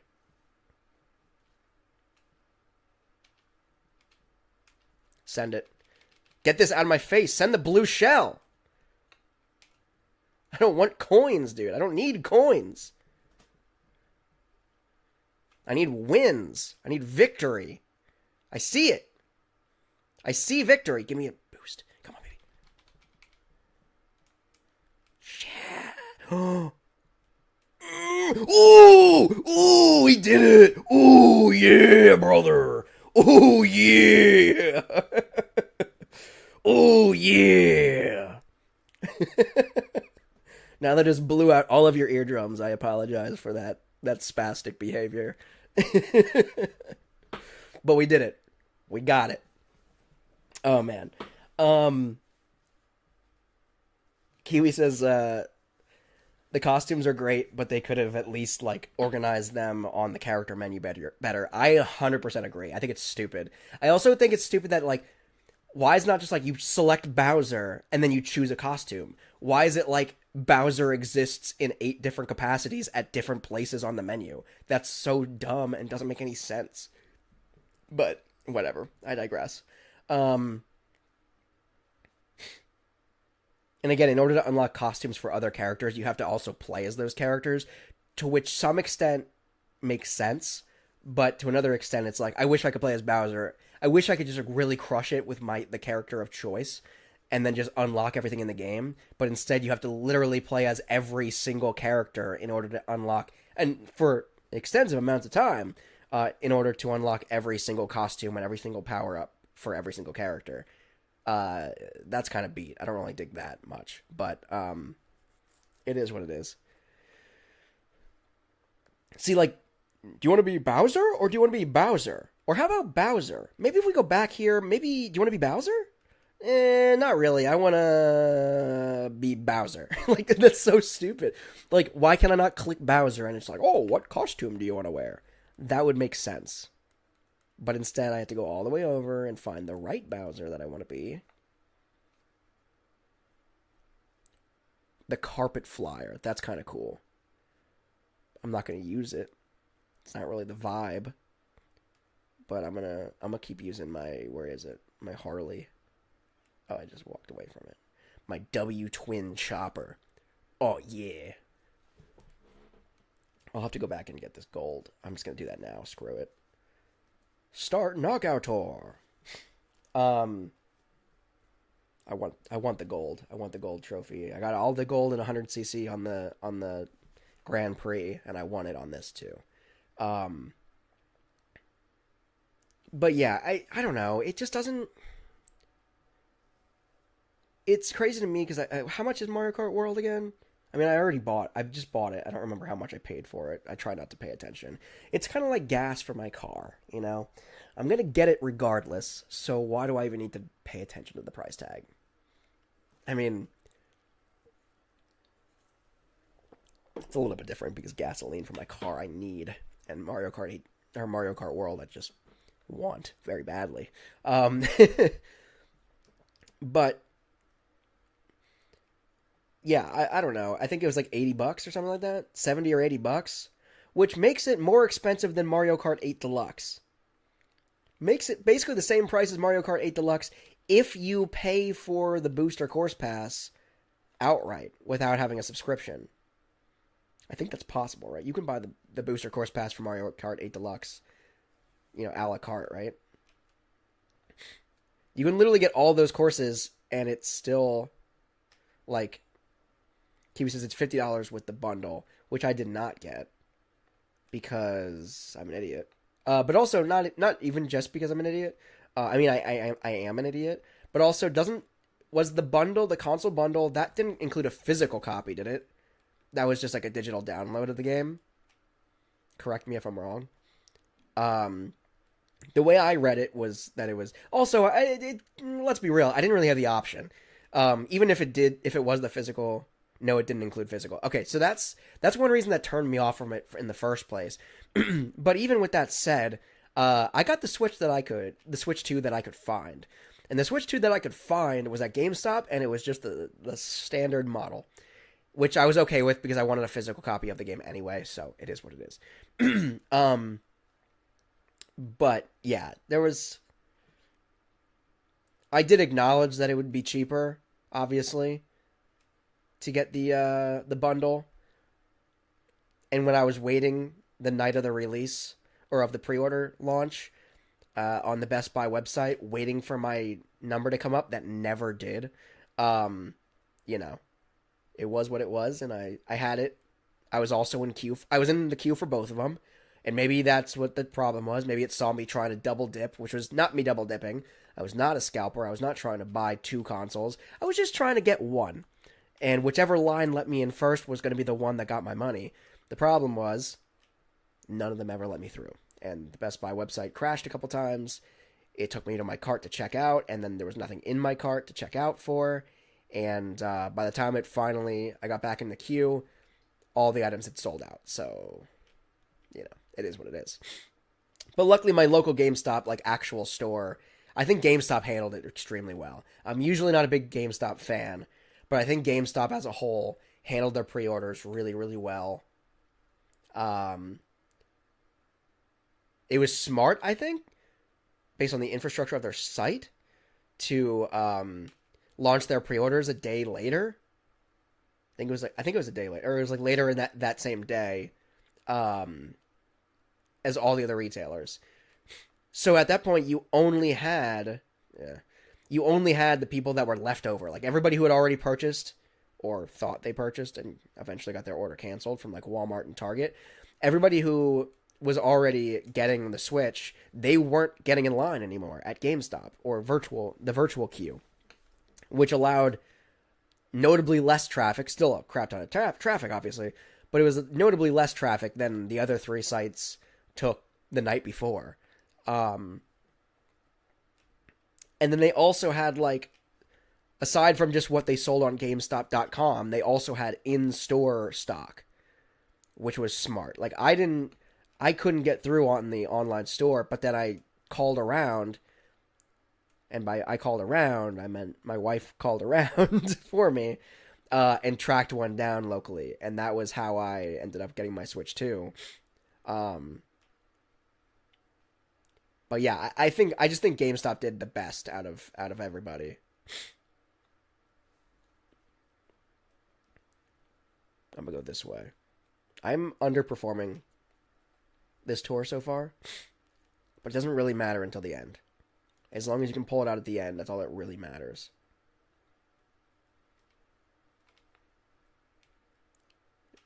Boom, baby.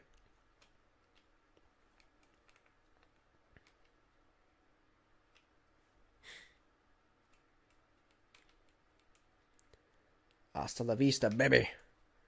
All right, now we're blasting. See that? Now we're talking. We just got to pull up from the back here. Oh, what a jerk.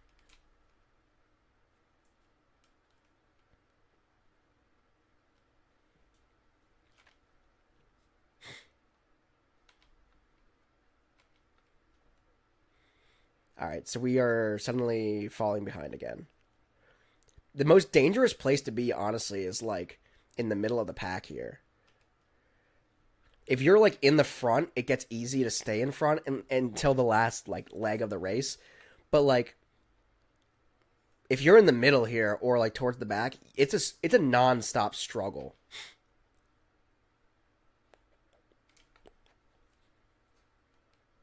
Oh god. Oh yes. Yes. It got him. Sorry, I blew out the speakers again. I got way too hyped for that. The blue shell was targeting him. Even when I slid past him, it was too late. The animation had already begun, and it still blew him up. The blue shell took out the second place loser.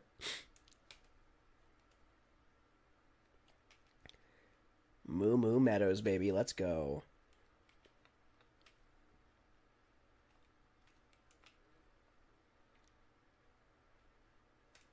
Okay.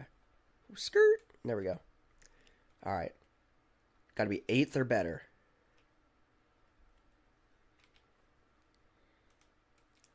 See, this is just like, in my opinion, this is what makes it cool. This is what makes Mario Kart World different. This and Free Roam is what makes it different from Mario Kart 8 Deluxe. If you're looking at just the Grand Prix, save your money and just keep playing Mario Kart 8 Deluxe.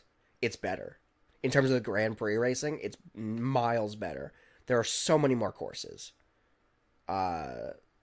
It's just, again, it's just better. There are like the little nuanced things like the rail riding and the wall riding. I don't really think outside of, like, I did that in free mode, and there are some courses that it just kind of automatically, like, there'll be a train track or something, and so it'll automatically kind of like set you up to do the rail ride or something like that. But aside from those things, the Grand Prix, I did 0 wall riding.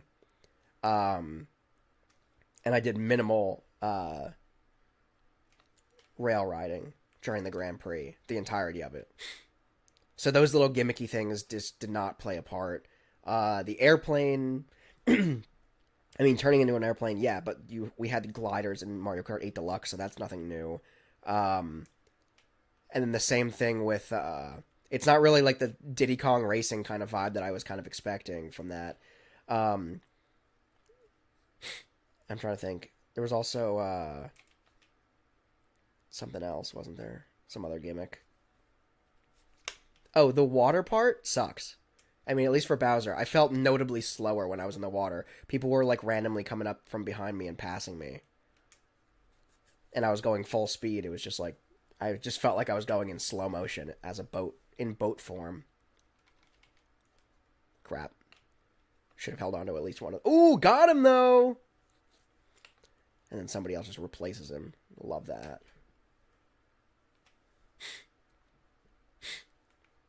Fourth or better.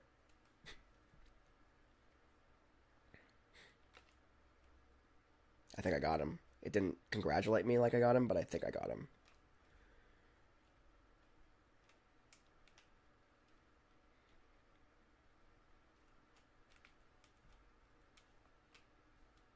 Alrighty. I feel like now we're in first, though, so we're going to get a bunch of crappy rewards. Oh, boy. I think it's probably safer actually to stay in like second place because those freaking blue shells. See this part? Look how slow. I just feel so slow. I mean, I guess I passed that guy, so it wasn't. Maybe it was just a perception of being slower. I don't know, but it might also just be like when you're driving on like dry land. It feels like there are they're like more speed boosts, like just kind of scattered throughout. The second you hit water sections, there are no real speed boosts, so you feel every second of it. It feels like you're just overall going slower. And it's probably because of that. It's because there are less speed boosts available to make you feel like you're blasting, you know what I mean? Alright, now we're aiming for first, though. And I'm going to hang on to these three just for my own protection. I'm going to go this way. That was probably dumb. That was a dumb move on my part. I saw the one speed boost, thought it was going to be... Oh, boom. We did it. All right, we picked up the win. That was an easy one at the end there. Nobody really contested it all that much. All righty. Kiwi says, yeah, I see your logic. I'm just going to wait for the game lineup to fill out a bit. I agree. I don't feel the need to buy an entirely new console just for pretty much one game. Oh, it's entirely for one game. It's entirely for one game. Don't let anybody fool you otherwise. It is entirely for one game. And the game is Mario Kart World, as you're seeing, and it's okay.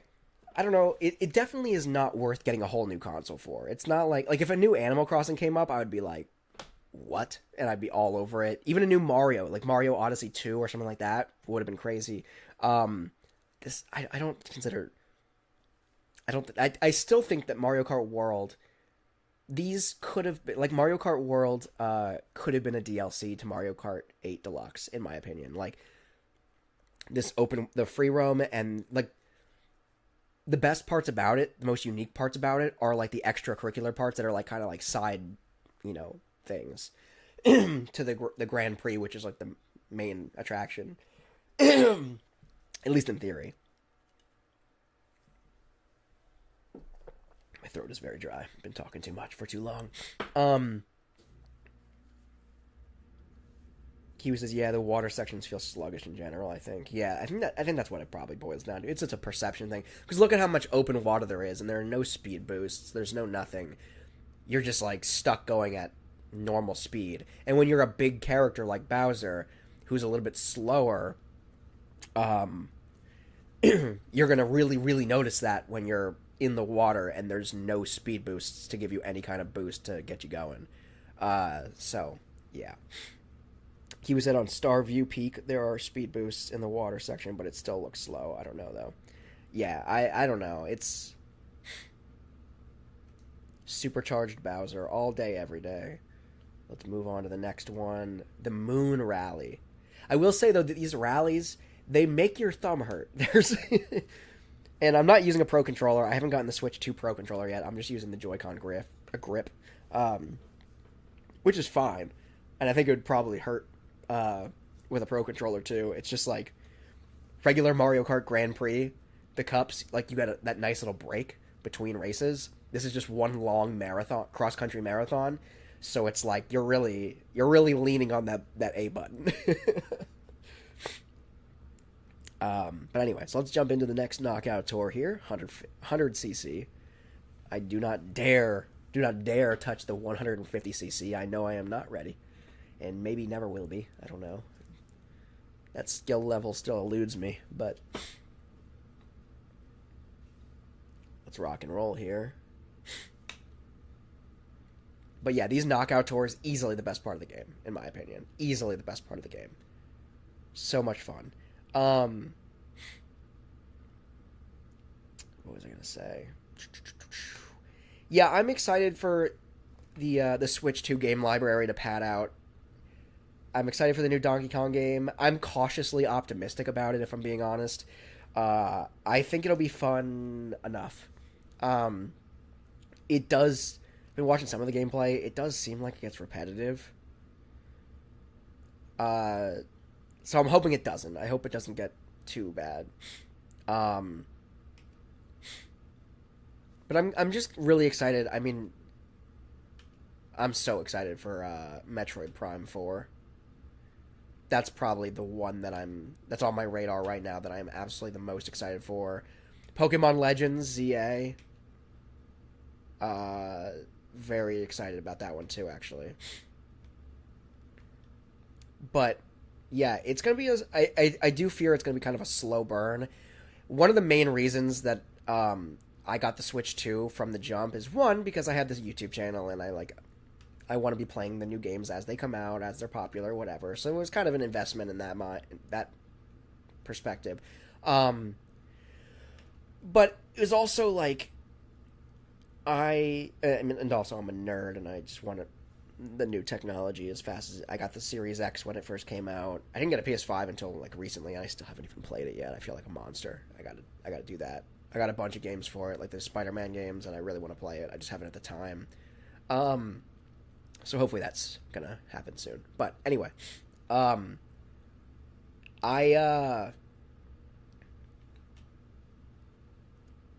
got the Switch 2 on launch mostly because of like the horror that I went through as a kid trying to get the Wii.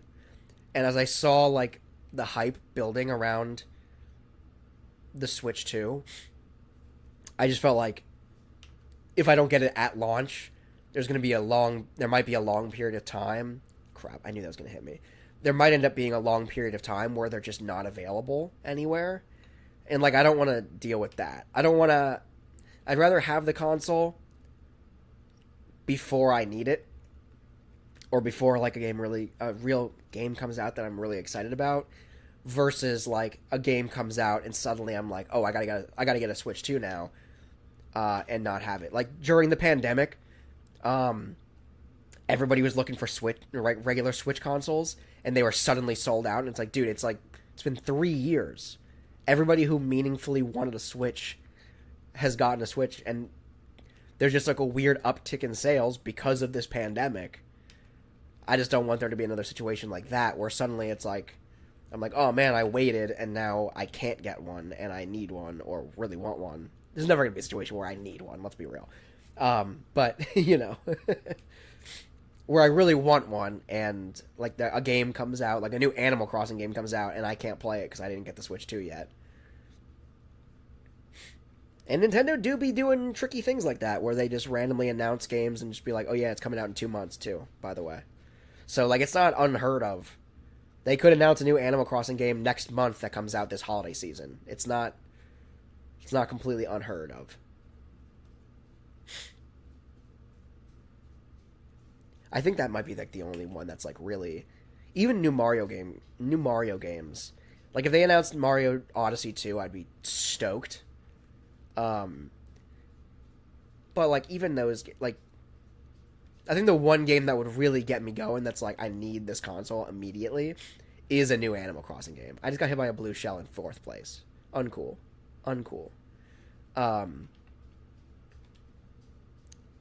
Start whipping. Yeah, when you're in the middle of the pack, hitting people with boomerangs is really easy. Boom. And we're back in first. We just got to land 16th or better on this portion. And I don't think that'll be an issue at all. Oh, yeah. Oh, God. Well, I say that, and then I get snuffed out just before the finish line. All right, we're still in it, though. Top three. Oh, wrong way. Whoopsie daisy. Hugh says, yeah, that was wise thought process. They aren't available at all in my area right now. However, I was looking just for fun. I don't mind. Yeah, that's...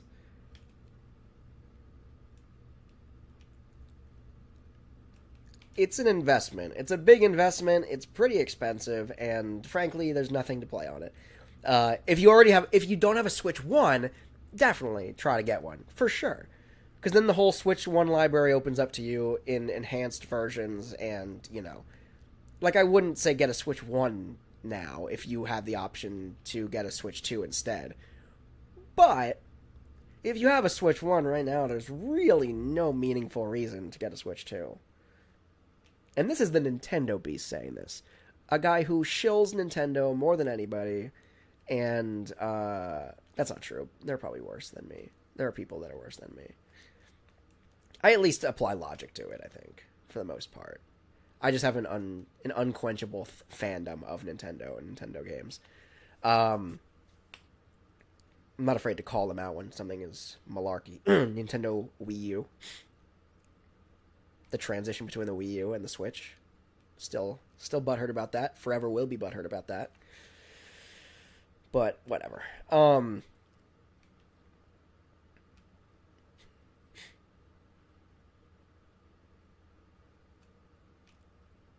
I do also, I think about it, I think I own exactly one share of Nintendo stock too. So technically I own a part of Nintendo.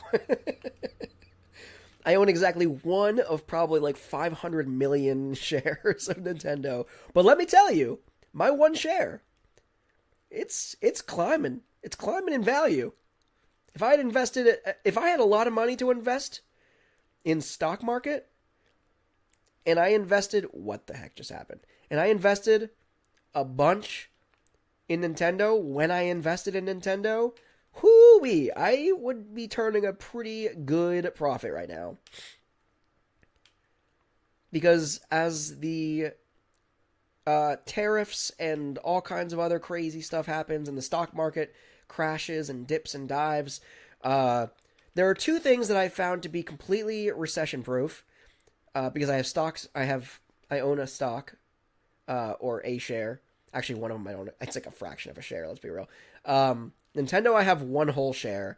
And I also have a share, or like a fraction of a share of McDonald's. Both of which are recession-proof, mind you. So if you're looking for something, this is not good advice. I don't give good advice in terms of... It might be, I don't know. I don't know if it's good advice. McDonald's and Nintendo. Those are the two, and Bitcoin. Those are the two major things that I invest in that actually make me money. And it's minimal. I'm not a serious investor, so don't take my advice seriously as if it's from a serious investor. But in my time investing in things, through all the trials and tribulations, Nintendo, while there's a new console launching, obviously,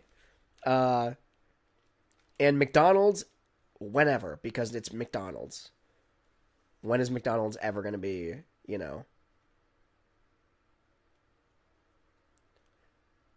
even if, like, the Great Depression hits again, people will still want McDonald's. There's still the perception of McDonald's being fast, even though it's not. It's not fast food anymore. And it being cheap, even though it's weirdly expensive now. Those are the perceptions that we still have of McDonald's. And those ideals, those misguided ideals, are recession-proof. The investing beast, exactly. Welcome to Wall Street bets. Don't invest in GameStop. That's my best advice. I will say, though, not because of the meme stock. I invested afterwards. I did invest in AMC. I will own that. Again, though, it wasn't because of the meme stock. I didn't expect to make a lot of money off of it or anything like that. Or the squeeze or whatever the heck. Didn't really follow that. I just invested in it because I was always taught to invest in companies. If you're going to invest in anything, invest in companies that you support and that you patronize, which is why McDonald's, Nintendo, AMC, AMC Theaters, AMC A-List, I think they're doing a lot of things right. I mean, I know they're in a monster amount of debt, but I think they're, buying up a lot of movie theaters.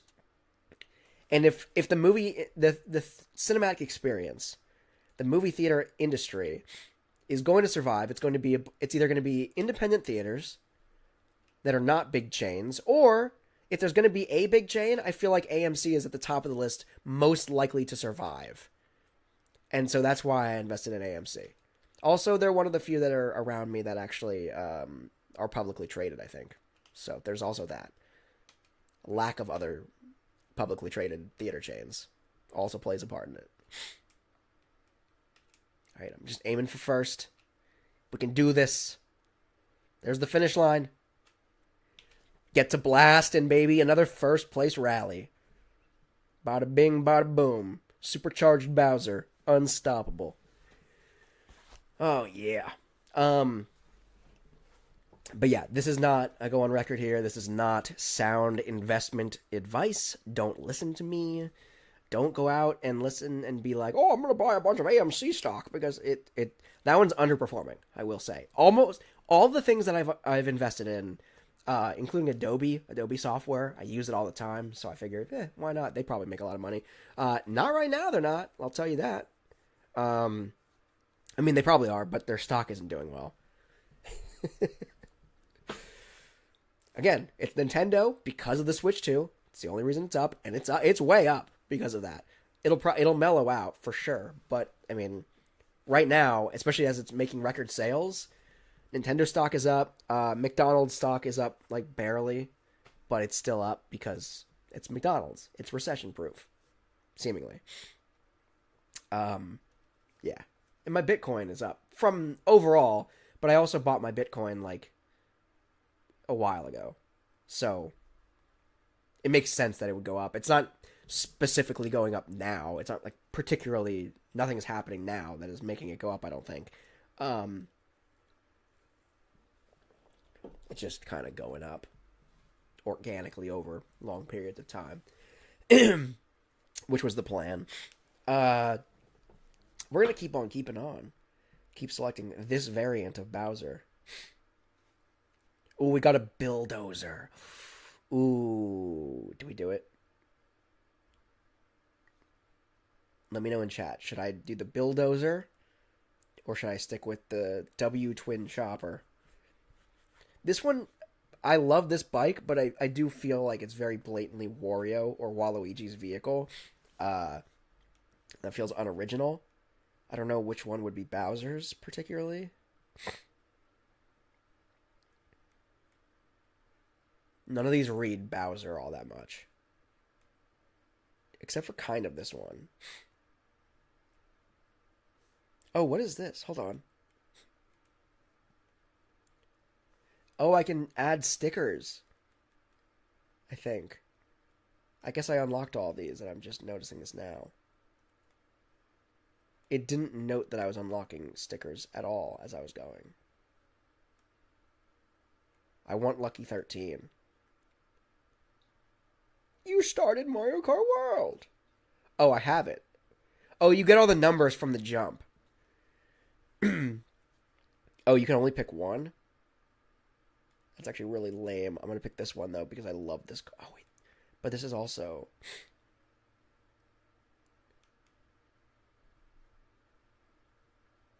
This is really chill music I'm listening to right now. This was my favorite course. It was the cinema one. Bowser's Castle would make sense. Whistle Stop Summit. Where is Boo's Cinema? Am I just not seeing it? I mean, this is from it, so is this, but...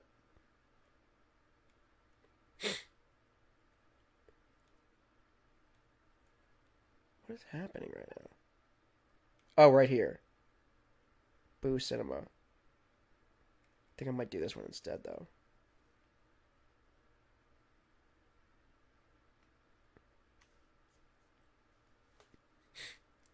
What is this? Oops. What does this look like, though? What does it look like on here? Where is it?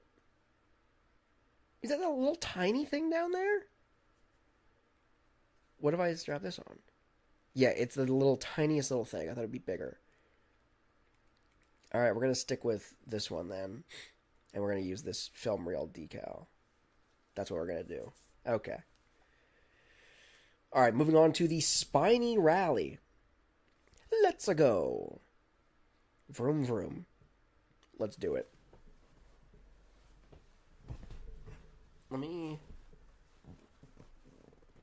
I can tell you exactly what I can tell you exactly what the Nintendo stock is at right now. Maybe. Ah, there it is. I was like trying to find the app.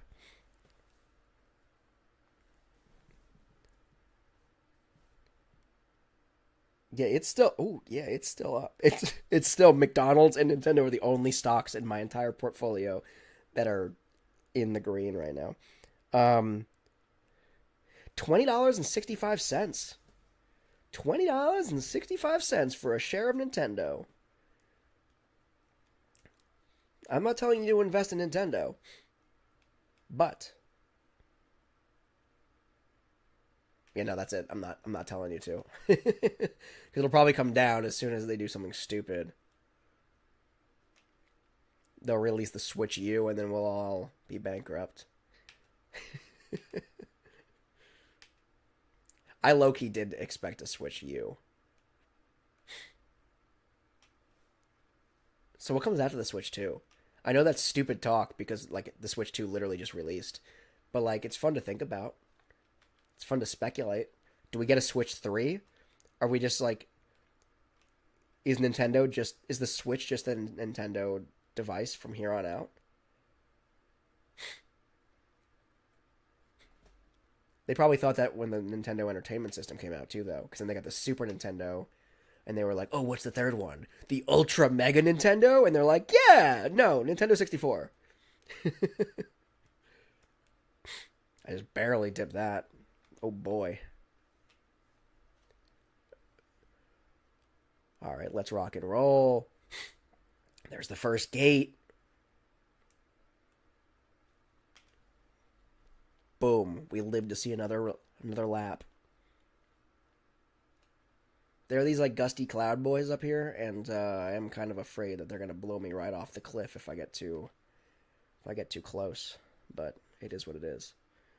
Yeah, make Bowser go uphill fast. Yeah, that'll work. Get lost.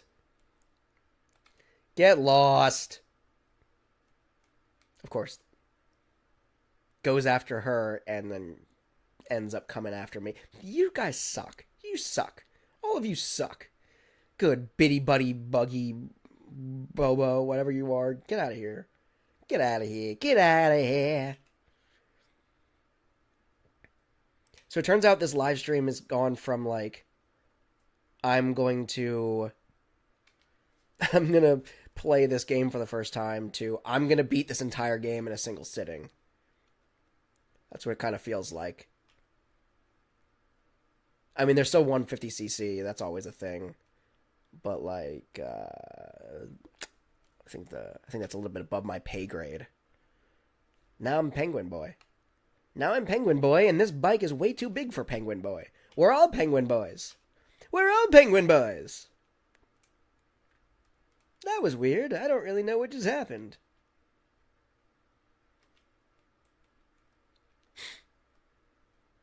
Got somebody. Don't you dare steal it. Making bad moves up there, Peachy. Oh! Get wrecked, son! Peach just got absolutely clobbered. Are we going to talk about that? I had 3 green shells and they were just on me, and she was just going slightly too slow. And she got caught by one and then took all 3 to the chin. Crazy. Just crazy. Alright, here we go. Now we're doing the freaking obstacle course. Let's do the hoop course. Yeah, buddy. Here we go. We're gonna get the last one. There it is. And then we're gonna drop this little guy right there. And we're gonna get this here. And we're gonna wee. Oh no, the only way you could possibly get hit by a bullet bill, and I did it. I was literally talking crap earlier in this stream saying, that bullet bill's way too high. How is anybody ever going to hit that? Well, that's just how you do it. You don't expect to do it, you just do it. Oh no. Oh no. This is a lesser variant of Bowser. I'm not thrilled about that. And lesser variant as in, like, I just don't like this one as much. There's no meaningful difference, I don't think. I'm about to get wrecked by a blue shell, though. Hey, thank you for that. Kiwi says, I've heard the standard 150cc engine feels faster than the 150cc in 8 Deluxe. Oh, no. That means I'm going to get wrecked. At least if I stay off of online multiplayer, you jerk. If I just play it single player, I might be fine. I might be able to at least compete. He says as he's barely competing in 100cc right now. Heck yeah. I'm for sure gonna go... Oh, man. So I'm gonna for sure stay out of the water as much as humanly possible right now. You stay away from me. You stay away from me, Wiggler. You stay away from me, Wiggler. Oh, I'm gonna bully you out of the way, Wiggler. That one's for you, Wiggler. I don't know if it hit you. Probably didn't. But just know that it was for you. Ah, crap. Didn't anticipate that. Didn't anticipate that turn. God, I can't speak. Got all choked up by me not hitting those people. Alright, this one I'm just going to hang on to for prosperity and to not die, hopefully. Somebody's going to throw a shell at me. And as long as it's not blue, this green one's going to defend me. It's going to defend my honor. Let's go! Yeah. Yep. Boom. Oh, crap. They always come back to back like that. You think you're safe, and then you're not, because you never are. I tried to throw that forward. That was lame. Peach? Peach? You and I both know that you don't belong there. You garbage. Well, it wasn't Peach, but still garbage. You and I both know that you don't belong in first place, Peach. Step aside. And let the King Koopa cook. Oh, dumb biker Bowser garbage. Alright, come back here. Come back here, Peach. Alright, that one's for you, Peach. Peachy! Bye-bye. You done. You donezo. Boom. Gotta stay fourth or better now.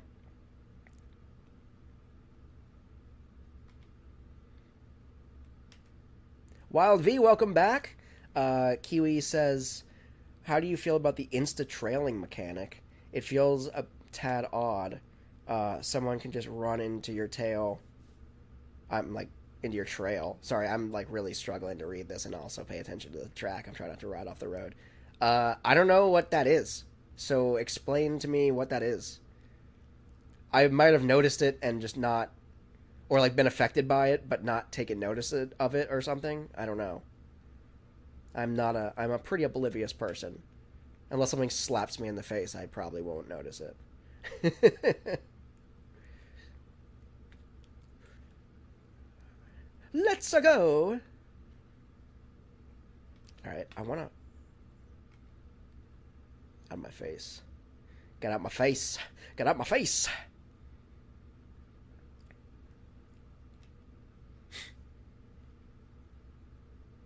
By sidestepper.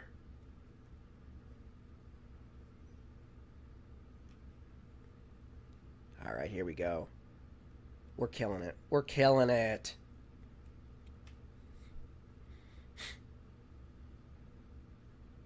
By the way, Wild V, since you're just joining back in here, I've already conquered the entirety of the Grand Prix. It was kind of meh. It was just okay. Wasn't anything to write home about compared to Mario Kart 8 Deluxe. But this part, this is the Knockout Tour.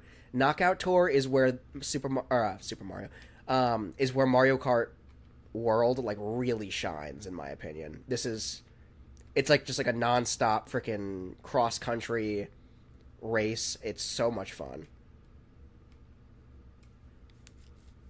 And it kind of... Oh, I hated that. What the heck? I was trying to ramp off something. I didn't know I couldn't ramp off that one item. This is where it always gets crappy, though. gotta aim for first, and it always gets questionable.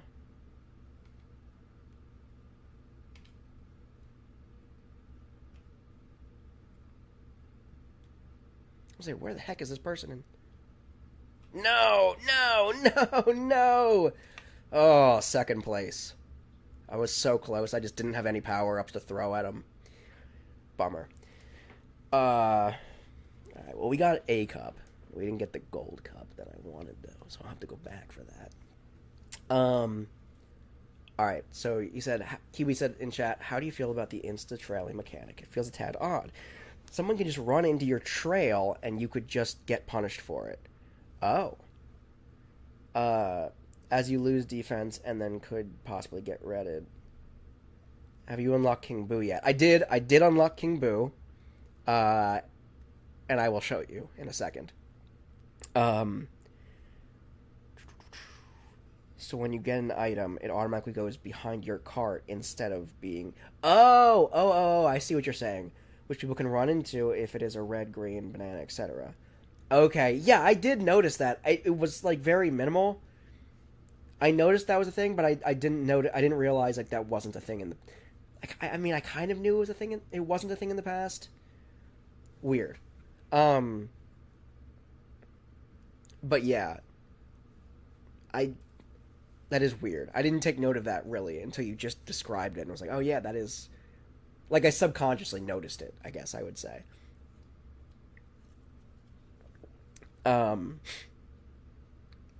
Wildbee says, yeah, I definitely won't be buying the Switch myself. Getting someone to buy it for me and for Tomodachi Life too.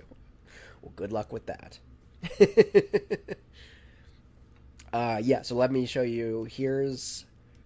We unlocked a lot of new characters. Here is King Boo. Unlocked. Ready to play. I'm gonna keep playing as this cool Bowser I got. Supercharged Bowser. Who has dual exhaust coming out of his shell for some reason. I don't know. I can't explain it. But, he's my jam. And I got this bike, and I put this little sticker on the side that I unlocked in free mode. Free roam. It's it's from the movie theater course. I got it from clearing a mission. How early on did I unlock Boo? It was in the Grand Prix section. I don't think I've unlocked any characters since I stopped playing the Grand Prix. I don't know if there are more characters to unlock, frankly. I'm not totally sure. But, yeah.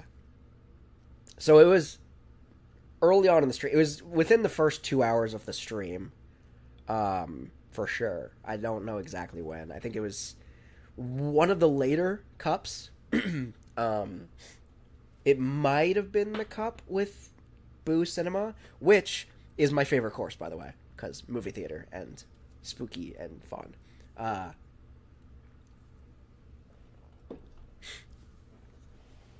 Let's see here. Where does this end up? But yeah, like I was saying to Kiwi earlier, I wouldn't necessarily recommend getting the Switch 2 for anyone. Like, if you have a Switch 1, there's really no reason. Mario Kart World, in my opinion, thus far, is not good enough to, inspire you. Oh, that was ugly. What the hell? To inspire you to get an entirely new console. If you don't have a Switch 1 right now, and you're choosing between a Switch 1 and a Switch 2, obviously I would probably recommend the Switch 2, because games are going to be developed for it moving forward, in a capacity that they're not going to be for Switch 1, obviously. And then also you get, like, pretty much the entire Switch 1 library is already out, and you can play it, some of them enhanced, and, so on and so forth. Got 'em. But I would definitely say, like, if you have a Switch 1, unless you're, like, really hell-bent on playing Mario Kart World for some reason, which I can confirm today, right now, that it's not that serious. It's not worth getting an entirely new console just to play Mario Kart World. I would probably advise against it. But Wild Violet says, if someone gets it for you, I don't mind. Yeah, I mean, if somebody's going to get it for you, for sure. Obviously. If somebody gave you anything, I would take it graciously. Even a Switch Lite, I don't care, like, if they're getting it for you. But, yeah, I mean, I wouldn't go out of my way to spend my hard-earned money. Which is probably, like, we got into some investing discussions, and as a person, as a very wealthy shareholder of Nintendo, who owns exactly 1 share of Nintendo, I should probably be encouraging people to buy all the Switch 2s, because I think that's just going to make my 1 share of Nintendo slightly more valuable. But yeah, no, from a realist standpoint, it's not that serious. I was saying earlier, my only fear with the Switch 2, one of the real reasons I bought it at launch, not because Mario Kart World was like the selling point that it was supposed to be, but rather, I was just afraid, like, if I don't get it now, then there's going to be a long period of time where it's in extremely high demand. Like a PlayStation 5, I struggled to get my hands on for years. The Xbox Series X, same deal. I pre-ordered that one, so I was one of the few, or not one of the few, plenty of people did it, but I was one of the lucky ones that had it on day one, which was nice. But I was afraid that there was going to be a long period of time that once there were, like, the game catalog is going to continue to grow, and eventually there's going to come a game, like a new Animal Crossing, or something that's, like, really hyped up, and something that I really, really want to play, and I won't be able to play it because it's a Switch 2 exclusive, and because I haven't gotten a Switch yet, and then at that point I won't be able to get a Switch 2. So and then also I mentioned that, like, I wanted the Switch 2 because obviously I have this channel, so it's a bit of an investment. People want to see me playing the new games as they come out. So like I said, it's kind of an investment. Like, when the new Donkey Kong game comes out, I'll be playing it on my channel on launch day. Right, and Mario Kart World just launched, playing it here in the live stream, so it's that kind of thing. For me, it's kind of an investment because of my channel. But aside from that, yeah, there's not a lot of selling points for the Switch 2 at this point. I mean, that sweet, sweet tech demo. Yeah, I mean, I highly recommend. I mean, I would say get a Switch 2 just so you can. I almost clipped that bird. Just so you can play, what is it, Switch 2 Welcome Center? Psh, glorious. A glorious game, I'm sure. Highly recommend. Get a Switch 2 just for that. Just for that tech demo. That paid tech demo. Still blows my mind.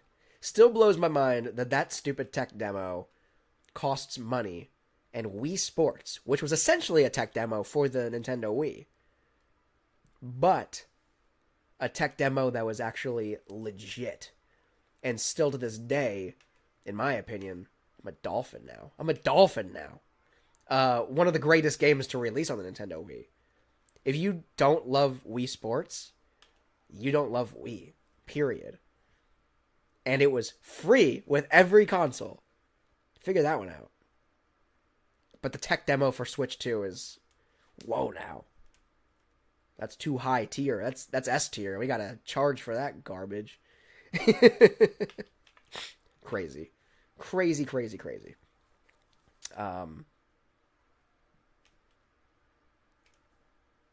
Wild V says it's nothing special. Oh, hold on. There was a longer message that I didn't get to read before that, so I'll read that in a second. Let's get out of here. Oh boy. Mecha Donkey Kong up here. I want a mech game. I want a Nintendo mech game where it's just like a beat 'em up. Or like a brawler. With like mech Donkey Kong, mech Bowser. All of them. All of them, boys. Let's go. Alright, we're in 5th place. Need to be 8th place or better. I've never been knocked out in a knockout tour. And I say that with some level of confidence because I feel like I'll make it to the Final Four every time. At least at 100cc.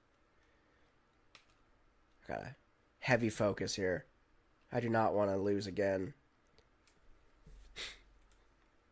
I don't like how King Boo is a playable character and he's also out here snatching souls.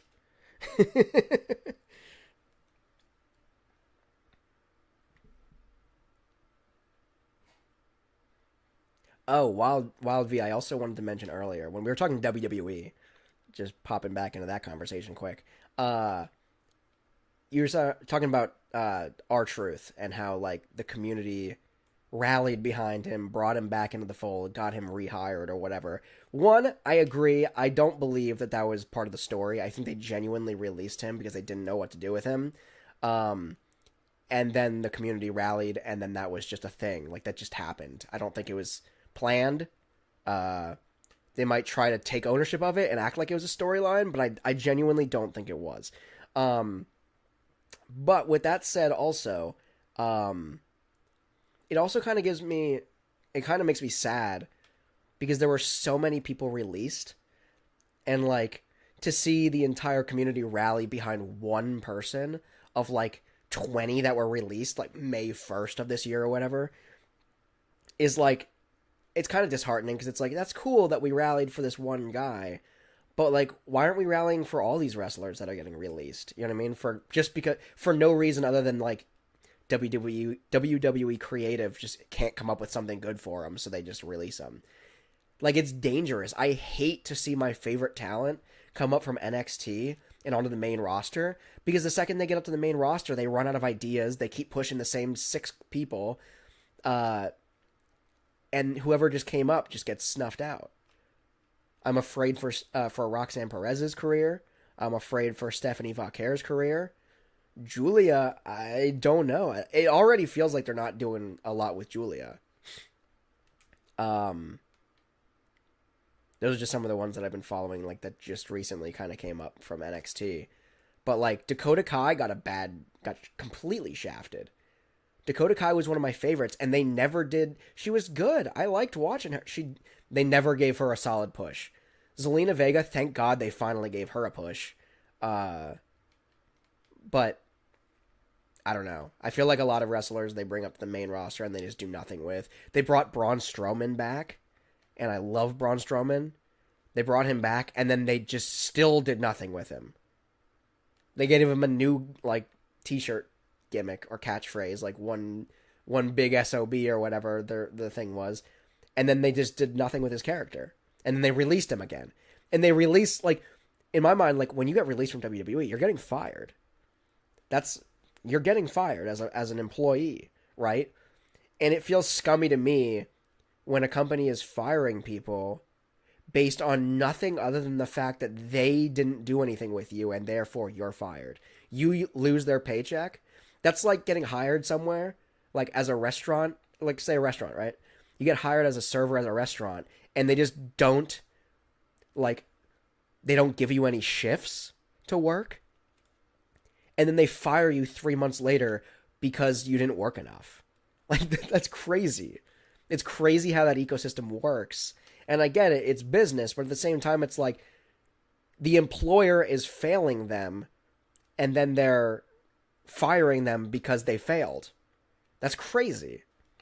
And I love what they did with R-Truth. I love that he got his job back, but at the same time, like, for how long? 3 months until that flash in the pan, until the rallying audience, like, the audience stops rallying behind him, and then they're on to the next thing? And the WWE fires them again? It's just weird. I don't know.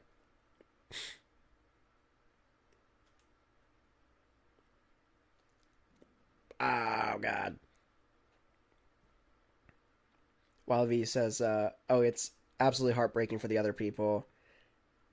I will miss Carlito. Yeah, Wait, when did Carlito get released? Some of them, they go away. They just disappear off TV, and I don't even realize they got released. There were a bunch of other people that were released in May. Was Carlito one of the like 20 people that got released unceremoniously?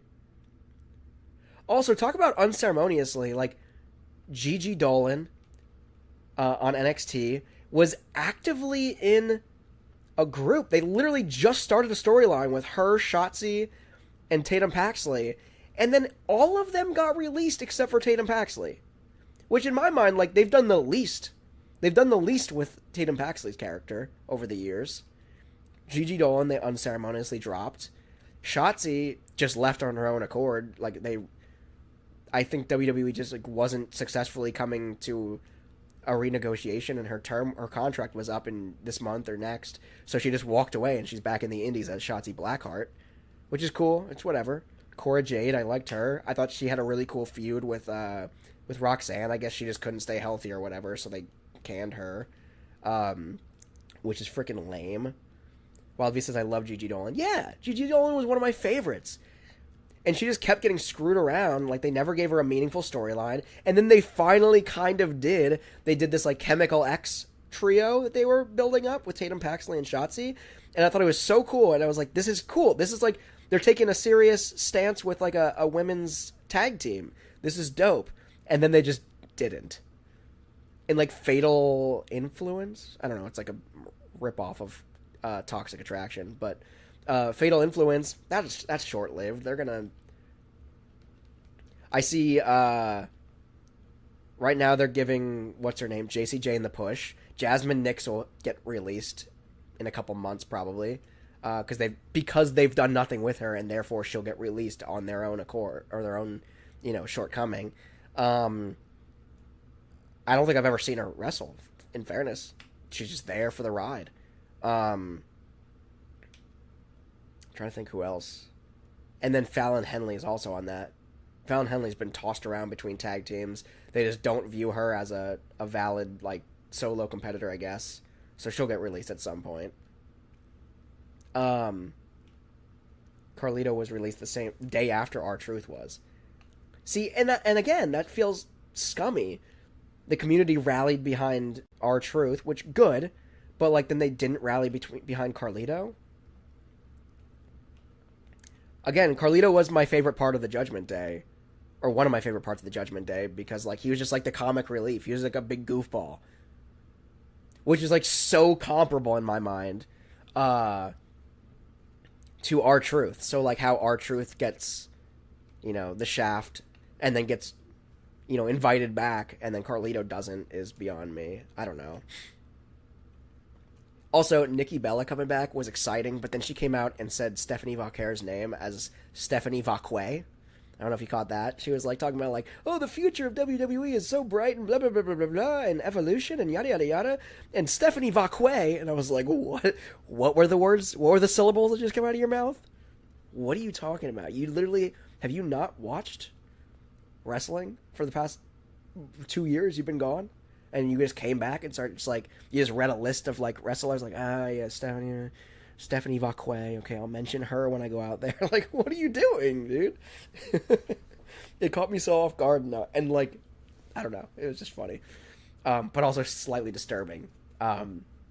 This, like, Hall of Famer comes back and mispronounces one of the up-and-coming stars. Rough stuff. Wildby says he apparently wasn't fully released yet and could appear on TV, and when the Monday came, it felt so empty when they showed the Judgment Day. Oh, he hasn't been released yet? Wildby says, poor Nikki. Yeah, I love the Bella Twins. And I'm really excited that Nikki Bella is back, because, like, Nikki Bella was wrestling when I first got into wrestling, and then she pretty quickly disappeared. She was, like, my favorite back then. But I will say, Liv Morgan is one of my favorite female wrestlers now. I think she plays a great crazy person, and it's fun to watch. That cackle she's got gets me giggling every time. Like, she's like genuinely a lunatic, and I think that it plays a great character. And her rivaling with, or like having this feud seemingly with Nikki Bella is just like, that's fun. Oh, he has been released now, but they chose to not show him before his contract was up. Yeah. Yep. That's WWE for you. They don't do things that make sense. Ooh, I just unlocked Dolphin. Guys, I just unlocked Dolphin. Heck yeah. That was weird. I didn't even know he was going to be a playable character, but we just unlocked Dolphin.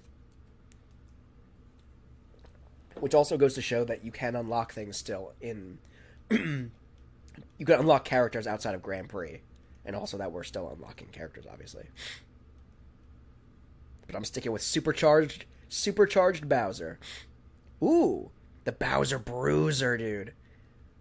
Heck yeah. Where's my sticker, though? There's supposed to be my sticker on this. There's no sticker on this. Is it under my groin? Dude, the sticker literally goes under your groin. Hold on, is that real? If I change this right now, is that what it is? Yeah, it's I'm sitting on it. Okay, whatever. Suddenly this reaction from Peach in this makes great sense. She's just in his groin. What the hell? Okay, sure. Let's do it. I'll have to come back and do this one again. I'll come after the Acorn Rally. I'll come back and turn that silver cup into a gold cup by any means necessary. Apparently, Rhea had an R-Truth t-shirt, and Talon got told off by the WWE and said they couldn't wear stuff in support, but Dominic wore a Carlito t-shirt on TV anyway. Yeah, see, I don't know. How can you just, like, not...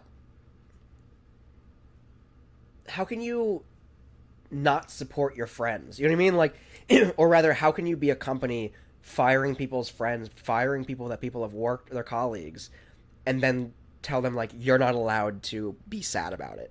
You're not allowed to show any support. I mean, I'm sure there are still R-Truth t-shirt or Carlito t-shirts available on the WWE shop. So, like, good. Dominic pushing or wearing the shirt is just going to push people to buy the last remaining shirts. That's good for business, I think. Does it make WWE look scummy? Kind of, but they are scummy to some extent. I don't know. Just my hot take. I think Dakota Kai was the one that like really bugged me because like she's been there for so long. Braun Strowman, same. But like Dakota Kai has been in that game for so long, and they just never did anything with her, anything meaningful. And they had her as part of like the weird odd man out in what the hell was the group that she was in? I don't even remember. It was so stupid. It was the Kabuki Warriors plus Dakota Kai for some reason. It was the one that Bailey started. Crap. I forget the name now.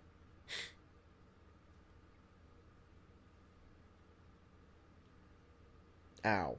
I thought the boomerang was going to save me, but it did not.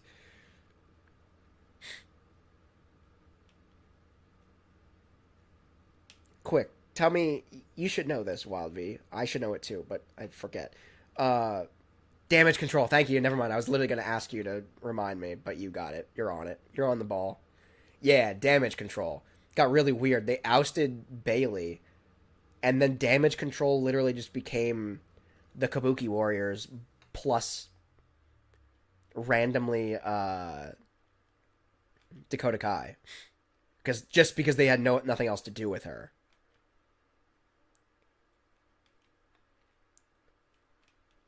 And then they ousted her, and they kept, I guess Asuka's back now, or just coming back. I hate Asuka. I don't know why. I'm just not a fan. I've just never really dug her character or whatever. I don't know why they changed Io Shirai to Io Sky, but it's fine. Io is fine. I don't mind her. It's just Asuka. I don't know. I guess like I'm just like a very, I want to say average, like normie kind of wrestling fan. And in that, I guess I want to not have to suspend disbelief too much. Which is why I typically, I think we've had this conversation in Discord. It's why I typically, like, lean towards the women's wrestling.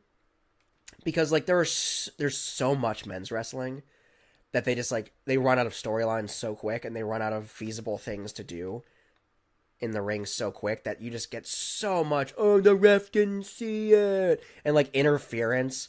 And, like, the ref didn't see it is the most annoying thing.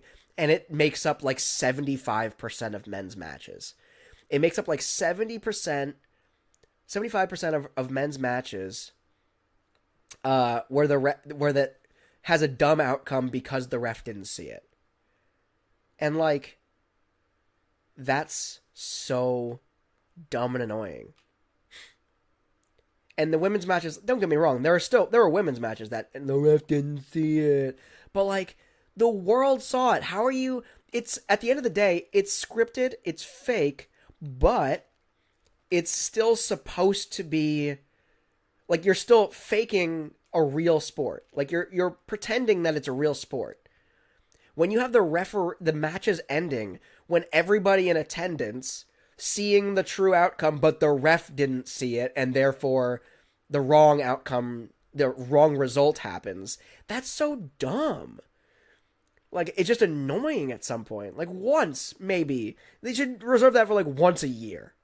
Let the ref not see it once a year and stage it in a way that the ref, like, it all happens very quickly. It's a blur and, like, whatever. Make it less obvious, you know what I mean? Like, not just like, oh, the ref is over there talking. You mentioned Liv and Raquel earlier in chat. I didn't get to read the message, but I saw those names come up. And, like, it's so, like, oh, the ref is over there talking to Raquel, and therefore Liv is doing something in the ring that the ref isn't going to see.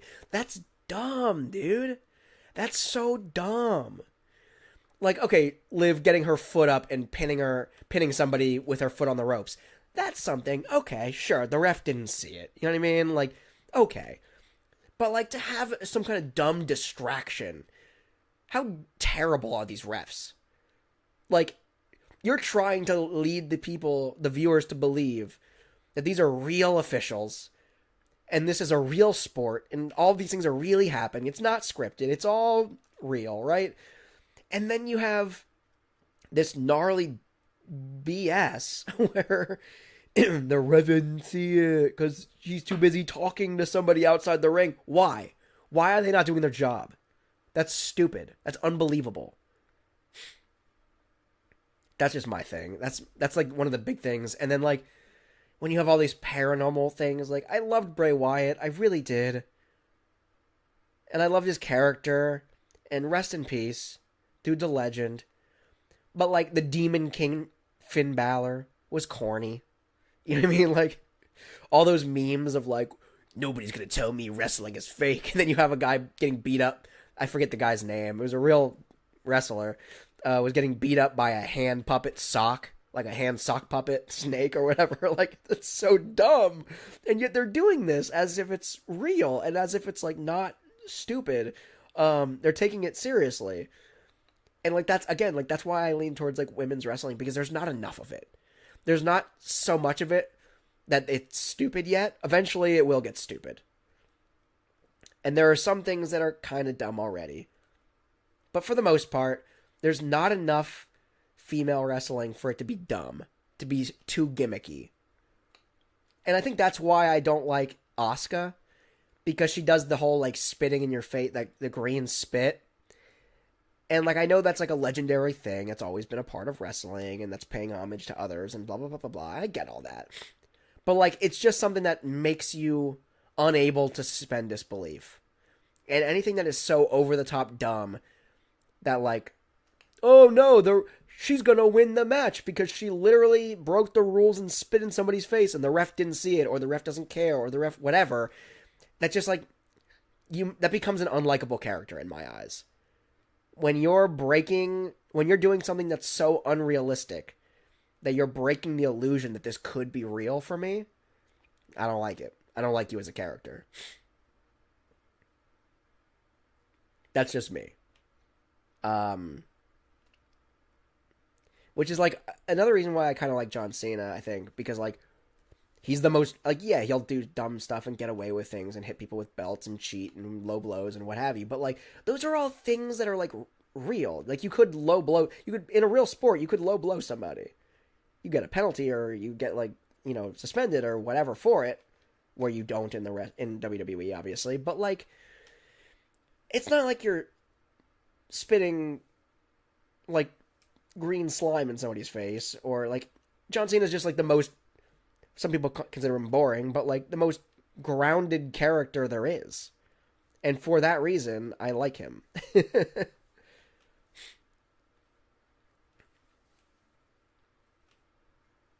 said Asuka will be back this Monday. I don't know how I feel about that. It's fine. I do think, like, as a trio, I could get behind the Kabuki Warriors. If it was Io Sky. Forgot they changed her name. Io Sky, Kairi Sane, and Asuka. I could get behind that as a trio. I'm not really super... I like Io. Io had a cool, like, single run.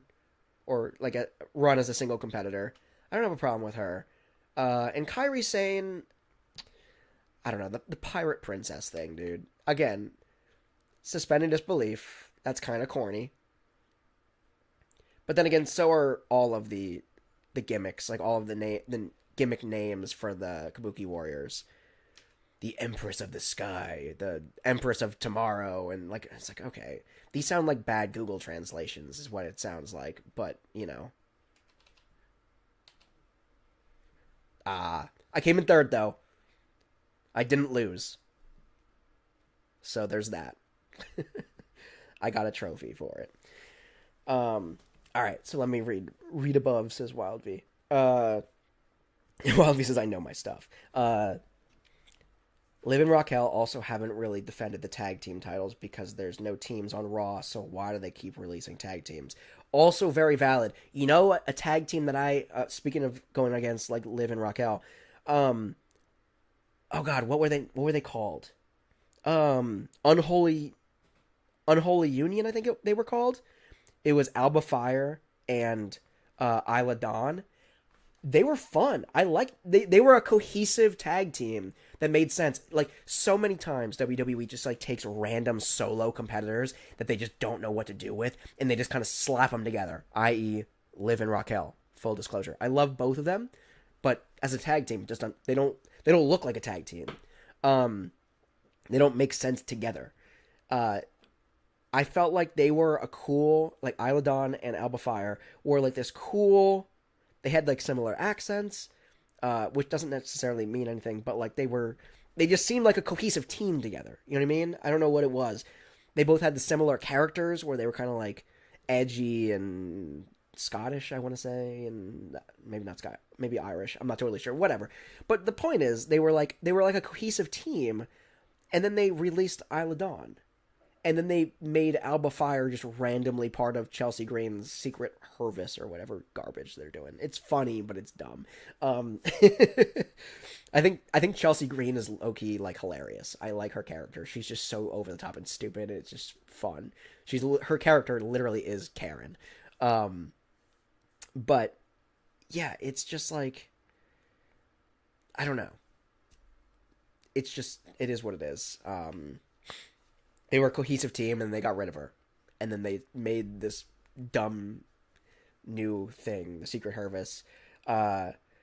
So I agree with you that they shouldn't keep releasing tag teams. They shouldn't keep releasing anybody. They're releasing people left and right as if they're like hemorrhaging money. And during the pandemic, when there was no live audiences, that made sense. Now we're out of it. There's no reason for this. This doesn't make any sense. Especially with this whole TKO thing. Like, they should be rolling in money, in theory. Wildv says, I feel like some fans could book better than WWE. For sure. Wildv says, Chelsea probably next the way it's going. Next to be released? Honestly, I think Piper Niven and I think both members of the Hervis, the secret Hervis, I think they'd go before Chelsea goes. I think people like Chelsea. I think Chelsea's probably making enough money off of merch sales and just her stupid funny gimmick, that she'll stick around. I don't know. At least through the next wave of releases. Maybe the next wave after that. Maybe right now she's above the Secret Hervis. The Secret Hervis might both go. And then she might have a storyline like Tatum Paxley where she lost her friends because of WWE releasing them. And then next thing you know, you have Chelsea having a storyline that she lost her Secret Hervis for the same stupid reason. They won't admit that in the storyline, but they'll play it up. While V says people like all the wrestlers and had merch. Yeah, see, that's the thing. Merch sales directly impact who stays and who goes. Like, that's the reality of it. How much of a pop they get when they enter, but also how much merch they sell, because that's dollars for the WWE. Dolphin beat me. So next thing, Wild V says they spoiled Asuka's return on a tiny pixel photo of her being on the Queen of the Ring tournament, and fans are annoyed. She'll be back this Monday. Yeah, she is. Do we think she's gonna win? I'm trying to think. This Monday. That's the last round of the opening like qualifiers, right? And it's Asuka, Stephanie Vaquer, and two other people that I forget. Who I'm full on. I don't care who else is in it. I'm full on like. I mean, Alexa Bliss won last night, which I'm stoked about. I am in that last bracket. I am fully on board for. Oh, that's a cool bike. I'm full team Stephanie Vaquer. Period. I don't know. She came on the scene. She's been dominant, which is fun. That thing that she does, the dragon screw, where like she hangs somebody up on the rope and then grabs their leg and whips them off of it. That looks like, of all the wrestling moves, that one looks genuinely painful. Like that one looks like it would be so easy to literally rip somebody's leg out of the socket. And because of that, it's like my favorite move. It's so cool to watch. Because she's not, I mean, somehow she's not actually ripping. I mean, maybe it just looks crazy and it's not actually that crazy. But like so many submission moves are just like, that doesn't look like that hurts. They're bending their leg the right way. Like, you know what I mean? Like it's not, that doesn't hurt that bad, if at all. Barely putting any pressure, but like that dragon screw, and I don't think she invented that by any means, but like it's crazy. She's kind of a badass, is my point. And like they've been putting her over since she got here, and then like they also spotlighted like her story of how she came from Chile and like always wanted to be a wrestler and was like whatever through the different indies and what have you. And it's just like a really cool, inspiring story. So like overall, just I don't know. Wild V says, unpopular opinion, Braun Breaker's spear is brutal. Is that an unpopular opinion? Because I 100% agree. He's my favorite to... Like, spears mean nothing to me unless Braun Breaker is delivering it. He looks like he's going to act... Like, of all the times, like, oh, Roman Reigns, you almost just broke that guy in half. Like, no, he didn't. But Braun Breaker, when he hits somebody with a spear and they both do, like, a full-on backflip from the impact, that's crazy. Braun Breaker almost broke his neck the one time. Somehow his legs got over the top of him after delivering a spear. That's bonkers, dude. Like, that's the kind of wrestling that's like, whatever you say about wrestling is fake and blah, blah, blah. Like, yes, it's scripted. The result is going to be the same. It's going to be, written. But, like, those crazy moves that for a split second make even the most logical person who's just like, yeah, it's fake. Those moves that just like, ooh, that actually looks like it hurt. Like, those are the ones that are, like, really well done in my mind. Braun Breaker's spear is crazy.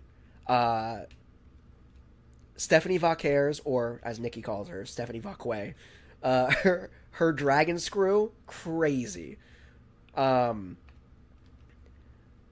Also, Stephanie Vaquer also has another dumb... it's fun. It's the one where I don't remember what it's called. The Devil's Kiss, I think. Where she's basically just like using her legs to like slam people's face into the mat. That's also fun. Like, that looks like it could hurt. It depends on who's selling it. Whoever's taking it is the one that like has to really sell that move. Stephanie can only do so much. If the other person is like flailing goofily and like it just doesn't sell well, then it doesn't look that great.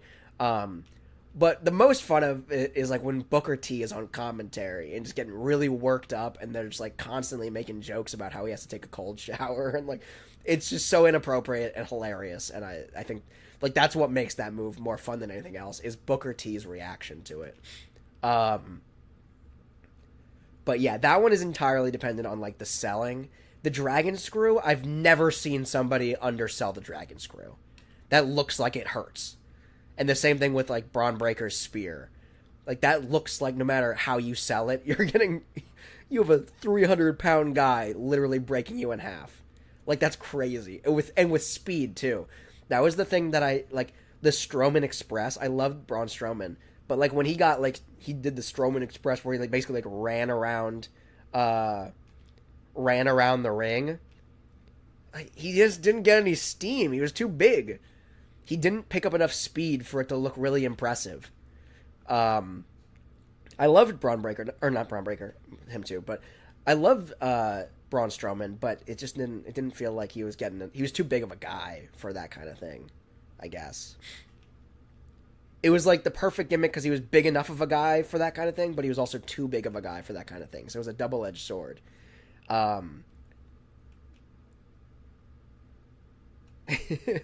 Wild V, I see you sticking up for Seth Rollins in there. Whatever people think about Seth, I'm happy he's helping other talent get over in the main event scene. I would agree with that, but I'm also kind of... So that's the thing. I don't know if he's really helping them get over or not. Like, and don't get me wrong, it's not Seth Rollins doing this. Like, he's not the one that's like, oh, how about you bring these two new talented guys up here and you just have them be my lackeys. That wasn't his idea, I wouldn't imagine. WWE was literally just like, we don't know what to do with Braun Breaker's character, which is another, like, what the hell is happening? How do you take somebody who's so dominant in NXT and so beloved in NXT, bring him up and forget who he is, and then just destroy him, like, as a character, and then have him, like, be somebody else's lackey, someone else who has been here for forever and been on the title scene for forever, make him just a lackey. Same thing with Bronson Reed, who I'm surprised is back. Thought he would be for sure released at some point. Well, if he says don't you dare. Yeah, no, like, I do like Seth Rollins. He's not my favorite, but I like him. I'm just saying, like, I don't know. It feels like putting other guys behind a main guy doesn't feel like they're really doing anything for them.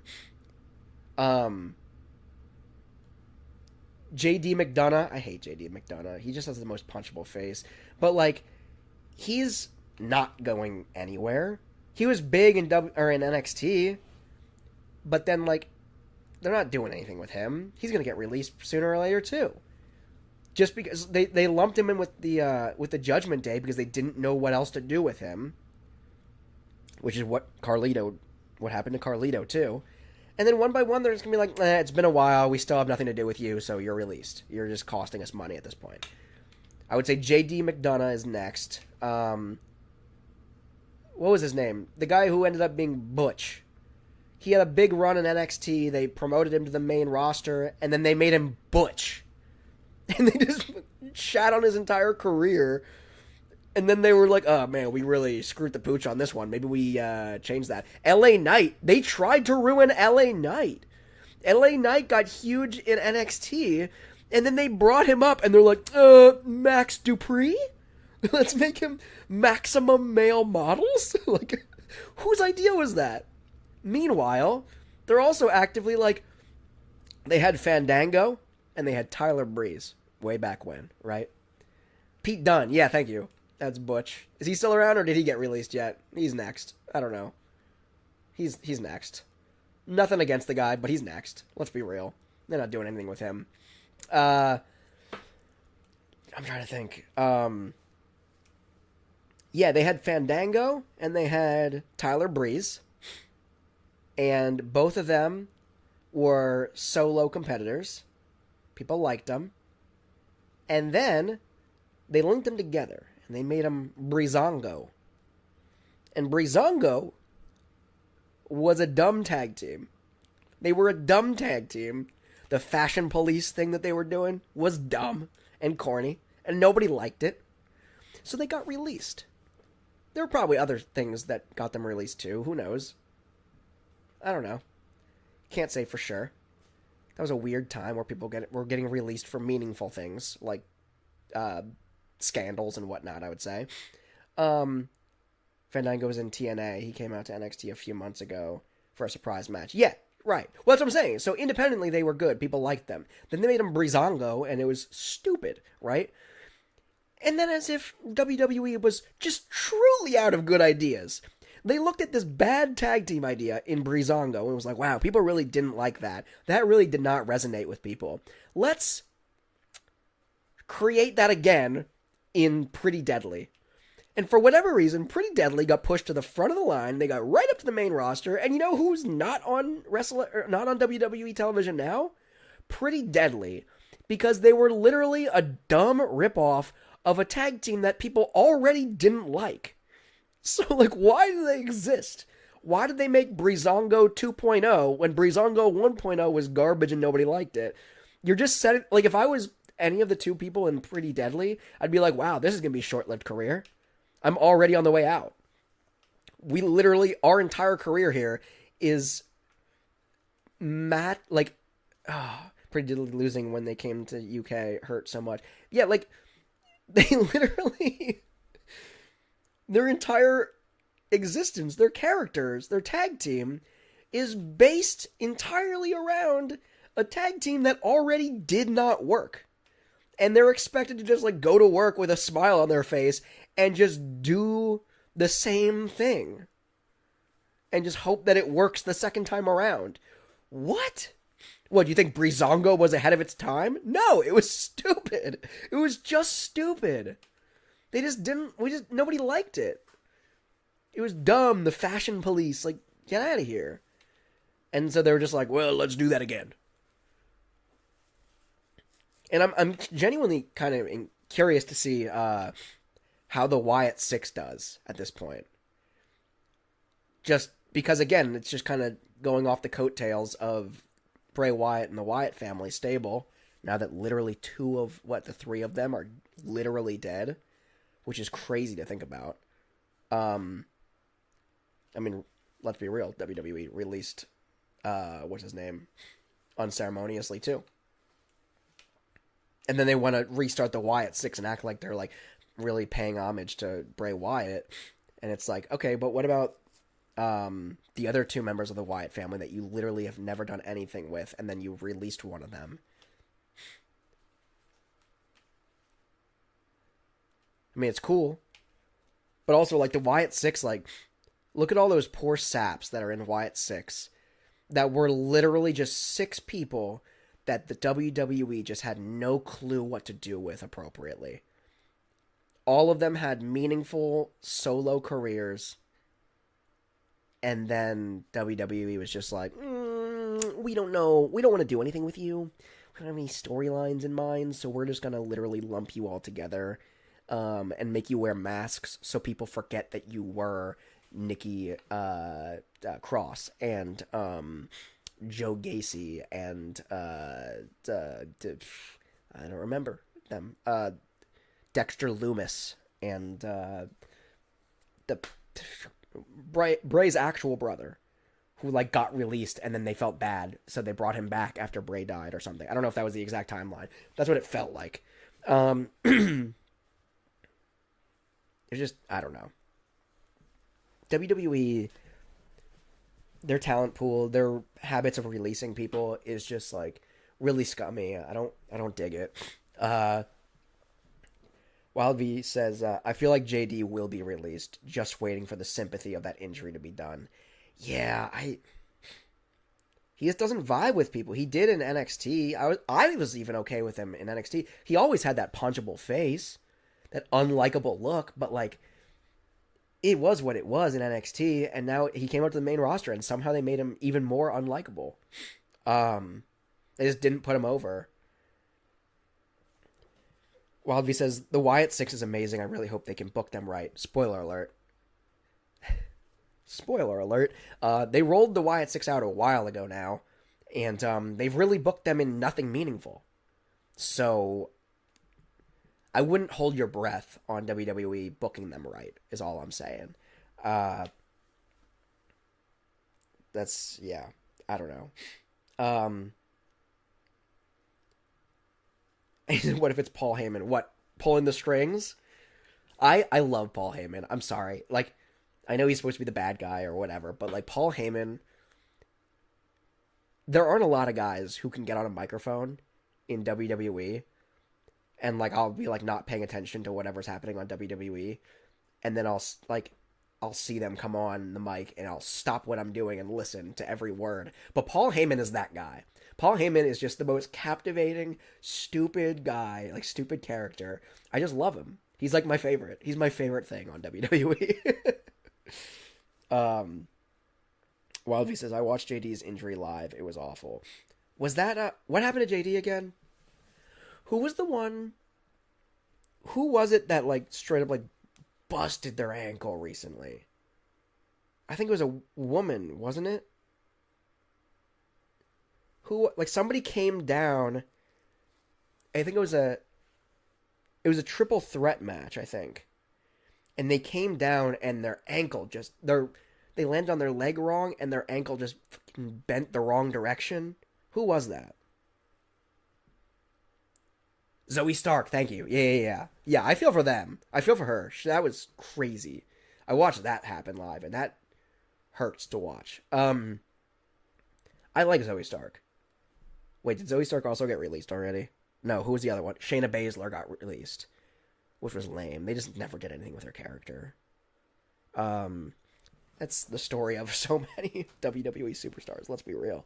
But that's the thing, too, like, people, you can talk crap on wrestling. And, like, yes, it's scripted. Like, you don't bet on it. It's not a real thing. It's, you're watching it for the story. The same way you watch any other reality television. WWE Pro Wrestling is literally just, like, reality television under the guise of, like, a sporting event, right? Sorry, I got something in my eye. It's like a sporting event, reality TV show. So, like, don't take it too seriously. The same way you wouldn't watch a sitcom and get, like, really butthurt about characters. Whatever. You feel for them. You attach yourself to certain characters the way you would. And you're hurt when they get released, or you're hurt when they lose a match, or whatever. You're rooting for them, whatever. You're emotional about it. But, like, it's not real. But, with that being said, you can't tell me things like that Zoe Stark injury or like all the different injuries. Like, the flips you're seeing, the stunts that they're doing, they're still real. And I think that's another reason why I prefer the women's division, because, like, so many of them, like, the guys, the men's division, a lot of them rely strictly on, like, oh, I'm big and I'm strong and I can pick you up and put you down real hard. Like, okay, cool. Like, or I can do a flip, or not even a flip, but, like, I can punch hard, or I can do whatever, and that's sure. But, like, the people that really resonated with me, like, I like the people that do crazy stuff. That's why I like Logan Paul. Because he throws his body around like a maniac. For a guy who's that tall, should not be doing. I loved Ricochet, who's now on AEW, I think, which I don't watch just because I don't want to pay for the pay-per-views. And if you're not paying $50 for the pay-per-views, you're missing the bulk of it. The television shows just lead into the pay-per-views, obviously. But yeah, I loved watching Ricochet. And the women, I feel like so many women who get into professional wrestling started with, like, gymnastics or something. Like, look at all the crazy, like, acrobats on NXT right now. Sol Ruka. I think she was a gymnast, a former gymnast, and does crazy flips. The Soul Snatcher is dope. So many of her moves are dope. Kalani Jordan, another one that does crazy stuff. There's so many. Jada Parker, I don't think she was a gymnast. She might have been. No, I think she was like a soccer player or something. I think they said at some point. Wildby says, I loved Shayna's character in NXT, and I don't know why they stopped it. Exactly. That's why I almost don't like seeing my favorite NXT talent make it to the main roster, because in theory you're like, yes, they're going to get paid better, they're going to do well, their career is just launching from here, but in reality it means they're going to sit there in the back room in catering for a year and a half, and then they're going to get fired for no reason other than WWE just didn't know what to do with them. And that's crazy. But anyway, let's get into the Heart Rally. Then we got to come back and do some of these over because I didn't do too hot. I want the gold trophies on all of them. And this will probably unlock the one with, if there is one with Rainbow Road, this will probably be the one that unlocks it. But yeah, I don't know. It's just, it's rough being a fan. And like Shayna Baszler, I never really had like a huge attachment to her. But then she was on G4. Because Creed, Xavier Woods brought her on G4 at one point, and she just like was like super nerd, and she was like, "Oh yeah, I play Warhammer and I play all these games and blah blah blah. I'm a huge nerd," and like that just endeared me to her. I was like, "Oh, you know what? She's one of us. She's cool. I like her," and like they never really did her any justice as a character in WWE. But as a person, she seems really cool, and so I like her, and then they fired her. That's the story of my life. All my favorites just get fired. What's crazy, like Cora Jade, for example. Cora Jade got done dirty, and it was mostly just by her own body. Like, she just got injured a couple too many times. Her and Roxanne Perez were on the same exact trajectory for so long. And they had a rivalry, they had a tag team, they were everything together, right? And it was so fun to watch. And I will go on record and say that when it came to being on the mic, Cora Jade could cut a notably better promo than Roxanne Perez ever could. However, Roxanne Perez was a great wrestler, is still a great wrestler, but was a great wrestler, didn't get injured as much or at all. So Cora Jade spent a lot of time on the sideline, didn't get to wrestle as much. Meanwhile, they were honing Roxanne Perez's skills on the mic the entire time. They were like, okay, once she finally kind of got like I'm the baby face, and able to cut that promo, then they were like, all right, we're going to make you turn heel now. And we're going to see if you can do that. And she couldn't at first. She was too baby-faced. But and she was like, her on the mic as a bad guy just was not to be taken seriously, right?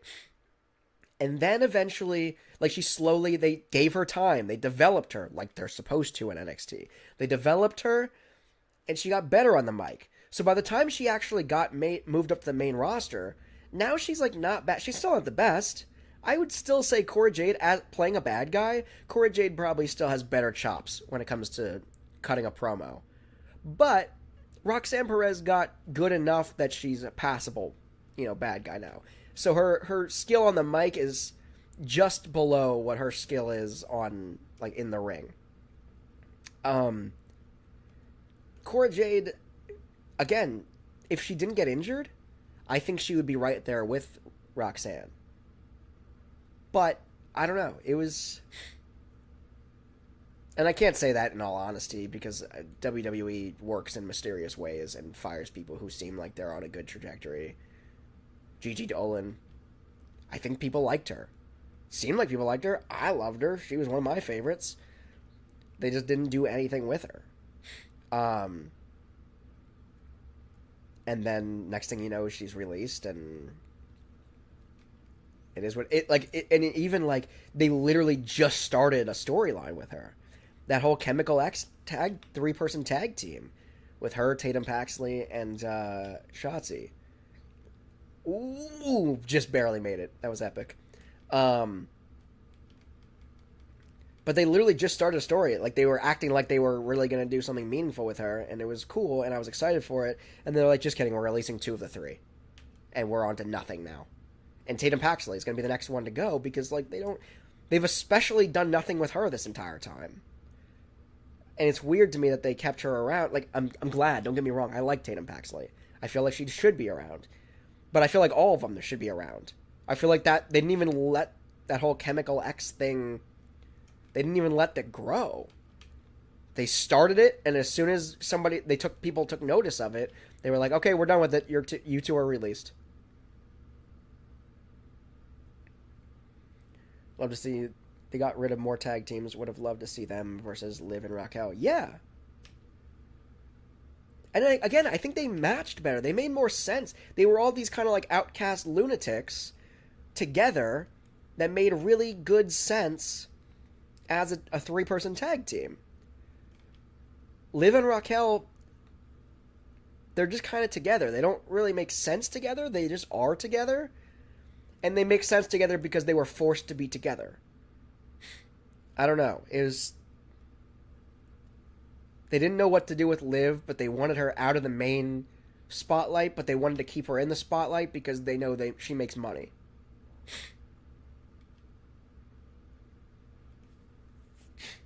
I don't know. Apparently they're making a tag team with Rhea, and Nikki and Brie might be returning. I would love if the Bella Twins came back. I feel like the Bella Twins... Oh, I'm going the wrong way. Crap, that was bad. That was embarrassing. Wasn't paying attention. I feel like the Bella Twins...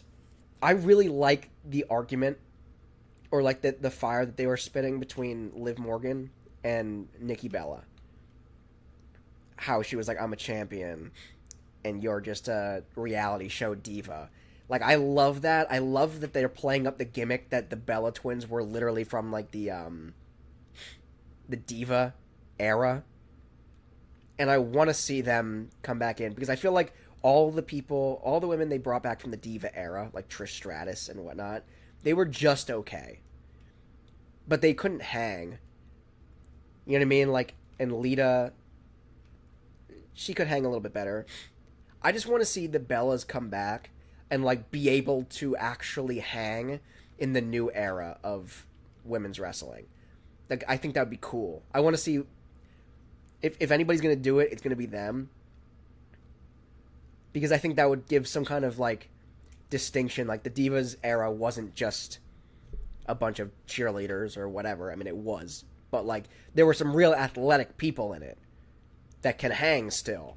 Like, I hope they go really serious about it, and they get some real Logan Paul-esque training, and they come back and they're doing crazy stuff that we've never seen the Bella Twins do before. Like, I want to see backflips. I want to see high-flying maneuvers. You know what I mean?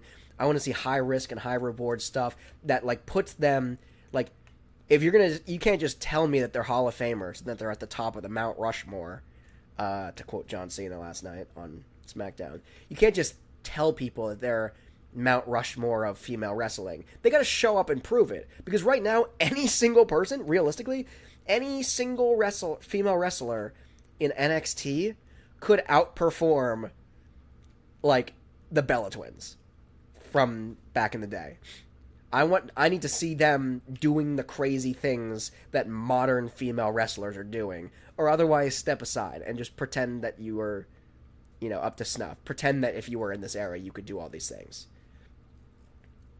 Cena and Nikki. Yeah, we don't talk about that. I wanted so bad, dude. I wanted so bad. I don't think they will, because, like, it's like probably a real, like, actually touchy subject, and they just don't want to do it. But, like, I think that could be such a great storyline. Like, there could be some real meaningful drama there. Either they get back together, or, like, in the storyline, obviously, not in real life. Or they play something up about it, like Nikki comes and just like, wow, now everybody else gets to see what I saw when we were in a relationship. You know what I mean? Like, as, like, him being the bad guy. Well, obviously Cena is married. I know. Yeah, well, so is Dirty Dominic Mysterio. Dominic Mysterio is married, too. And meanwhile, he was with Ripley, and now he's with Liv, and then he's going to be with Roxanne. I love they played up that angle, too. Nikki can still cut a promo. She was a little bit rusty, but she can still cut a promo. She can still antagonize people on the mic, which is fun. I just hope Nikki comes back and it's not just like a short-lived thing. I hope it's like a meaningful run. Like, maybe let her have a championship, let her do something, not just as like a gimmick. Like, when she came back at the Rumble, I thought it was just a gimmick thing. Alexa, I was confident was back. I was not confident about Nikki Bella, I'll be honest. I was hopeful, but I wasn't confident. Nikki will be around for a while. Yeah, I hope so too. Oh, don't forget Tiffy. I I don't know how to feel about Tiffany Stratton. I don't know how to feel about Tiffany Stratton. I'll just say it. I think she's fun. Not a, oh god, that was uncalled for. Bus. I'm not like a huge Tiffany Stratton fan, but I will say the whole Tiffy time gimmick is hilarious to me. It's in the same way, like, I was never a big Iconics fan, but, like, now that they're gone, and they're, like, in TNA, I think it is, that they're on, now that they're gone and they're not on television anymore, I'll admit, like, I miss the iconic, like, it was so dumb that it became iconic. I'm a sucker for dumb gimmicks like that. Not like Yeet. The Yeet gimmick is too, they take that too seriously. With Jey Uso. It's whatever. I thought it was funnier when it was like Yeet versus no Yeet. It was so dumb that it was kind of fun. Now they just take it too seriously. I love LA Knight though. I love LA Knight and his yeah. Like it's so stupid that I just like with everybody's hand. LA Knight. Yeah. Like it's stupid fun and I enjoy that. And Joe Hendry. Joe Hendry is also stupid fun. My wife hates Joe Hendry. Hates him. She thinks he's creepy looking. She just doesn't like him at all. And it's just like, I love it. I love the gimmick. It's so dumb and so fun that I just can't help but to love it. Oh, Tiffy and Dom. Is that a thing? Or was that a thing? I don't remember that. Or is that a new thing that I'm missing? Because I'll admit, like, I scrub through, especially as of late, I try to watch as much TV, or WWE TV programming as possible, but, like, I will admit, I scrub through a lot of it. I have it DVR'd, so I'll just, like, scrub through and get to the matches that I actually care about. So I do feel like I miss a lot of the, like, backstage elements to it. So I'm not as well-versed as I probably could and or should be on it, but...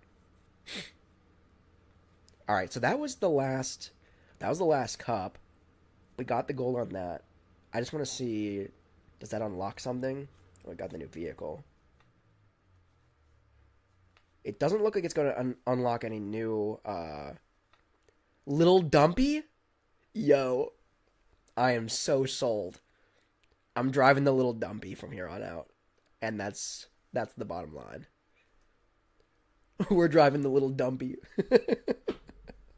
Oh god, that's amazing. Yeah, where's Rainbow Road? When is that going to be part of this? That would be crazy if Rainbow Road was part of one of these. All right, so let's go back. I think I'm going to take a quick intermission here, and then when I come back, we're going to come back and we're going to try to tackle these and get these all gold. Because I already did that with hold on, let me back out here. The Grand Prix. Little Dumpy. See, all of these, I guess I could come back and get the stars. I don't know what that means, what those stars mean per se, but I got the cup on all of these at 100cc. Wildby says, it was a thing when she had the briefcase and Liv was champion. Tiffy said, if I cash in on you, does he come with me? I could do with some dirty in my life. Oh, yeah, that's true. I remember that kind of now. It was short-lived and kind of meaningless, but yeah. I think that's the thing, like, with dirty Dominic Mysterio. He's just so crusty and gross looking. That mustache. I'm sure his wife likes it, I guess. But he's one of those guys. He's just so punchable. I feel like he would not be hideous. Like JD McDonough, just like his face, his forehead, his everything about him is just not good. He's not a classically handsome dude. I feel like Dominic Mysterio could be better looking if it wasn't for that mustache. And I think that's why he keeps it. Because it makes him the enemy. It makes him the villain, just having that gross mustache.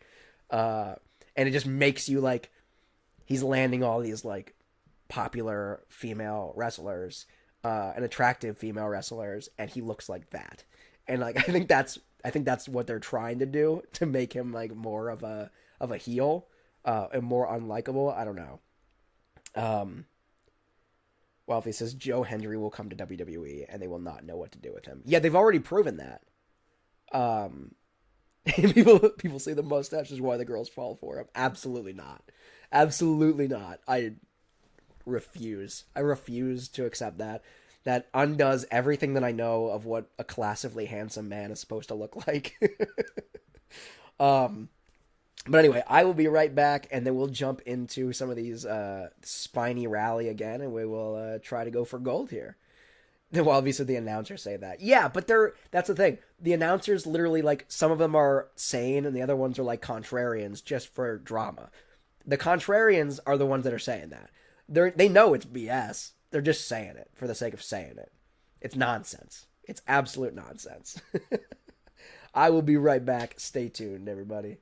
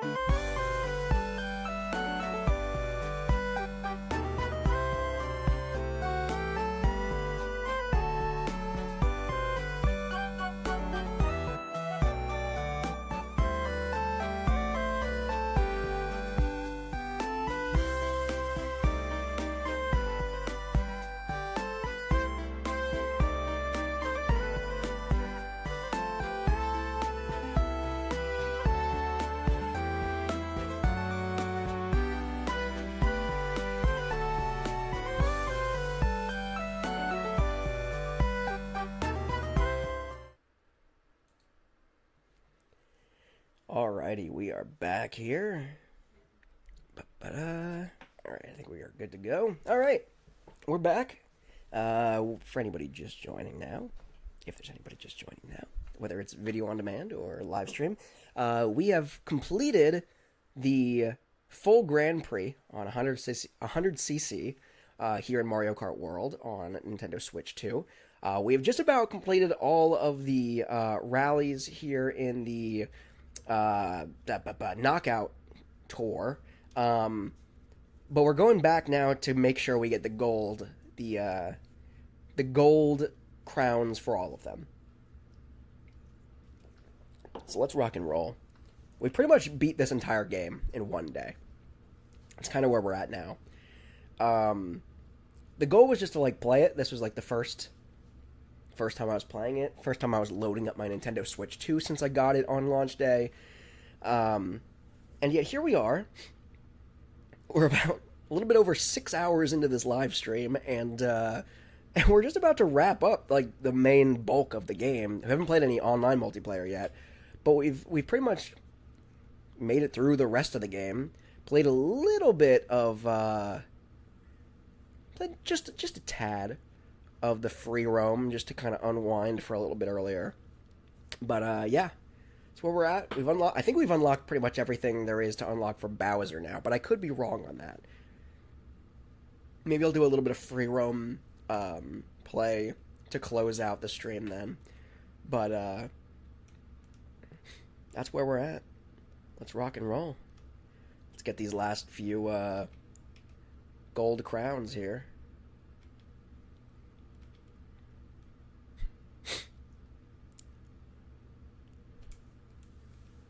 Okay. Gotta get out ahead. The best way to do that in the knockout tour, the best strategy is to get out ahead.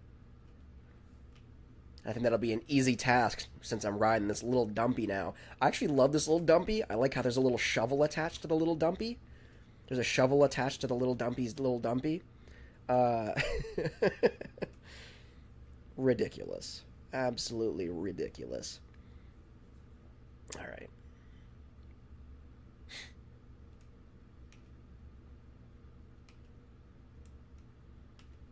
And for anybody who's just joining into the stream now, or just joining onto the video on demand later now, I will be starting to upload regular content again to my channel beginning in July. I'm working on recording some content right now that I'll start scheduling out. So I'll be back to my regular Monday through Friday upload schedule starting again in July. So in just under a month, actually, about a half a month, 2 weeks or something like that. From now, I'll be back to that. I'm going to try to do as many live streams as I humanly can.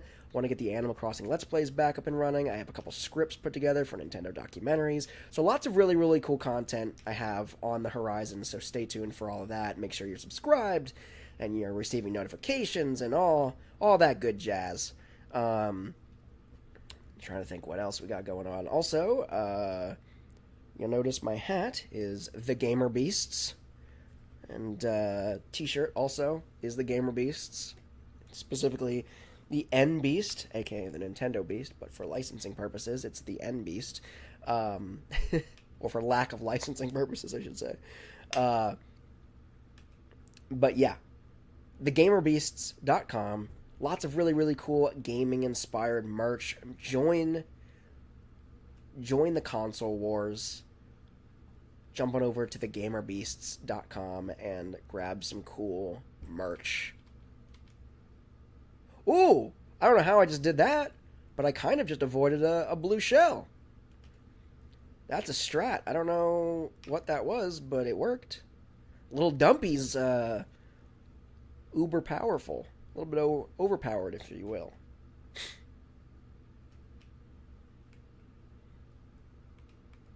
Hell yeah, little Dumpy. Let's go. Let's go! Ow. It's fine. It's fine, little Dumpy. We're back up and racing. I just love how, crazy looking Bowser is. In this costume. And then under him is little Dumpy. It almost fit with, the Harley. But this little Dumpy Just absolutely does not require the dual exhaust that Bowser has coming out of his shell right now. It's a little unhinged. Ooh, the little dumpy takes flight. the little dumpy is off to the races here. Heck yeah, little dumpy. That's such a stupid name, dude. It's such a stupid name, but I love it so much. I'm gonna ride the little dumpy till the wheels go off. We'll ride the little dumpy till the wheels fall off. Let's go. Let's go, boys.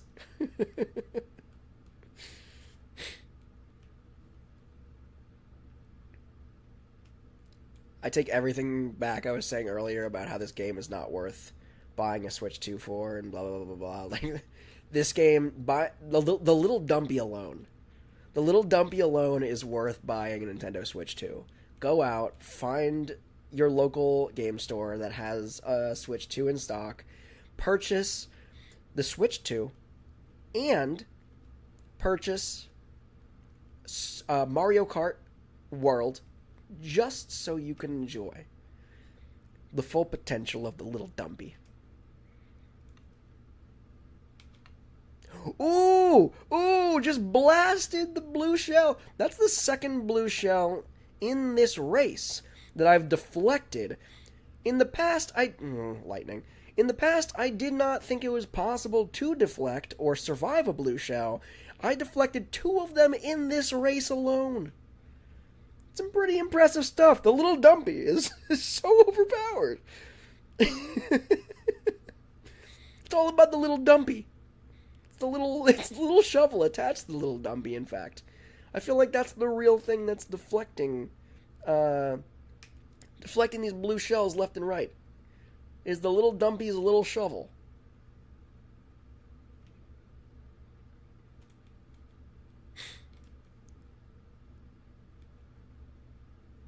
Little Dumpy is right at home on this course, too, though.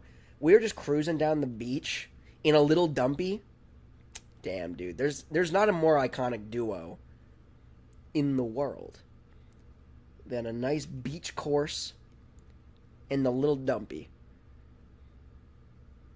I'm ready to build a sandcastle. I don't know about y'all.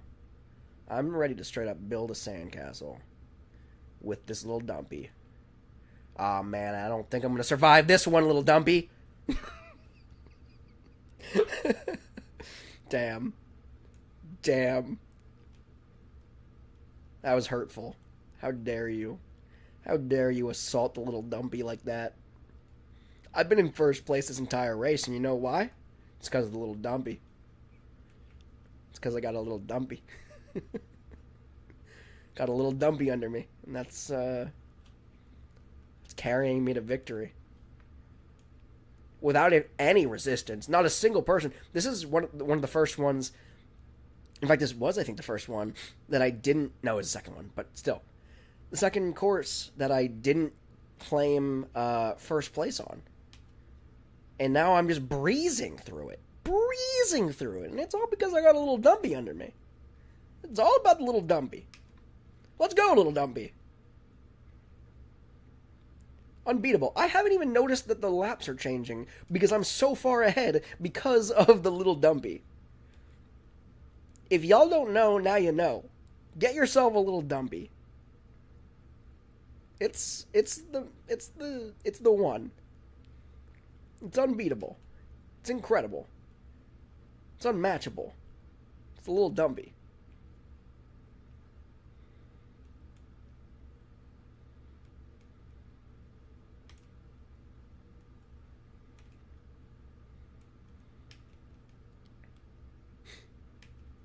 I'm literally like, I haven't seen anybody in a minute.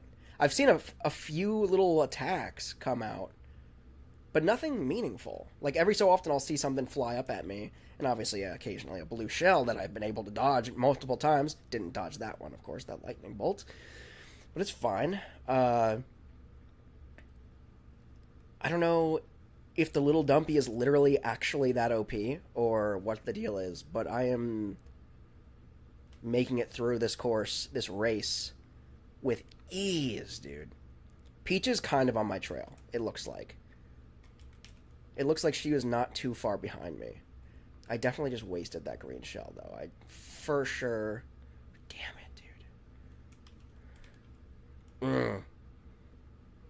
Oh, there they... And now they all passed me. That's the thing, dude. At the very end of the race, literally, y'all were here. Y'all saw nobody near me. There was nobody near me the entire race, and then all of a sudden, out of nowhere, come these dorks that aren't driving little dumpies, I'll tell you that much. I hate that, too. Why is that not an option to go over? I think that's what screwed me in the first place.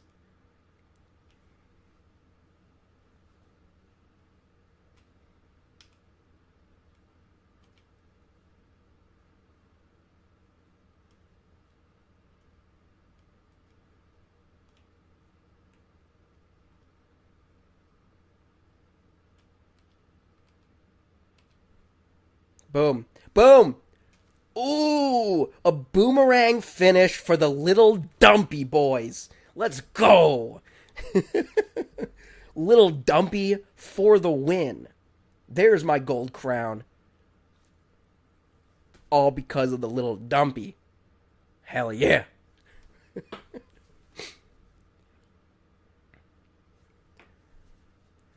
Unquestionably overpowered little dumpy. Wario, yeah, whatever, Wario. Ain't nobody got the little dumpy like Bowser's got. OP. OP little dumpy. Let's go. Let's go. That was a flawless victory in that little dumpy, too. They tried to press on the gas at the end there. But it was too late. The little dumpy was already had too much power stored from the rest of the race. So let's keep on rocking with the little dumpy. There's no question in my mind. The only thing that might be funnier is if the dolphin was riding the little dumpy, but I don't... Or the cow. The cow driving the little dumpy could be pretty iconic, I think. But let's get back in here to the Acorn Rally. We are two knockout tours away from being all golden on the 100cc here in Mario Kart World. So let's do it. Bowser and the little dumpy. A more iconic duo does not exist. Also, I was reading that the Nintendo Switch 2 battery life was like subpar apparently. I've been worrying. I have not charged these controllers since I literally pulled them out of the box, which is not correct. You're not supposed to do that. You're supposed to charge them fully before you play with them, I'm pretty sure. That's the case with most electronics. I did not do that. I made a bad decision this morning, and I got up too late, and I was late in the game to start the stream up. But with that said, these controllers have not indicated in any capacity that they're running low. So if nothing else, the Joy-Con battery life seems pretty stellar. It's been about 6.5 hours of non-stop gameplay, and the Joy-Cons are hanging tight. Wild V says, I'm back. Sorry, I was watching the recent WWE news. No worries. You did miss the dawn of the most iconic duo in all of Mario Kart racing, which is Bowser and the Little Dumpy. This vehicle that I'm driving right now is called the Little Dumpy, and we just crushed the first place in the last tournament, or the last race I was in. The Little Dumpy is... Ooh, that was rough. I did also, in that last race, I somehow managed to block 2 blue shells. I'm not really sure how that happened, admittedly, but it was pretty impressive. I'm not giving myself credit, because I didn't do it. I blame the Little Dumpy. The Little Dumpy is pretty overpowered. Yes, the funny name. Yeah, no, the Little Dumpy... I don't know what you're talking about. It's not a funny name. The Little Dumpy is iconic. It's legendary. It's the best. There's nothing humorous about how great Little Dumpy is. Especially not me driving with literally dual exhaust coming out of my shell with the Little Dumpy under me, which is a literal toy truck. There's nothing comical or ironic about that at all. Gotta be 16th or better, and right now I'm in 15th. That is not promising. You're gonna hate this. Trish is coming next Friday. I don't hate her. I don't think she did anything bad. I just don't think she lived up to the hype like when she came back last time. And also, what are these like? It's goofy to just have them like come back for like a couple of spots and then leave. Like, what's next? Is Goldberg coming back next? Probably. Why would he come back? I don't know. It just like it's fun for a guest spot, like them coming, like if Trish Stratus came back during the Rumble, or if Goldberg came back during the Rumble.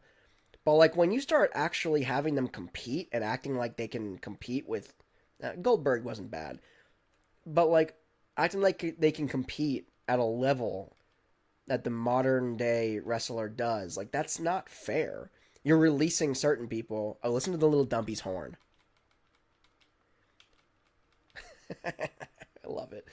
But anyway, you're releasing people left and right who have legitimate modern day comparable talent, and you just so you can bring back and pay inordinate sums of money to like The Rock to show up for a day, or freaking Travis Scott, or what? Like, what are you doing? I know Travis Scott and The Rock are not necessarily. I mean, The Rock came in and wrestled at one point, right? Last year or whatever. And I imagine he'll wrestle one more time against John Cena, to be honest. But I can't unhear the gameplay. He's coming for Evolution, I think. Why, dude? I'm sorry. Why? There are so many incredibly talented women on the roster, both NXT and the main roster. Why would you have a cameo spot during Evolution? That's annoying. Oh, yeah, she's one of the women that paved the way. Like, no, she didn't, dude. I mean, she did, literally, or technically. But, like, Sasha Banks, Becky Lynch, Bayley, those were, like, the real... Charlotte Flair, to some extent, I guess. Those were, like, the real ones that actually paved the way for modern-day women's wrestling. Not Trish Stratus, who, like...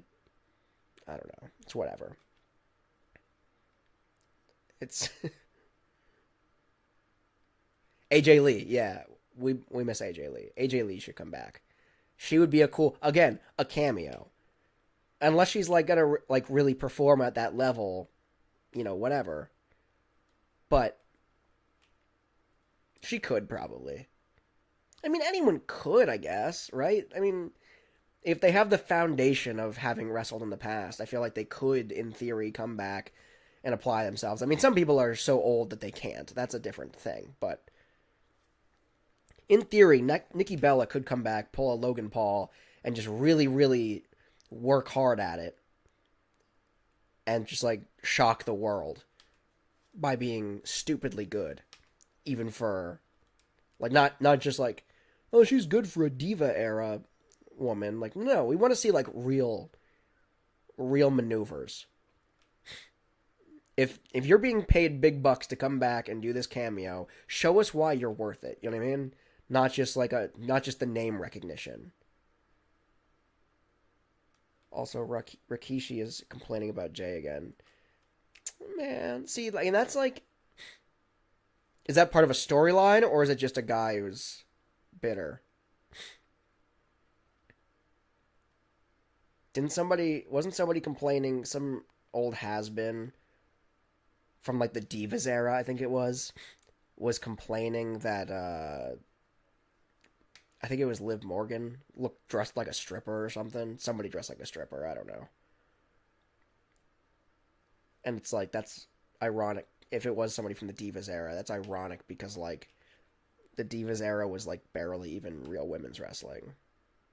No offense to them, but it was essentially, a lot of it was like a cheerleader show between the men's matches, which was not cool.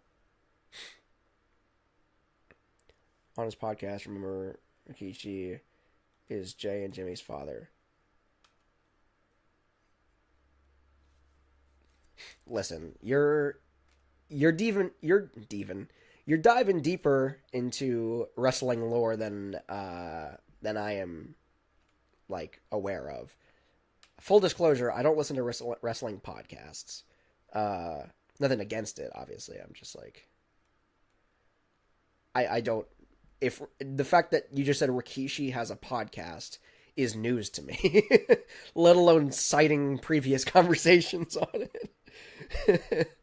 I know, ooh, jeez.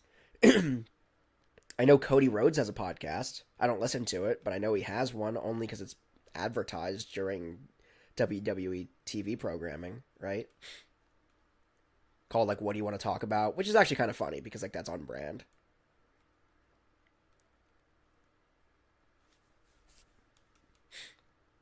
That's just like a smart... I feel like that's just a smart marketing opportunity to make a podcast called What Do You Want to Talk About as Cody Rhodes.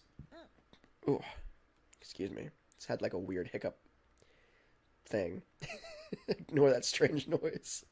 That was worse than my my little dumpy horn.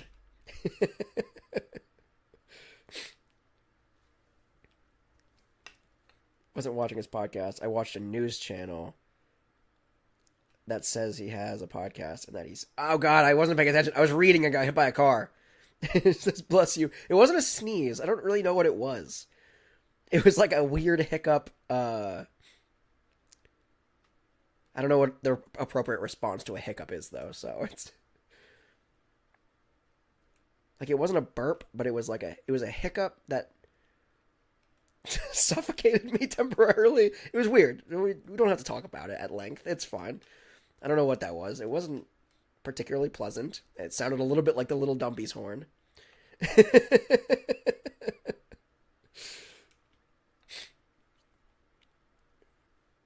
I'm just gonna hold on to these power-ups because I'm aiming for first now. They haven't come and pressed me for it. They're really... Oh my God, I'm so far ahead of them, actually. Say, if anybody sends a red shell, or back-to-back red shells, as they like to do, I am stacked. I can block up to 2 red shells right now. And I'm in the last stretch of the race, and there's nobody even close to touching me. This is the true dominant power of the little Dumpy, finishing a mile ahead of everybody else. Untouchable because of the monstrous power of the little Dumpy. Wildby says, you know that mystery guy in the King of the Ring tournament? Yes. I know of it. I haven't really been following. Who's in the King of the Ring tournament right now? Full disclosure, I think there were a couple of losers that I didn't really care about, so I kind of skipped through some of those matches last night and on Monday. Wildby, oh, you didn't hear the Dumpy horn. Oh, I'm sorry. I thought you said, like, you said I can't unhear it. I thought. I misread it. Oh, you can't hear the gameplay at all? Has that been a thing this entire time?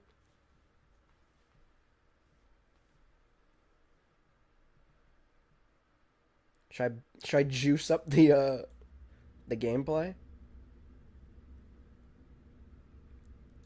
I don't want to drown out my voice, but how's that? Is that a good level of, like, so you'll be able to hear the little Dumpy next time, but also still hear me talking about the little Dumpy? I thought you meant it to be like that. I mean, I wanted you to be able to hear some of the... I meant it to be, like, mixed appropriately so you could hear my voice, but also hear a little bit of the gameplay in the background. It's all good. Is that a good mix now, though? Is that a little bit better? Or is the gameplay too loud now and you can't hear my voice? Because I want you to absolutely hear about me talking about the little Dumpy as much as I want you to hear the little Dumpy itself. I mean, don't get me wrong, the little Dumpy can certainly speak for itself. You still hear no gameplay? What is the deal, dude? That's weird. Because, like, I'm hearing it, and it's in my... Oh, you know what it is? That's pretty freaking lame. Okay, well, now you should hear it, and now it's probably blaring, and I apologize. Let me dial it back. So, long story short, the drama behind that. Now I feel dumb, dude, because I have had no audio this entire time. No game audio this entire time. It's fine. Hopefully my commentary has been sparkling enough to keep it entertaining. When I record voice audio to one channel and game audio to the other channel, channel 2, if you will, 1 and 2. That way, when I go to edit it, I can separate the two. So, like, if the game audio is too loud for whatever reason, it drowns out my microphone audio, I can edit it so I can bring this up and bring this down and make it work well for recording. When streaming, for whatever reason, it just doesn't decide to combine them the way I would like it to. So it just... The game audio has just been going through channel 2 this entire time, which doesn't exist in stream form. So, yeah. Maybe it does. Maybe if somebody was, like, listening to the stream in surround sound or something. I don't really know, honestly. But now I feel like a dummy because I just spent 6 hours and 45 minutes roughly playing with no game audio coming to the stream. So I apologize. Wildby says, oh, I'm so sorry I didn't point it out earlier. It's fine. Literally nobody pointed it out. It's fine. At least, the important thing is that you probably just heard it there. Now you get to hear the little dumpy in all of its glory as we move on to this final chapter of the Knockout Tour. You'll get to hear the little dumpy. And not just me talk about how great it is. Is that a good mix, though? It sounds like it should be good. That you should be able to hear my voice over it. Alright. So here's the final Knockout Tour. We're aiming to get the final gold trophy, or crown here. Let's skip through this. We've already seen this all before. We've done this course before. We just didn't win it. So it all boils down to this. It all boils down to this. Listen to this. That's the glory of the Little Dumpy's horn. And we're off to the races. Little Dumpy style. I see a lot of sand. Sand is 100% Little Dumpy strong suit. Let's go, Little Dumpy. Let's touch down and rock and roll. The mystery man in the King of the Ring tournament is Jay. Is that confirmed, or is that like... Ooh, Big Dumpy. We just went Big Dumpy on these boys. Oh, that was short-lived and kind of lame. And kind of collapsed in on itself in an inopportune time. Oh, yeah. Let's go!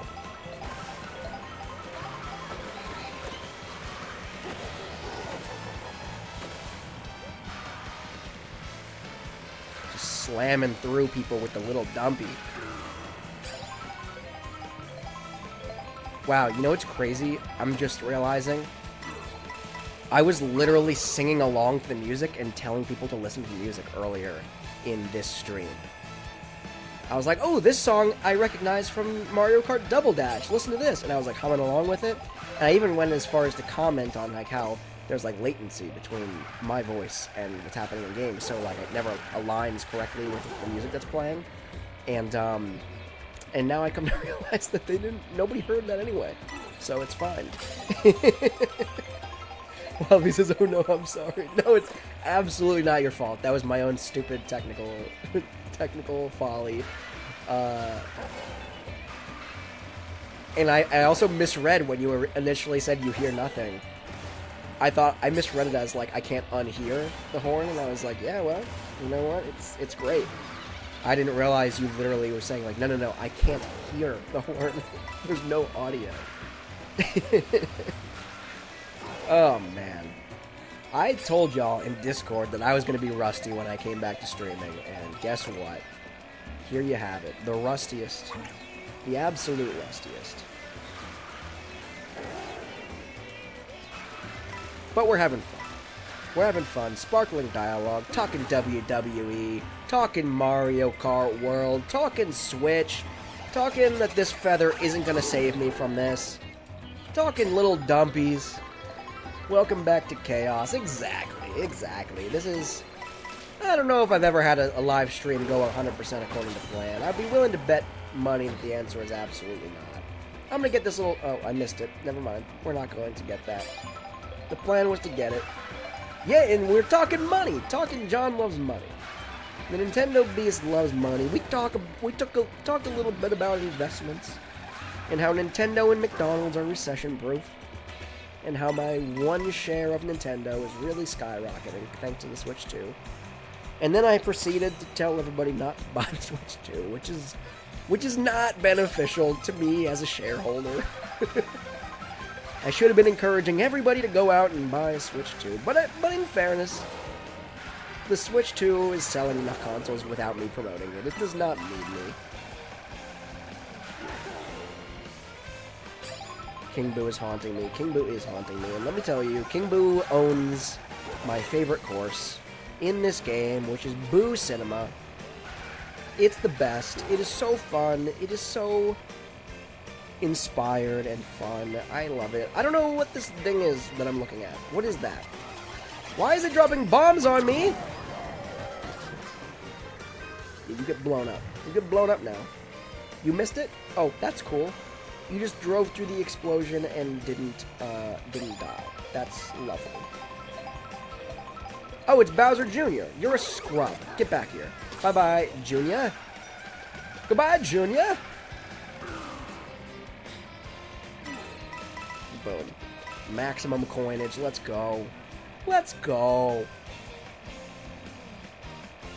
I might just do crazy live streams. Every time my wife works on Saturdays, I might just, like, do crazy live streams. She leaves for work at, like, 7 or 8 in the morning, and I'll just jump on live. And just have fun with it. It's not every Saturday, so it's not totally unmanageable. I'm just gonna get the heck out of the way of all those turtle shells. I don't actually know if I dodged anything with that feather, but it was worth a shot.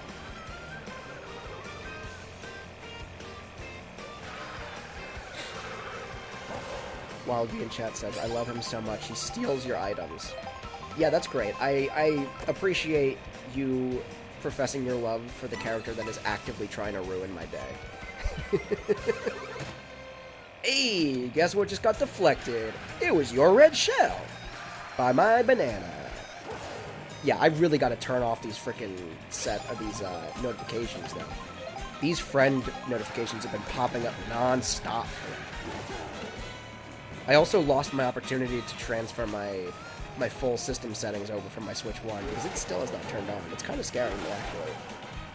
I don't know why. It's like not... I have it plugged in and everything, but for some reason it's just like not powering on or even charging. There's no indicator light. I'll have to play with that. That's concerning me. I'm hoping my Switch 1 isn't like actually bricked all of a sudden. Oh, Wildby's got a tip for me in chat. Hold on. Let me get through traffic real quick. Tip for you: you had that feather as the red shell was coming for you. You jump as it comes to you, and you dodge it. Yeah, the timing of that is much more. It's easier said than done. You don't like the blue shell. You get to see it. It hovers over you for a minute before it drops on you. The red shell, it comes up on you quick. It's harder, but yeah, no, I know. I think I just my brain didn't react fast enough in that instant. I think I did with the green shell, though, right? But I think the green shells were already past me. Oh, there's the low battery thing. I was just talking about that. So this stream might go until the literal wheels fall off. I might just keep going until my Joy-Cons die, and I hope that that's not going to be in the middle of a race. I hope that happens once we get to free roam gameplay. I'm just going to cling to life. But now we know. This is a hard-fought experiment. If you just pull the Joy-Cons out right as you, just straight out of the box, with your Switch 2, and start playing without a single ounce of charging them, they will last for about 7 hours of straight gameplay before you see the low battery notice. That was stupid of me. I regret that. As soon as I pressed the button to launch that, I regretted it. Alright, I'm running with the zebras. The zebras. Alright, I got my thing back now, though. I'm so getting a controller. I hate the Joy-Cons as well. Be a chat. Yeah, no, it's okay. It's really okay, but I also am looking forward to getting my Pro controller. It wasn't in stock. Like, I could buy it and either have it delivered. I planned on picking it up when I got Mario Kart World from Best Buy.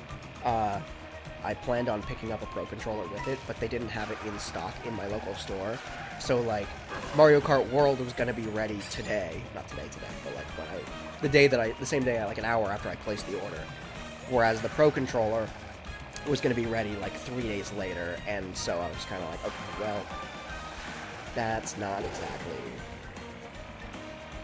It wasn't the instant gratification I was looking for, so I just didn't do it. And now I kind of regret it, but, it's alright. The Joy-Con grip isn't too bad. It's not the best either. But I definitely am also looking forward to getting the Pro Controller. And I think I can use the Pro Controller 1. Well, this is how many of your Switch friends are coming online. So there was a weird period of time where I was just getting all kinds of friend requests. Like when I first started streaming back in 2020, 2021. So I have like over 100 friends on my friends list, and I know, like, they're all people I played with on live streams at some point or another, but only like 5 of them I actually still know or have ever tuned into my stream after that first time. So I really should probably go through and purge like a bunch of my friends list. But the short answer to your question is all of them. All of my Switch friends are coming online over the past almost 7 hours. Almost every single one has signed on at some point. Oh, are you gonna unfriend them all? Not all of them. If I recognize their name, I won't unfriend them. But I think Switch Online tells you, like, when the last time you played with them, right? So maybe people I haven't played with in, like, 5 years, I'll unfriend. Are you going to remove the Wild Violet? Oh, most definitely. Most definitely. I have never even heard of her. I don't even know who that is. I definitely didn't accidentally call Wild V Wild Violet earlier in this exact stream or anything. I definitely don't know who that person is, so they're gonna get unfriended immediately. Anybody with best friend status in Animal Crossing New Horizons is for sure the first to get purged from my friends list. For sure don't know who those people are. Alright, we made it through. We got the gold crowns in all of those knockout tours.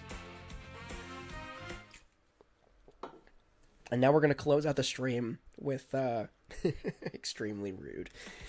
We're going to close out the stream. Oh, what's this? Oh, what? I don't know. We're going to close out the stream. Where should we go with the little dumpy? Koopa Troopa Beach. Let's go to Koopa Troopa Beach with the little dumpy. Begin free roam. We're going to close out the stream with some free roam. And literally just play until the wheels fall off, probably. The King Boo game thing? Yes. Hold on. You guys. You mean the, oh god, this... Stop, yes, stop taking pictures. I'm trying to find... Oh, here we go. I'll take you to the Boo... Here we go. The Boo Cinema. So we'll start here. We'll start where King Boo is, apparently. On the free roam. Well, this is what are you doing? Not knowing which buttons to press is what I'm doing actively. Alright, there's King Boo. Wait, no, I didn't want to... I'm not playing as King Boo. No, wait a second. That's not what I was trying to do. I was just trying to spawn on King Boo. Okay, you know what? We're gonna... I feel like it's gonna take me there as King Boo now, though. It's not what I wanted to do. Change character. I need the little dumpy. Supercharged Bowser with the little dumpy. It's the only way to go. There we go. Alright, so this is... For reference, let me go back out here a little bit. Let me show you. Why is Jungle Japes playing right now? So this is kind of King Boo's territory here, right? This whole area. You could drive around around the pier. There's like a little cemetery area outside of here. For some reason, Jungle Japes is playing, which is unfitting. But there's the Boo Cinema. This is my favorite racetrack right here. Boo Cinema. It's literally just like a haunted movie theater. It's super cool. Let me take you inside real quick. See, this is the actual course. You can get some consent. Ooh, I just blasted into nothing. Okay, hold on. Let me... As you can see, my level of competence is beyond compare. So you got a little concession stand over here, right? So you can stop over here, and I can honk at him. And then I can get my my popcorn. I don't know why it's even shuffling. It's one thing. Popcorn and soda. So now I got my popcorn and my soda, so we're gonna go into the theater with my popcorn and my soda. And over here, there's a nice little area over there. See?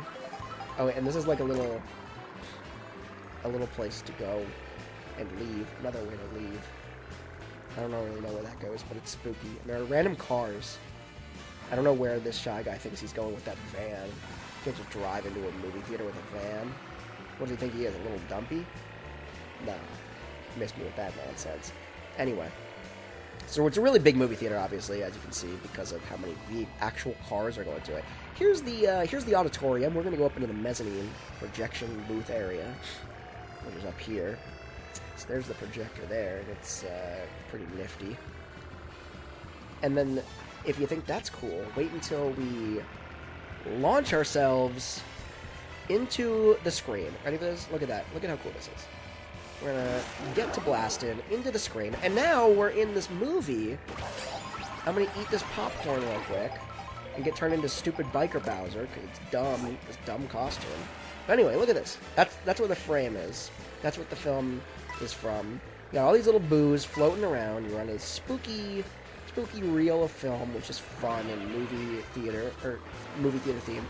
I don't know what Boo that is. It's not King Boo. That had a Goofy Boo. That was Goofy Boo. Blanky Boo, if you will. And then we fly back out of here, and now we're back to the screen, back in the theater, continuing the race through here to the exit, and then we're back to the start. It's a very short track. Kind of goes back to how I was saying earlier that the actual tracks are kind of small and relatively uninspired. I love the design of this, but it could absolutely be longer. But in Grand Prix, it's literally like one lap. Like, you spend 2 or 3 laps getting here, and then the final lap is the actual course, which is kind of lame in my opinion, but I just want so much more of this. Like, this theme is so cool and fun. But the music playing. Wait, hold up. Now you can actually hear it, too. Hold up. This is Yoshi's story music.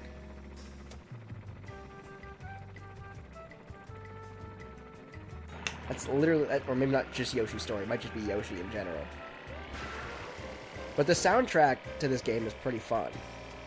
And, like, pays homage to so many different games. With Mario Kart games and what have you. I'm gonna go up here now. So free roam lets you explore, which is kind of cool. I'm gonna collect those coins, maximum coinage here. I'm gonna back up a little Dundee. You can also ride rails like so. Hold on, ready for this? You can do some of this nonsense. It's just something you can do. It's not particularly cool, but it's kind of fun. It's the gimmick of Mario Kart World. And then you can go back through here, too. This isn't also, what is that? What poster is that? Salty Town Tales. So, Birdo the Mermaid, seemingly. Some old movie posters and whatnot on the walls. And then, we're gonna jump on this rail quick. No, we're not. We missed the rail, but this time we're gonna hit the rail. There we go. Oh, we're already back to the start. Yeah, it's not a big area. Well, this is very jazzy music. Yeah, for sure. There's another area out here, though. If you go up here, that I was playing in earlier. And there are little missions you can do. Oh, there's a Nabbit. So that's probably a thing. I'm probably supposed to catch him, right? It's the assumption. Ah, you got him. You caught Nabbit. Okay, I did it. I just saw him running and just knew the game wanted me to run him over. So let me get this coinage. There's a little track marks, like, of where I ran him over, like the skirt, where I committed roadkill. Roadkill murder. What's over here? Is there nothing over here? Oh, it looks like this just kind of takes you back to start 2. And there's this. Alright, so you're, yeah, you get, like, stickers and stuff that you can put on your car, throughout here. Wildbee says, are the other characters roaming around real players? I think they can be. If you do this in multiplayer mode, I think they can be. I'm not 100% sure how free roam works in online multiplayer.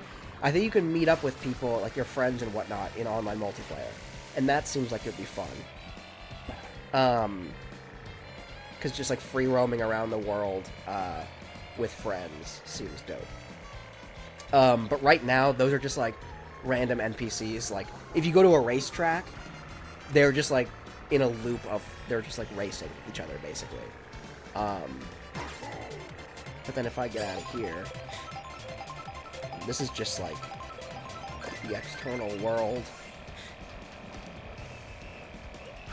There literally is, like, you can literally explore the entire world, which is pretty fun and cool. I kind of assumed, like, when you're in free roam, you'd be able to, like, jump into a race like that and race those NPCs that are already racing. It doesn't seem like that's really an option. But here we are in this little spooky forest cemetery area. Random Yoshi walking around, backpacking. Random Toad doing the same thing. That might have been Captain Toad Treasure Tracker. I don't think it was, though. Oh, there's a little bouncing. See, and then there are, like, little things like this out here. Oh, I missed it. I don't know what I just hit there. Probably nothing. But there are little missions you can do. Like, if you flip one of those switches, one of these Johns. Or you can just race around and just free roam and have fun. I feel like free roam is pretty cool. It's pretty relaxing, I would say. I wish there was a little bit more to do in it. I mean, there are missions and stuff, but like, there's nothing so outlandishly interesting to me that I would like want to.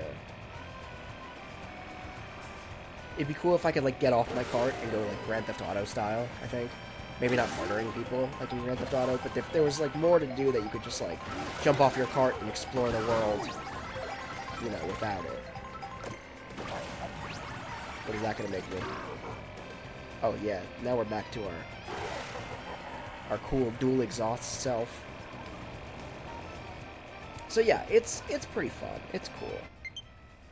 Uh-oh, low battery.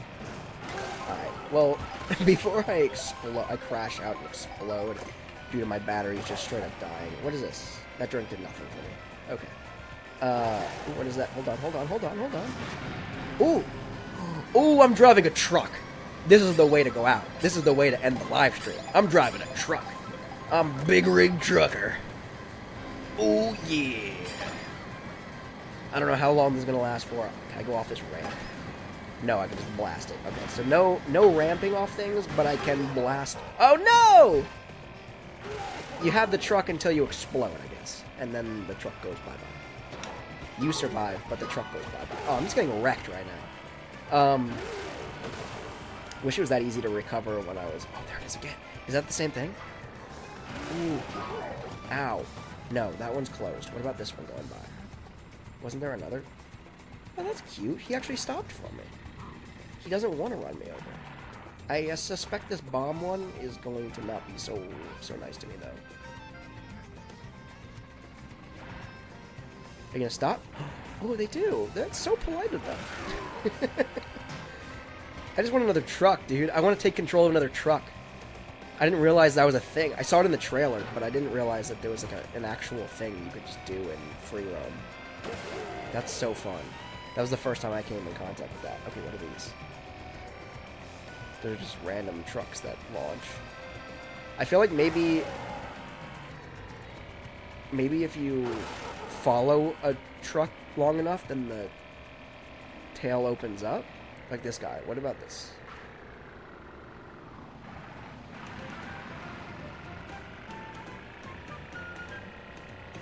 Like, I'm just gonna tail this guy and see if his trailer eventually opens up. I don't know if it will or not, but...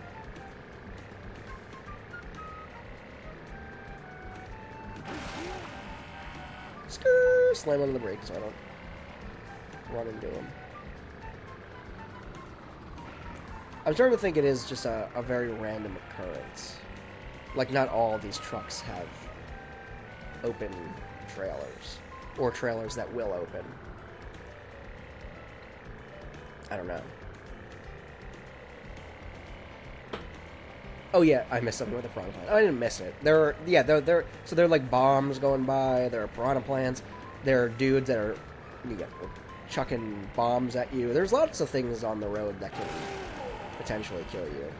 I just want the one thing on the road that's potentially going to give me the ability to drive this truck right now. Also, there was definitely a superstar that just bounced by and then disappeared.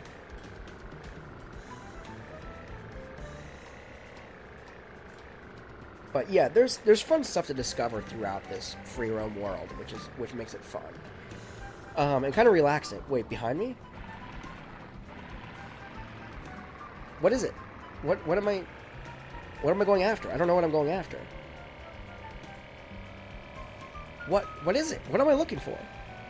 Is this pipe? Was that it? Is that what you wanted me to see?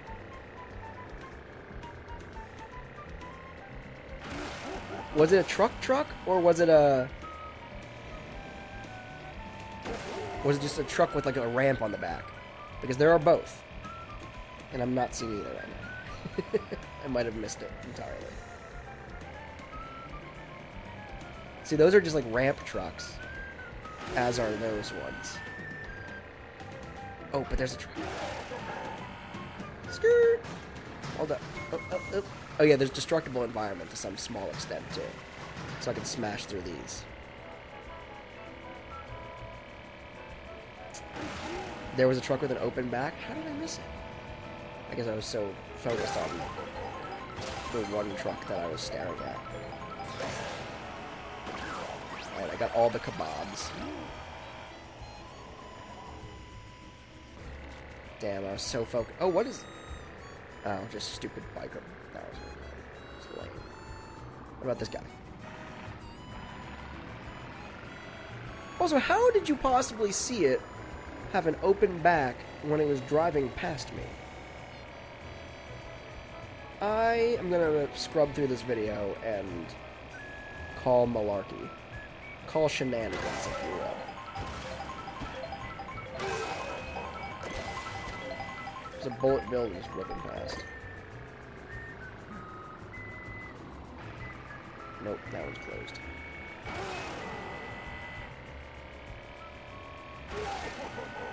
Someday I'll find another truck that allows me to drive it.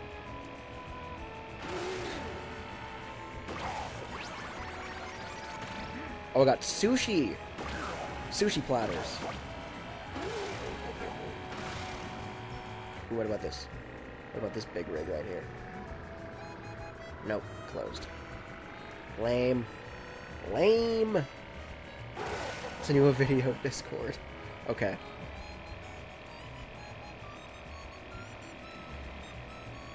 I really thought I was gonna really ride that tractor trailer into the net and use it as my sign off, but then I exploded. Alright, I'll eat this pizza. Give me a better costume. No, not this. It's my least favorite costume of Bowser's. Okay, Biker Bowser. Can I at least get a better costume to go out on? What is this gonna give me? Okay, that's slightly better. Alright, I can accept that. There we go. Alright, so that is where I'll sign off for today. There's Yoshi up ahead. Wait. Could this be? It's not. It won't be. Why? How do I find one with the bed open? Or the trailer open? Anyway. I guess I just got lucky.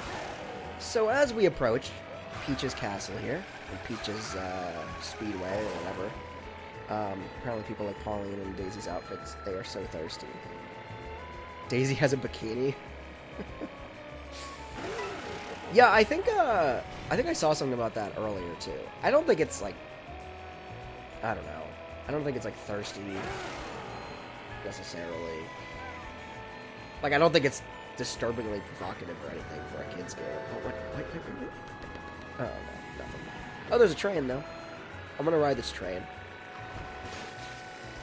I also haven't played as either of those characters, though, so I can't say with absolute certainty.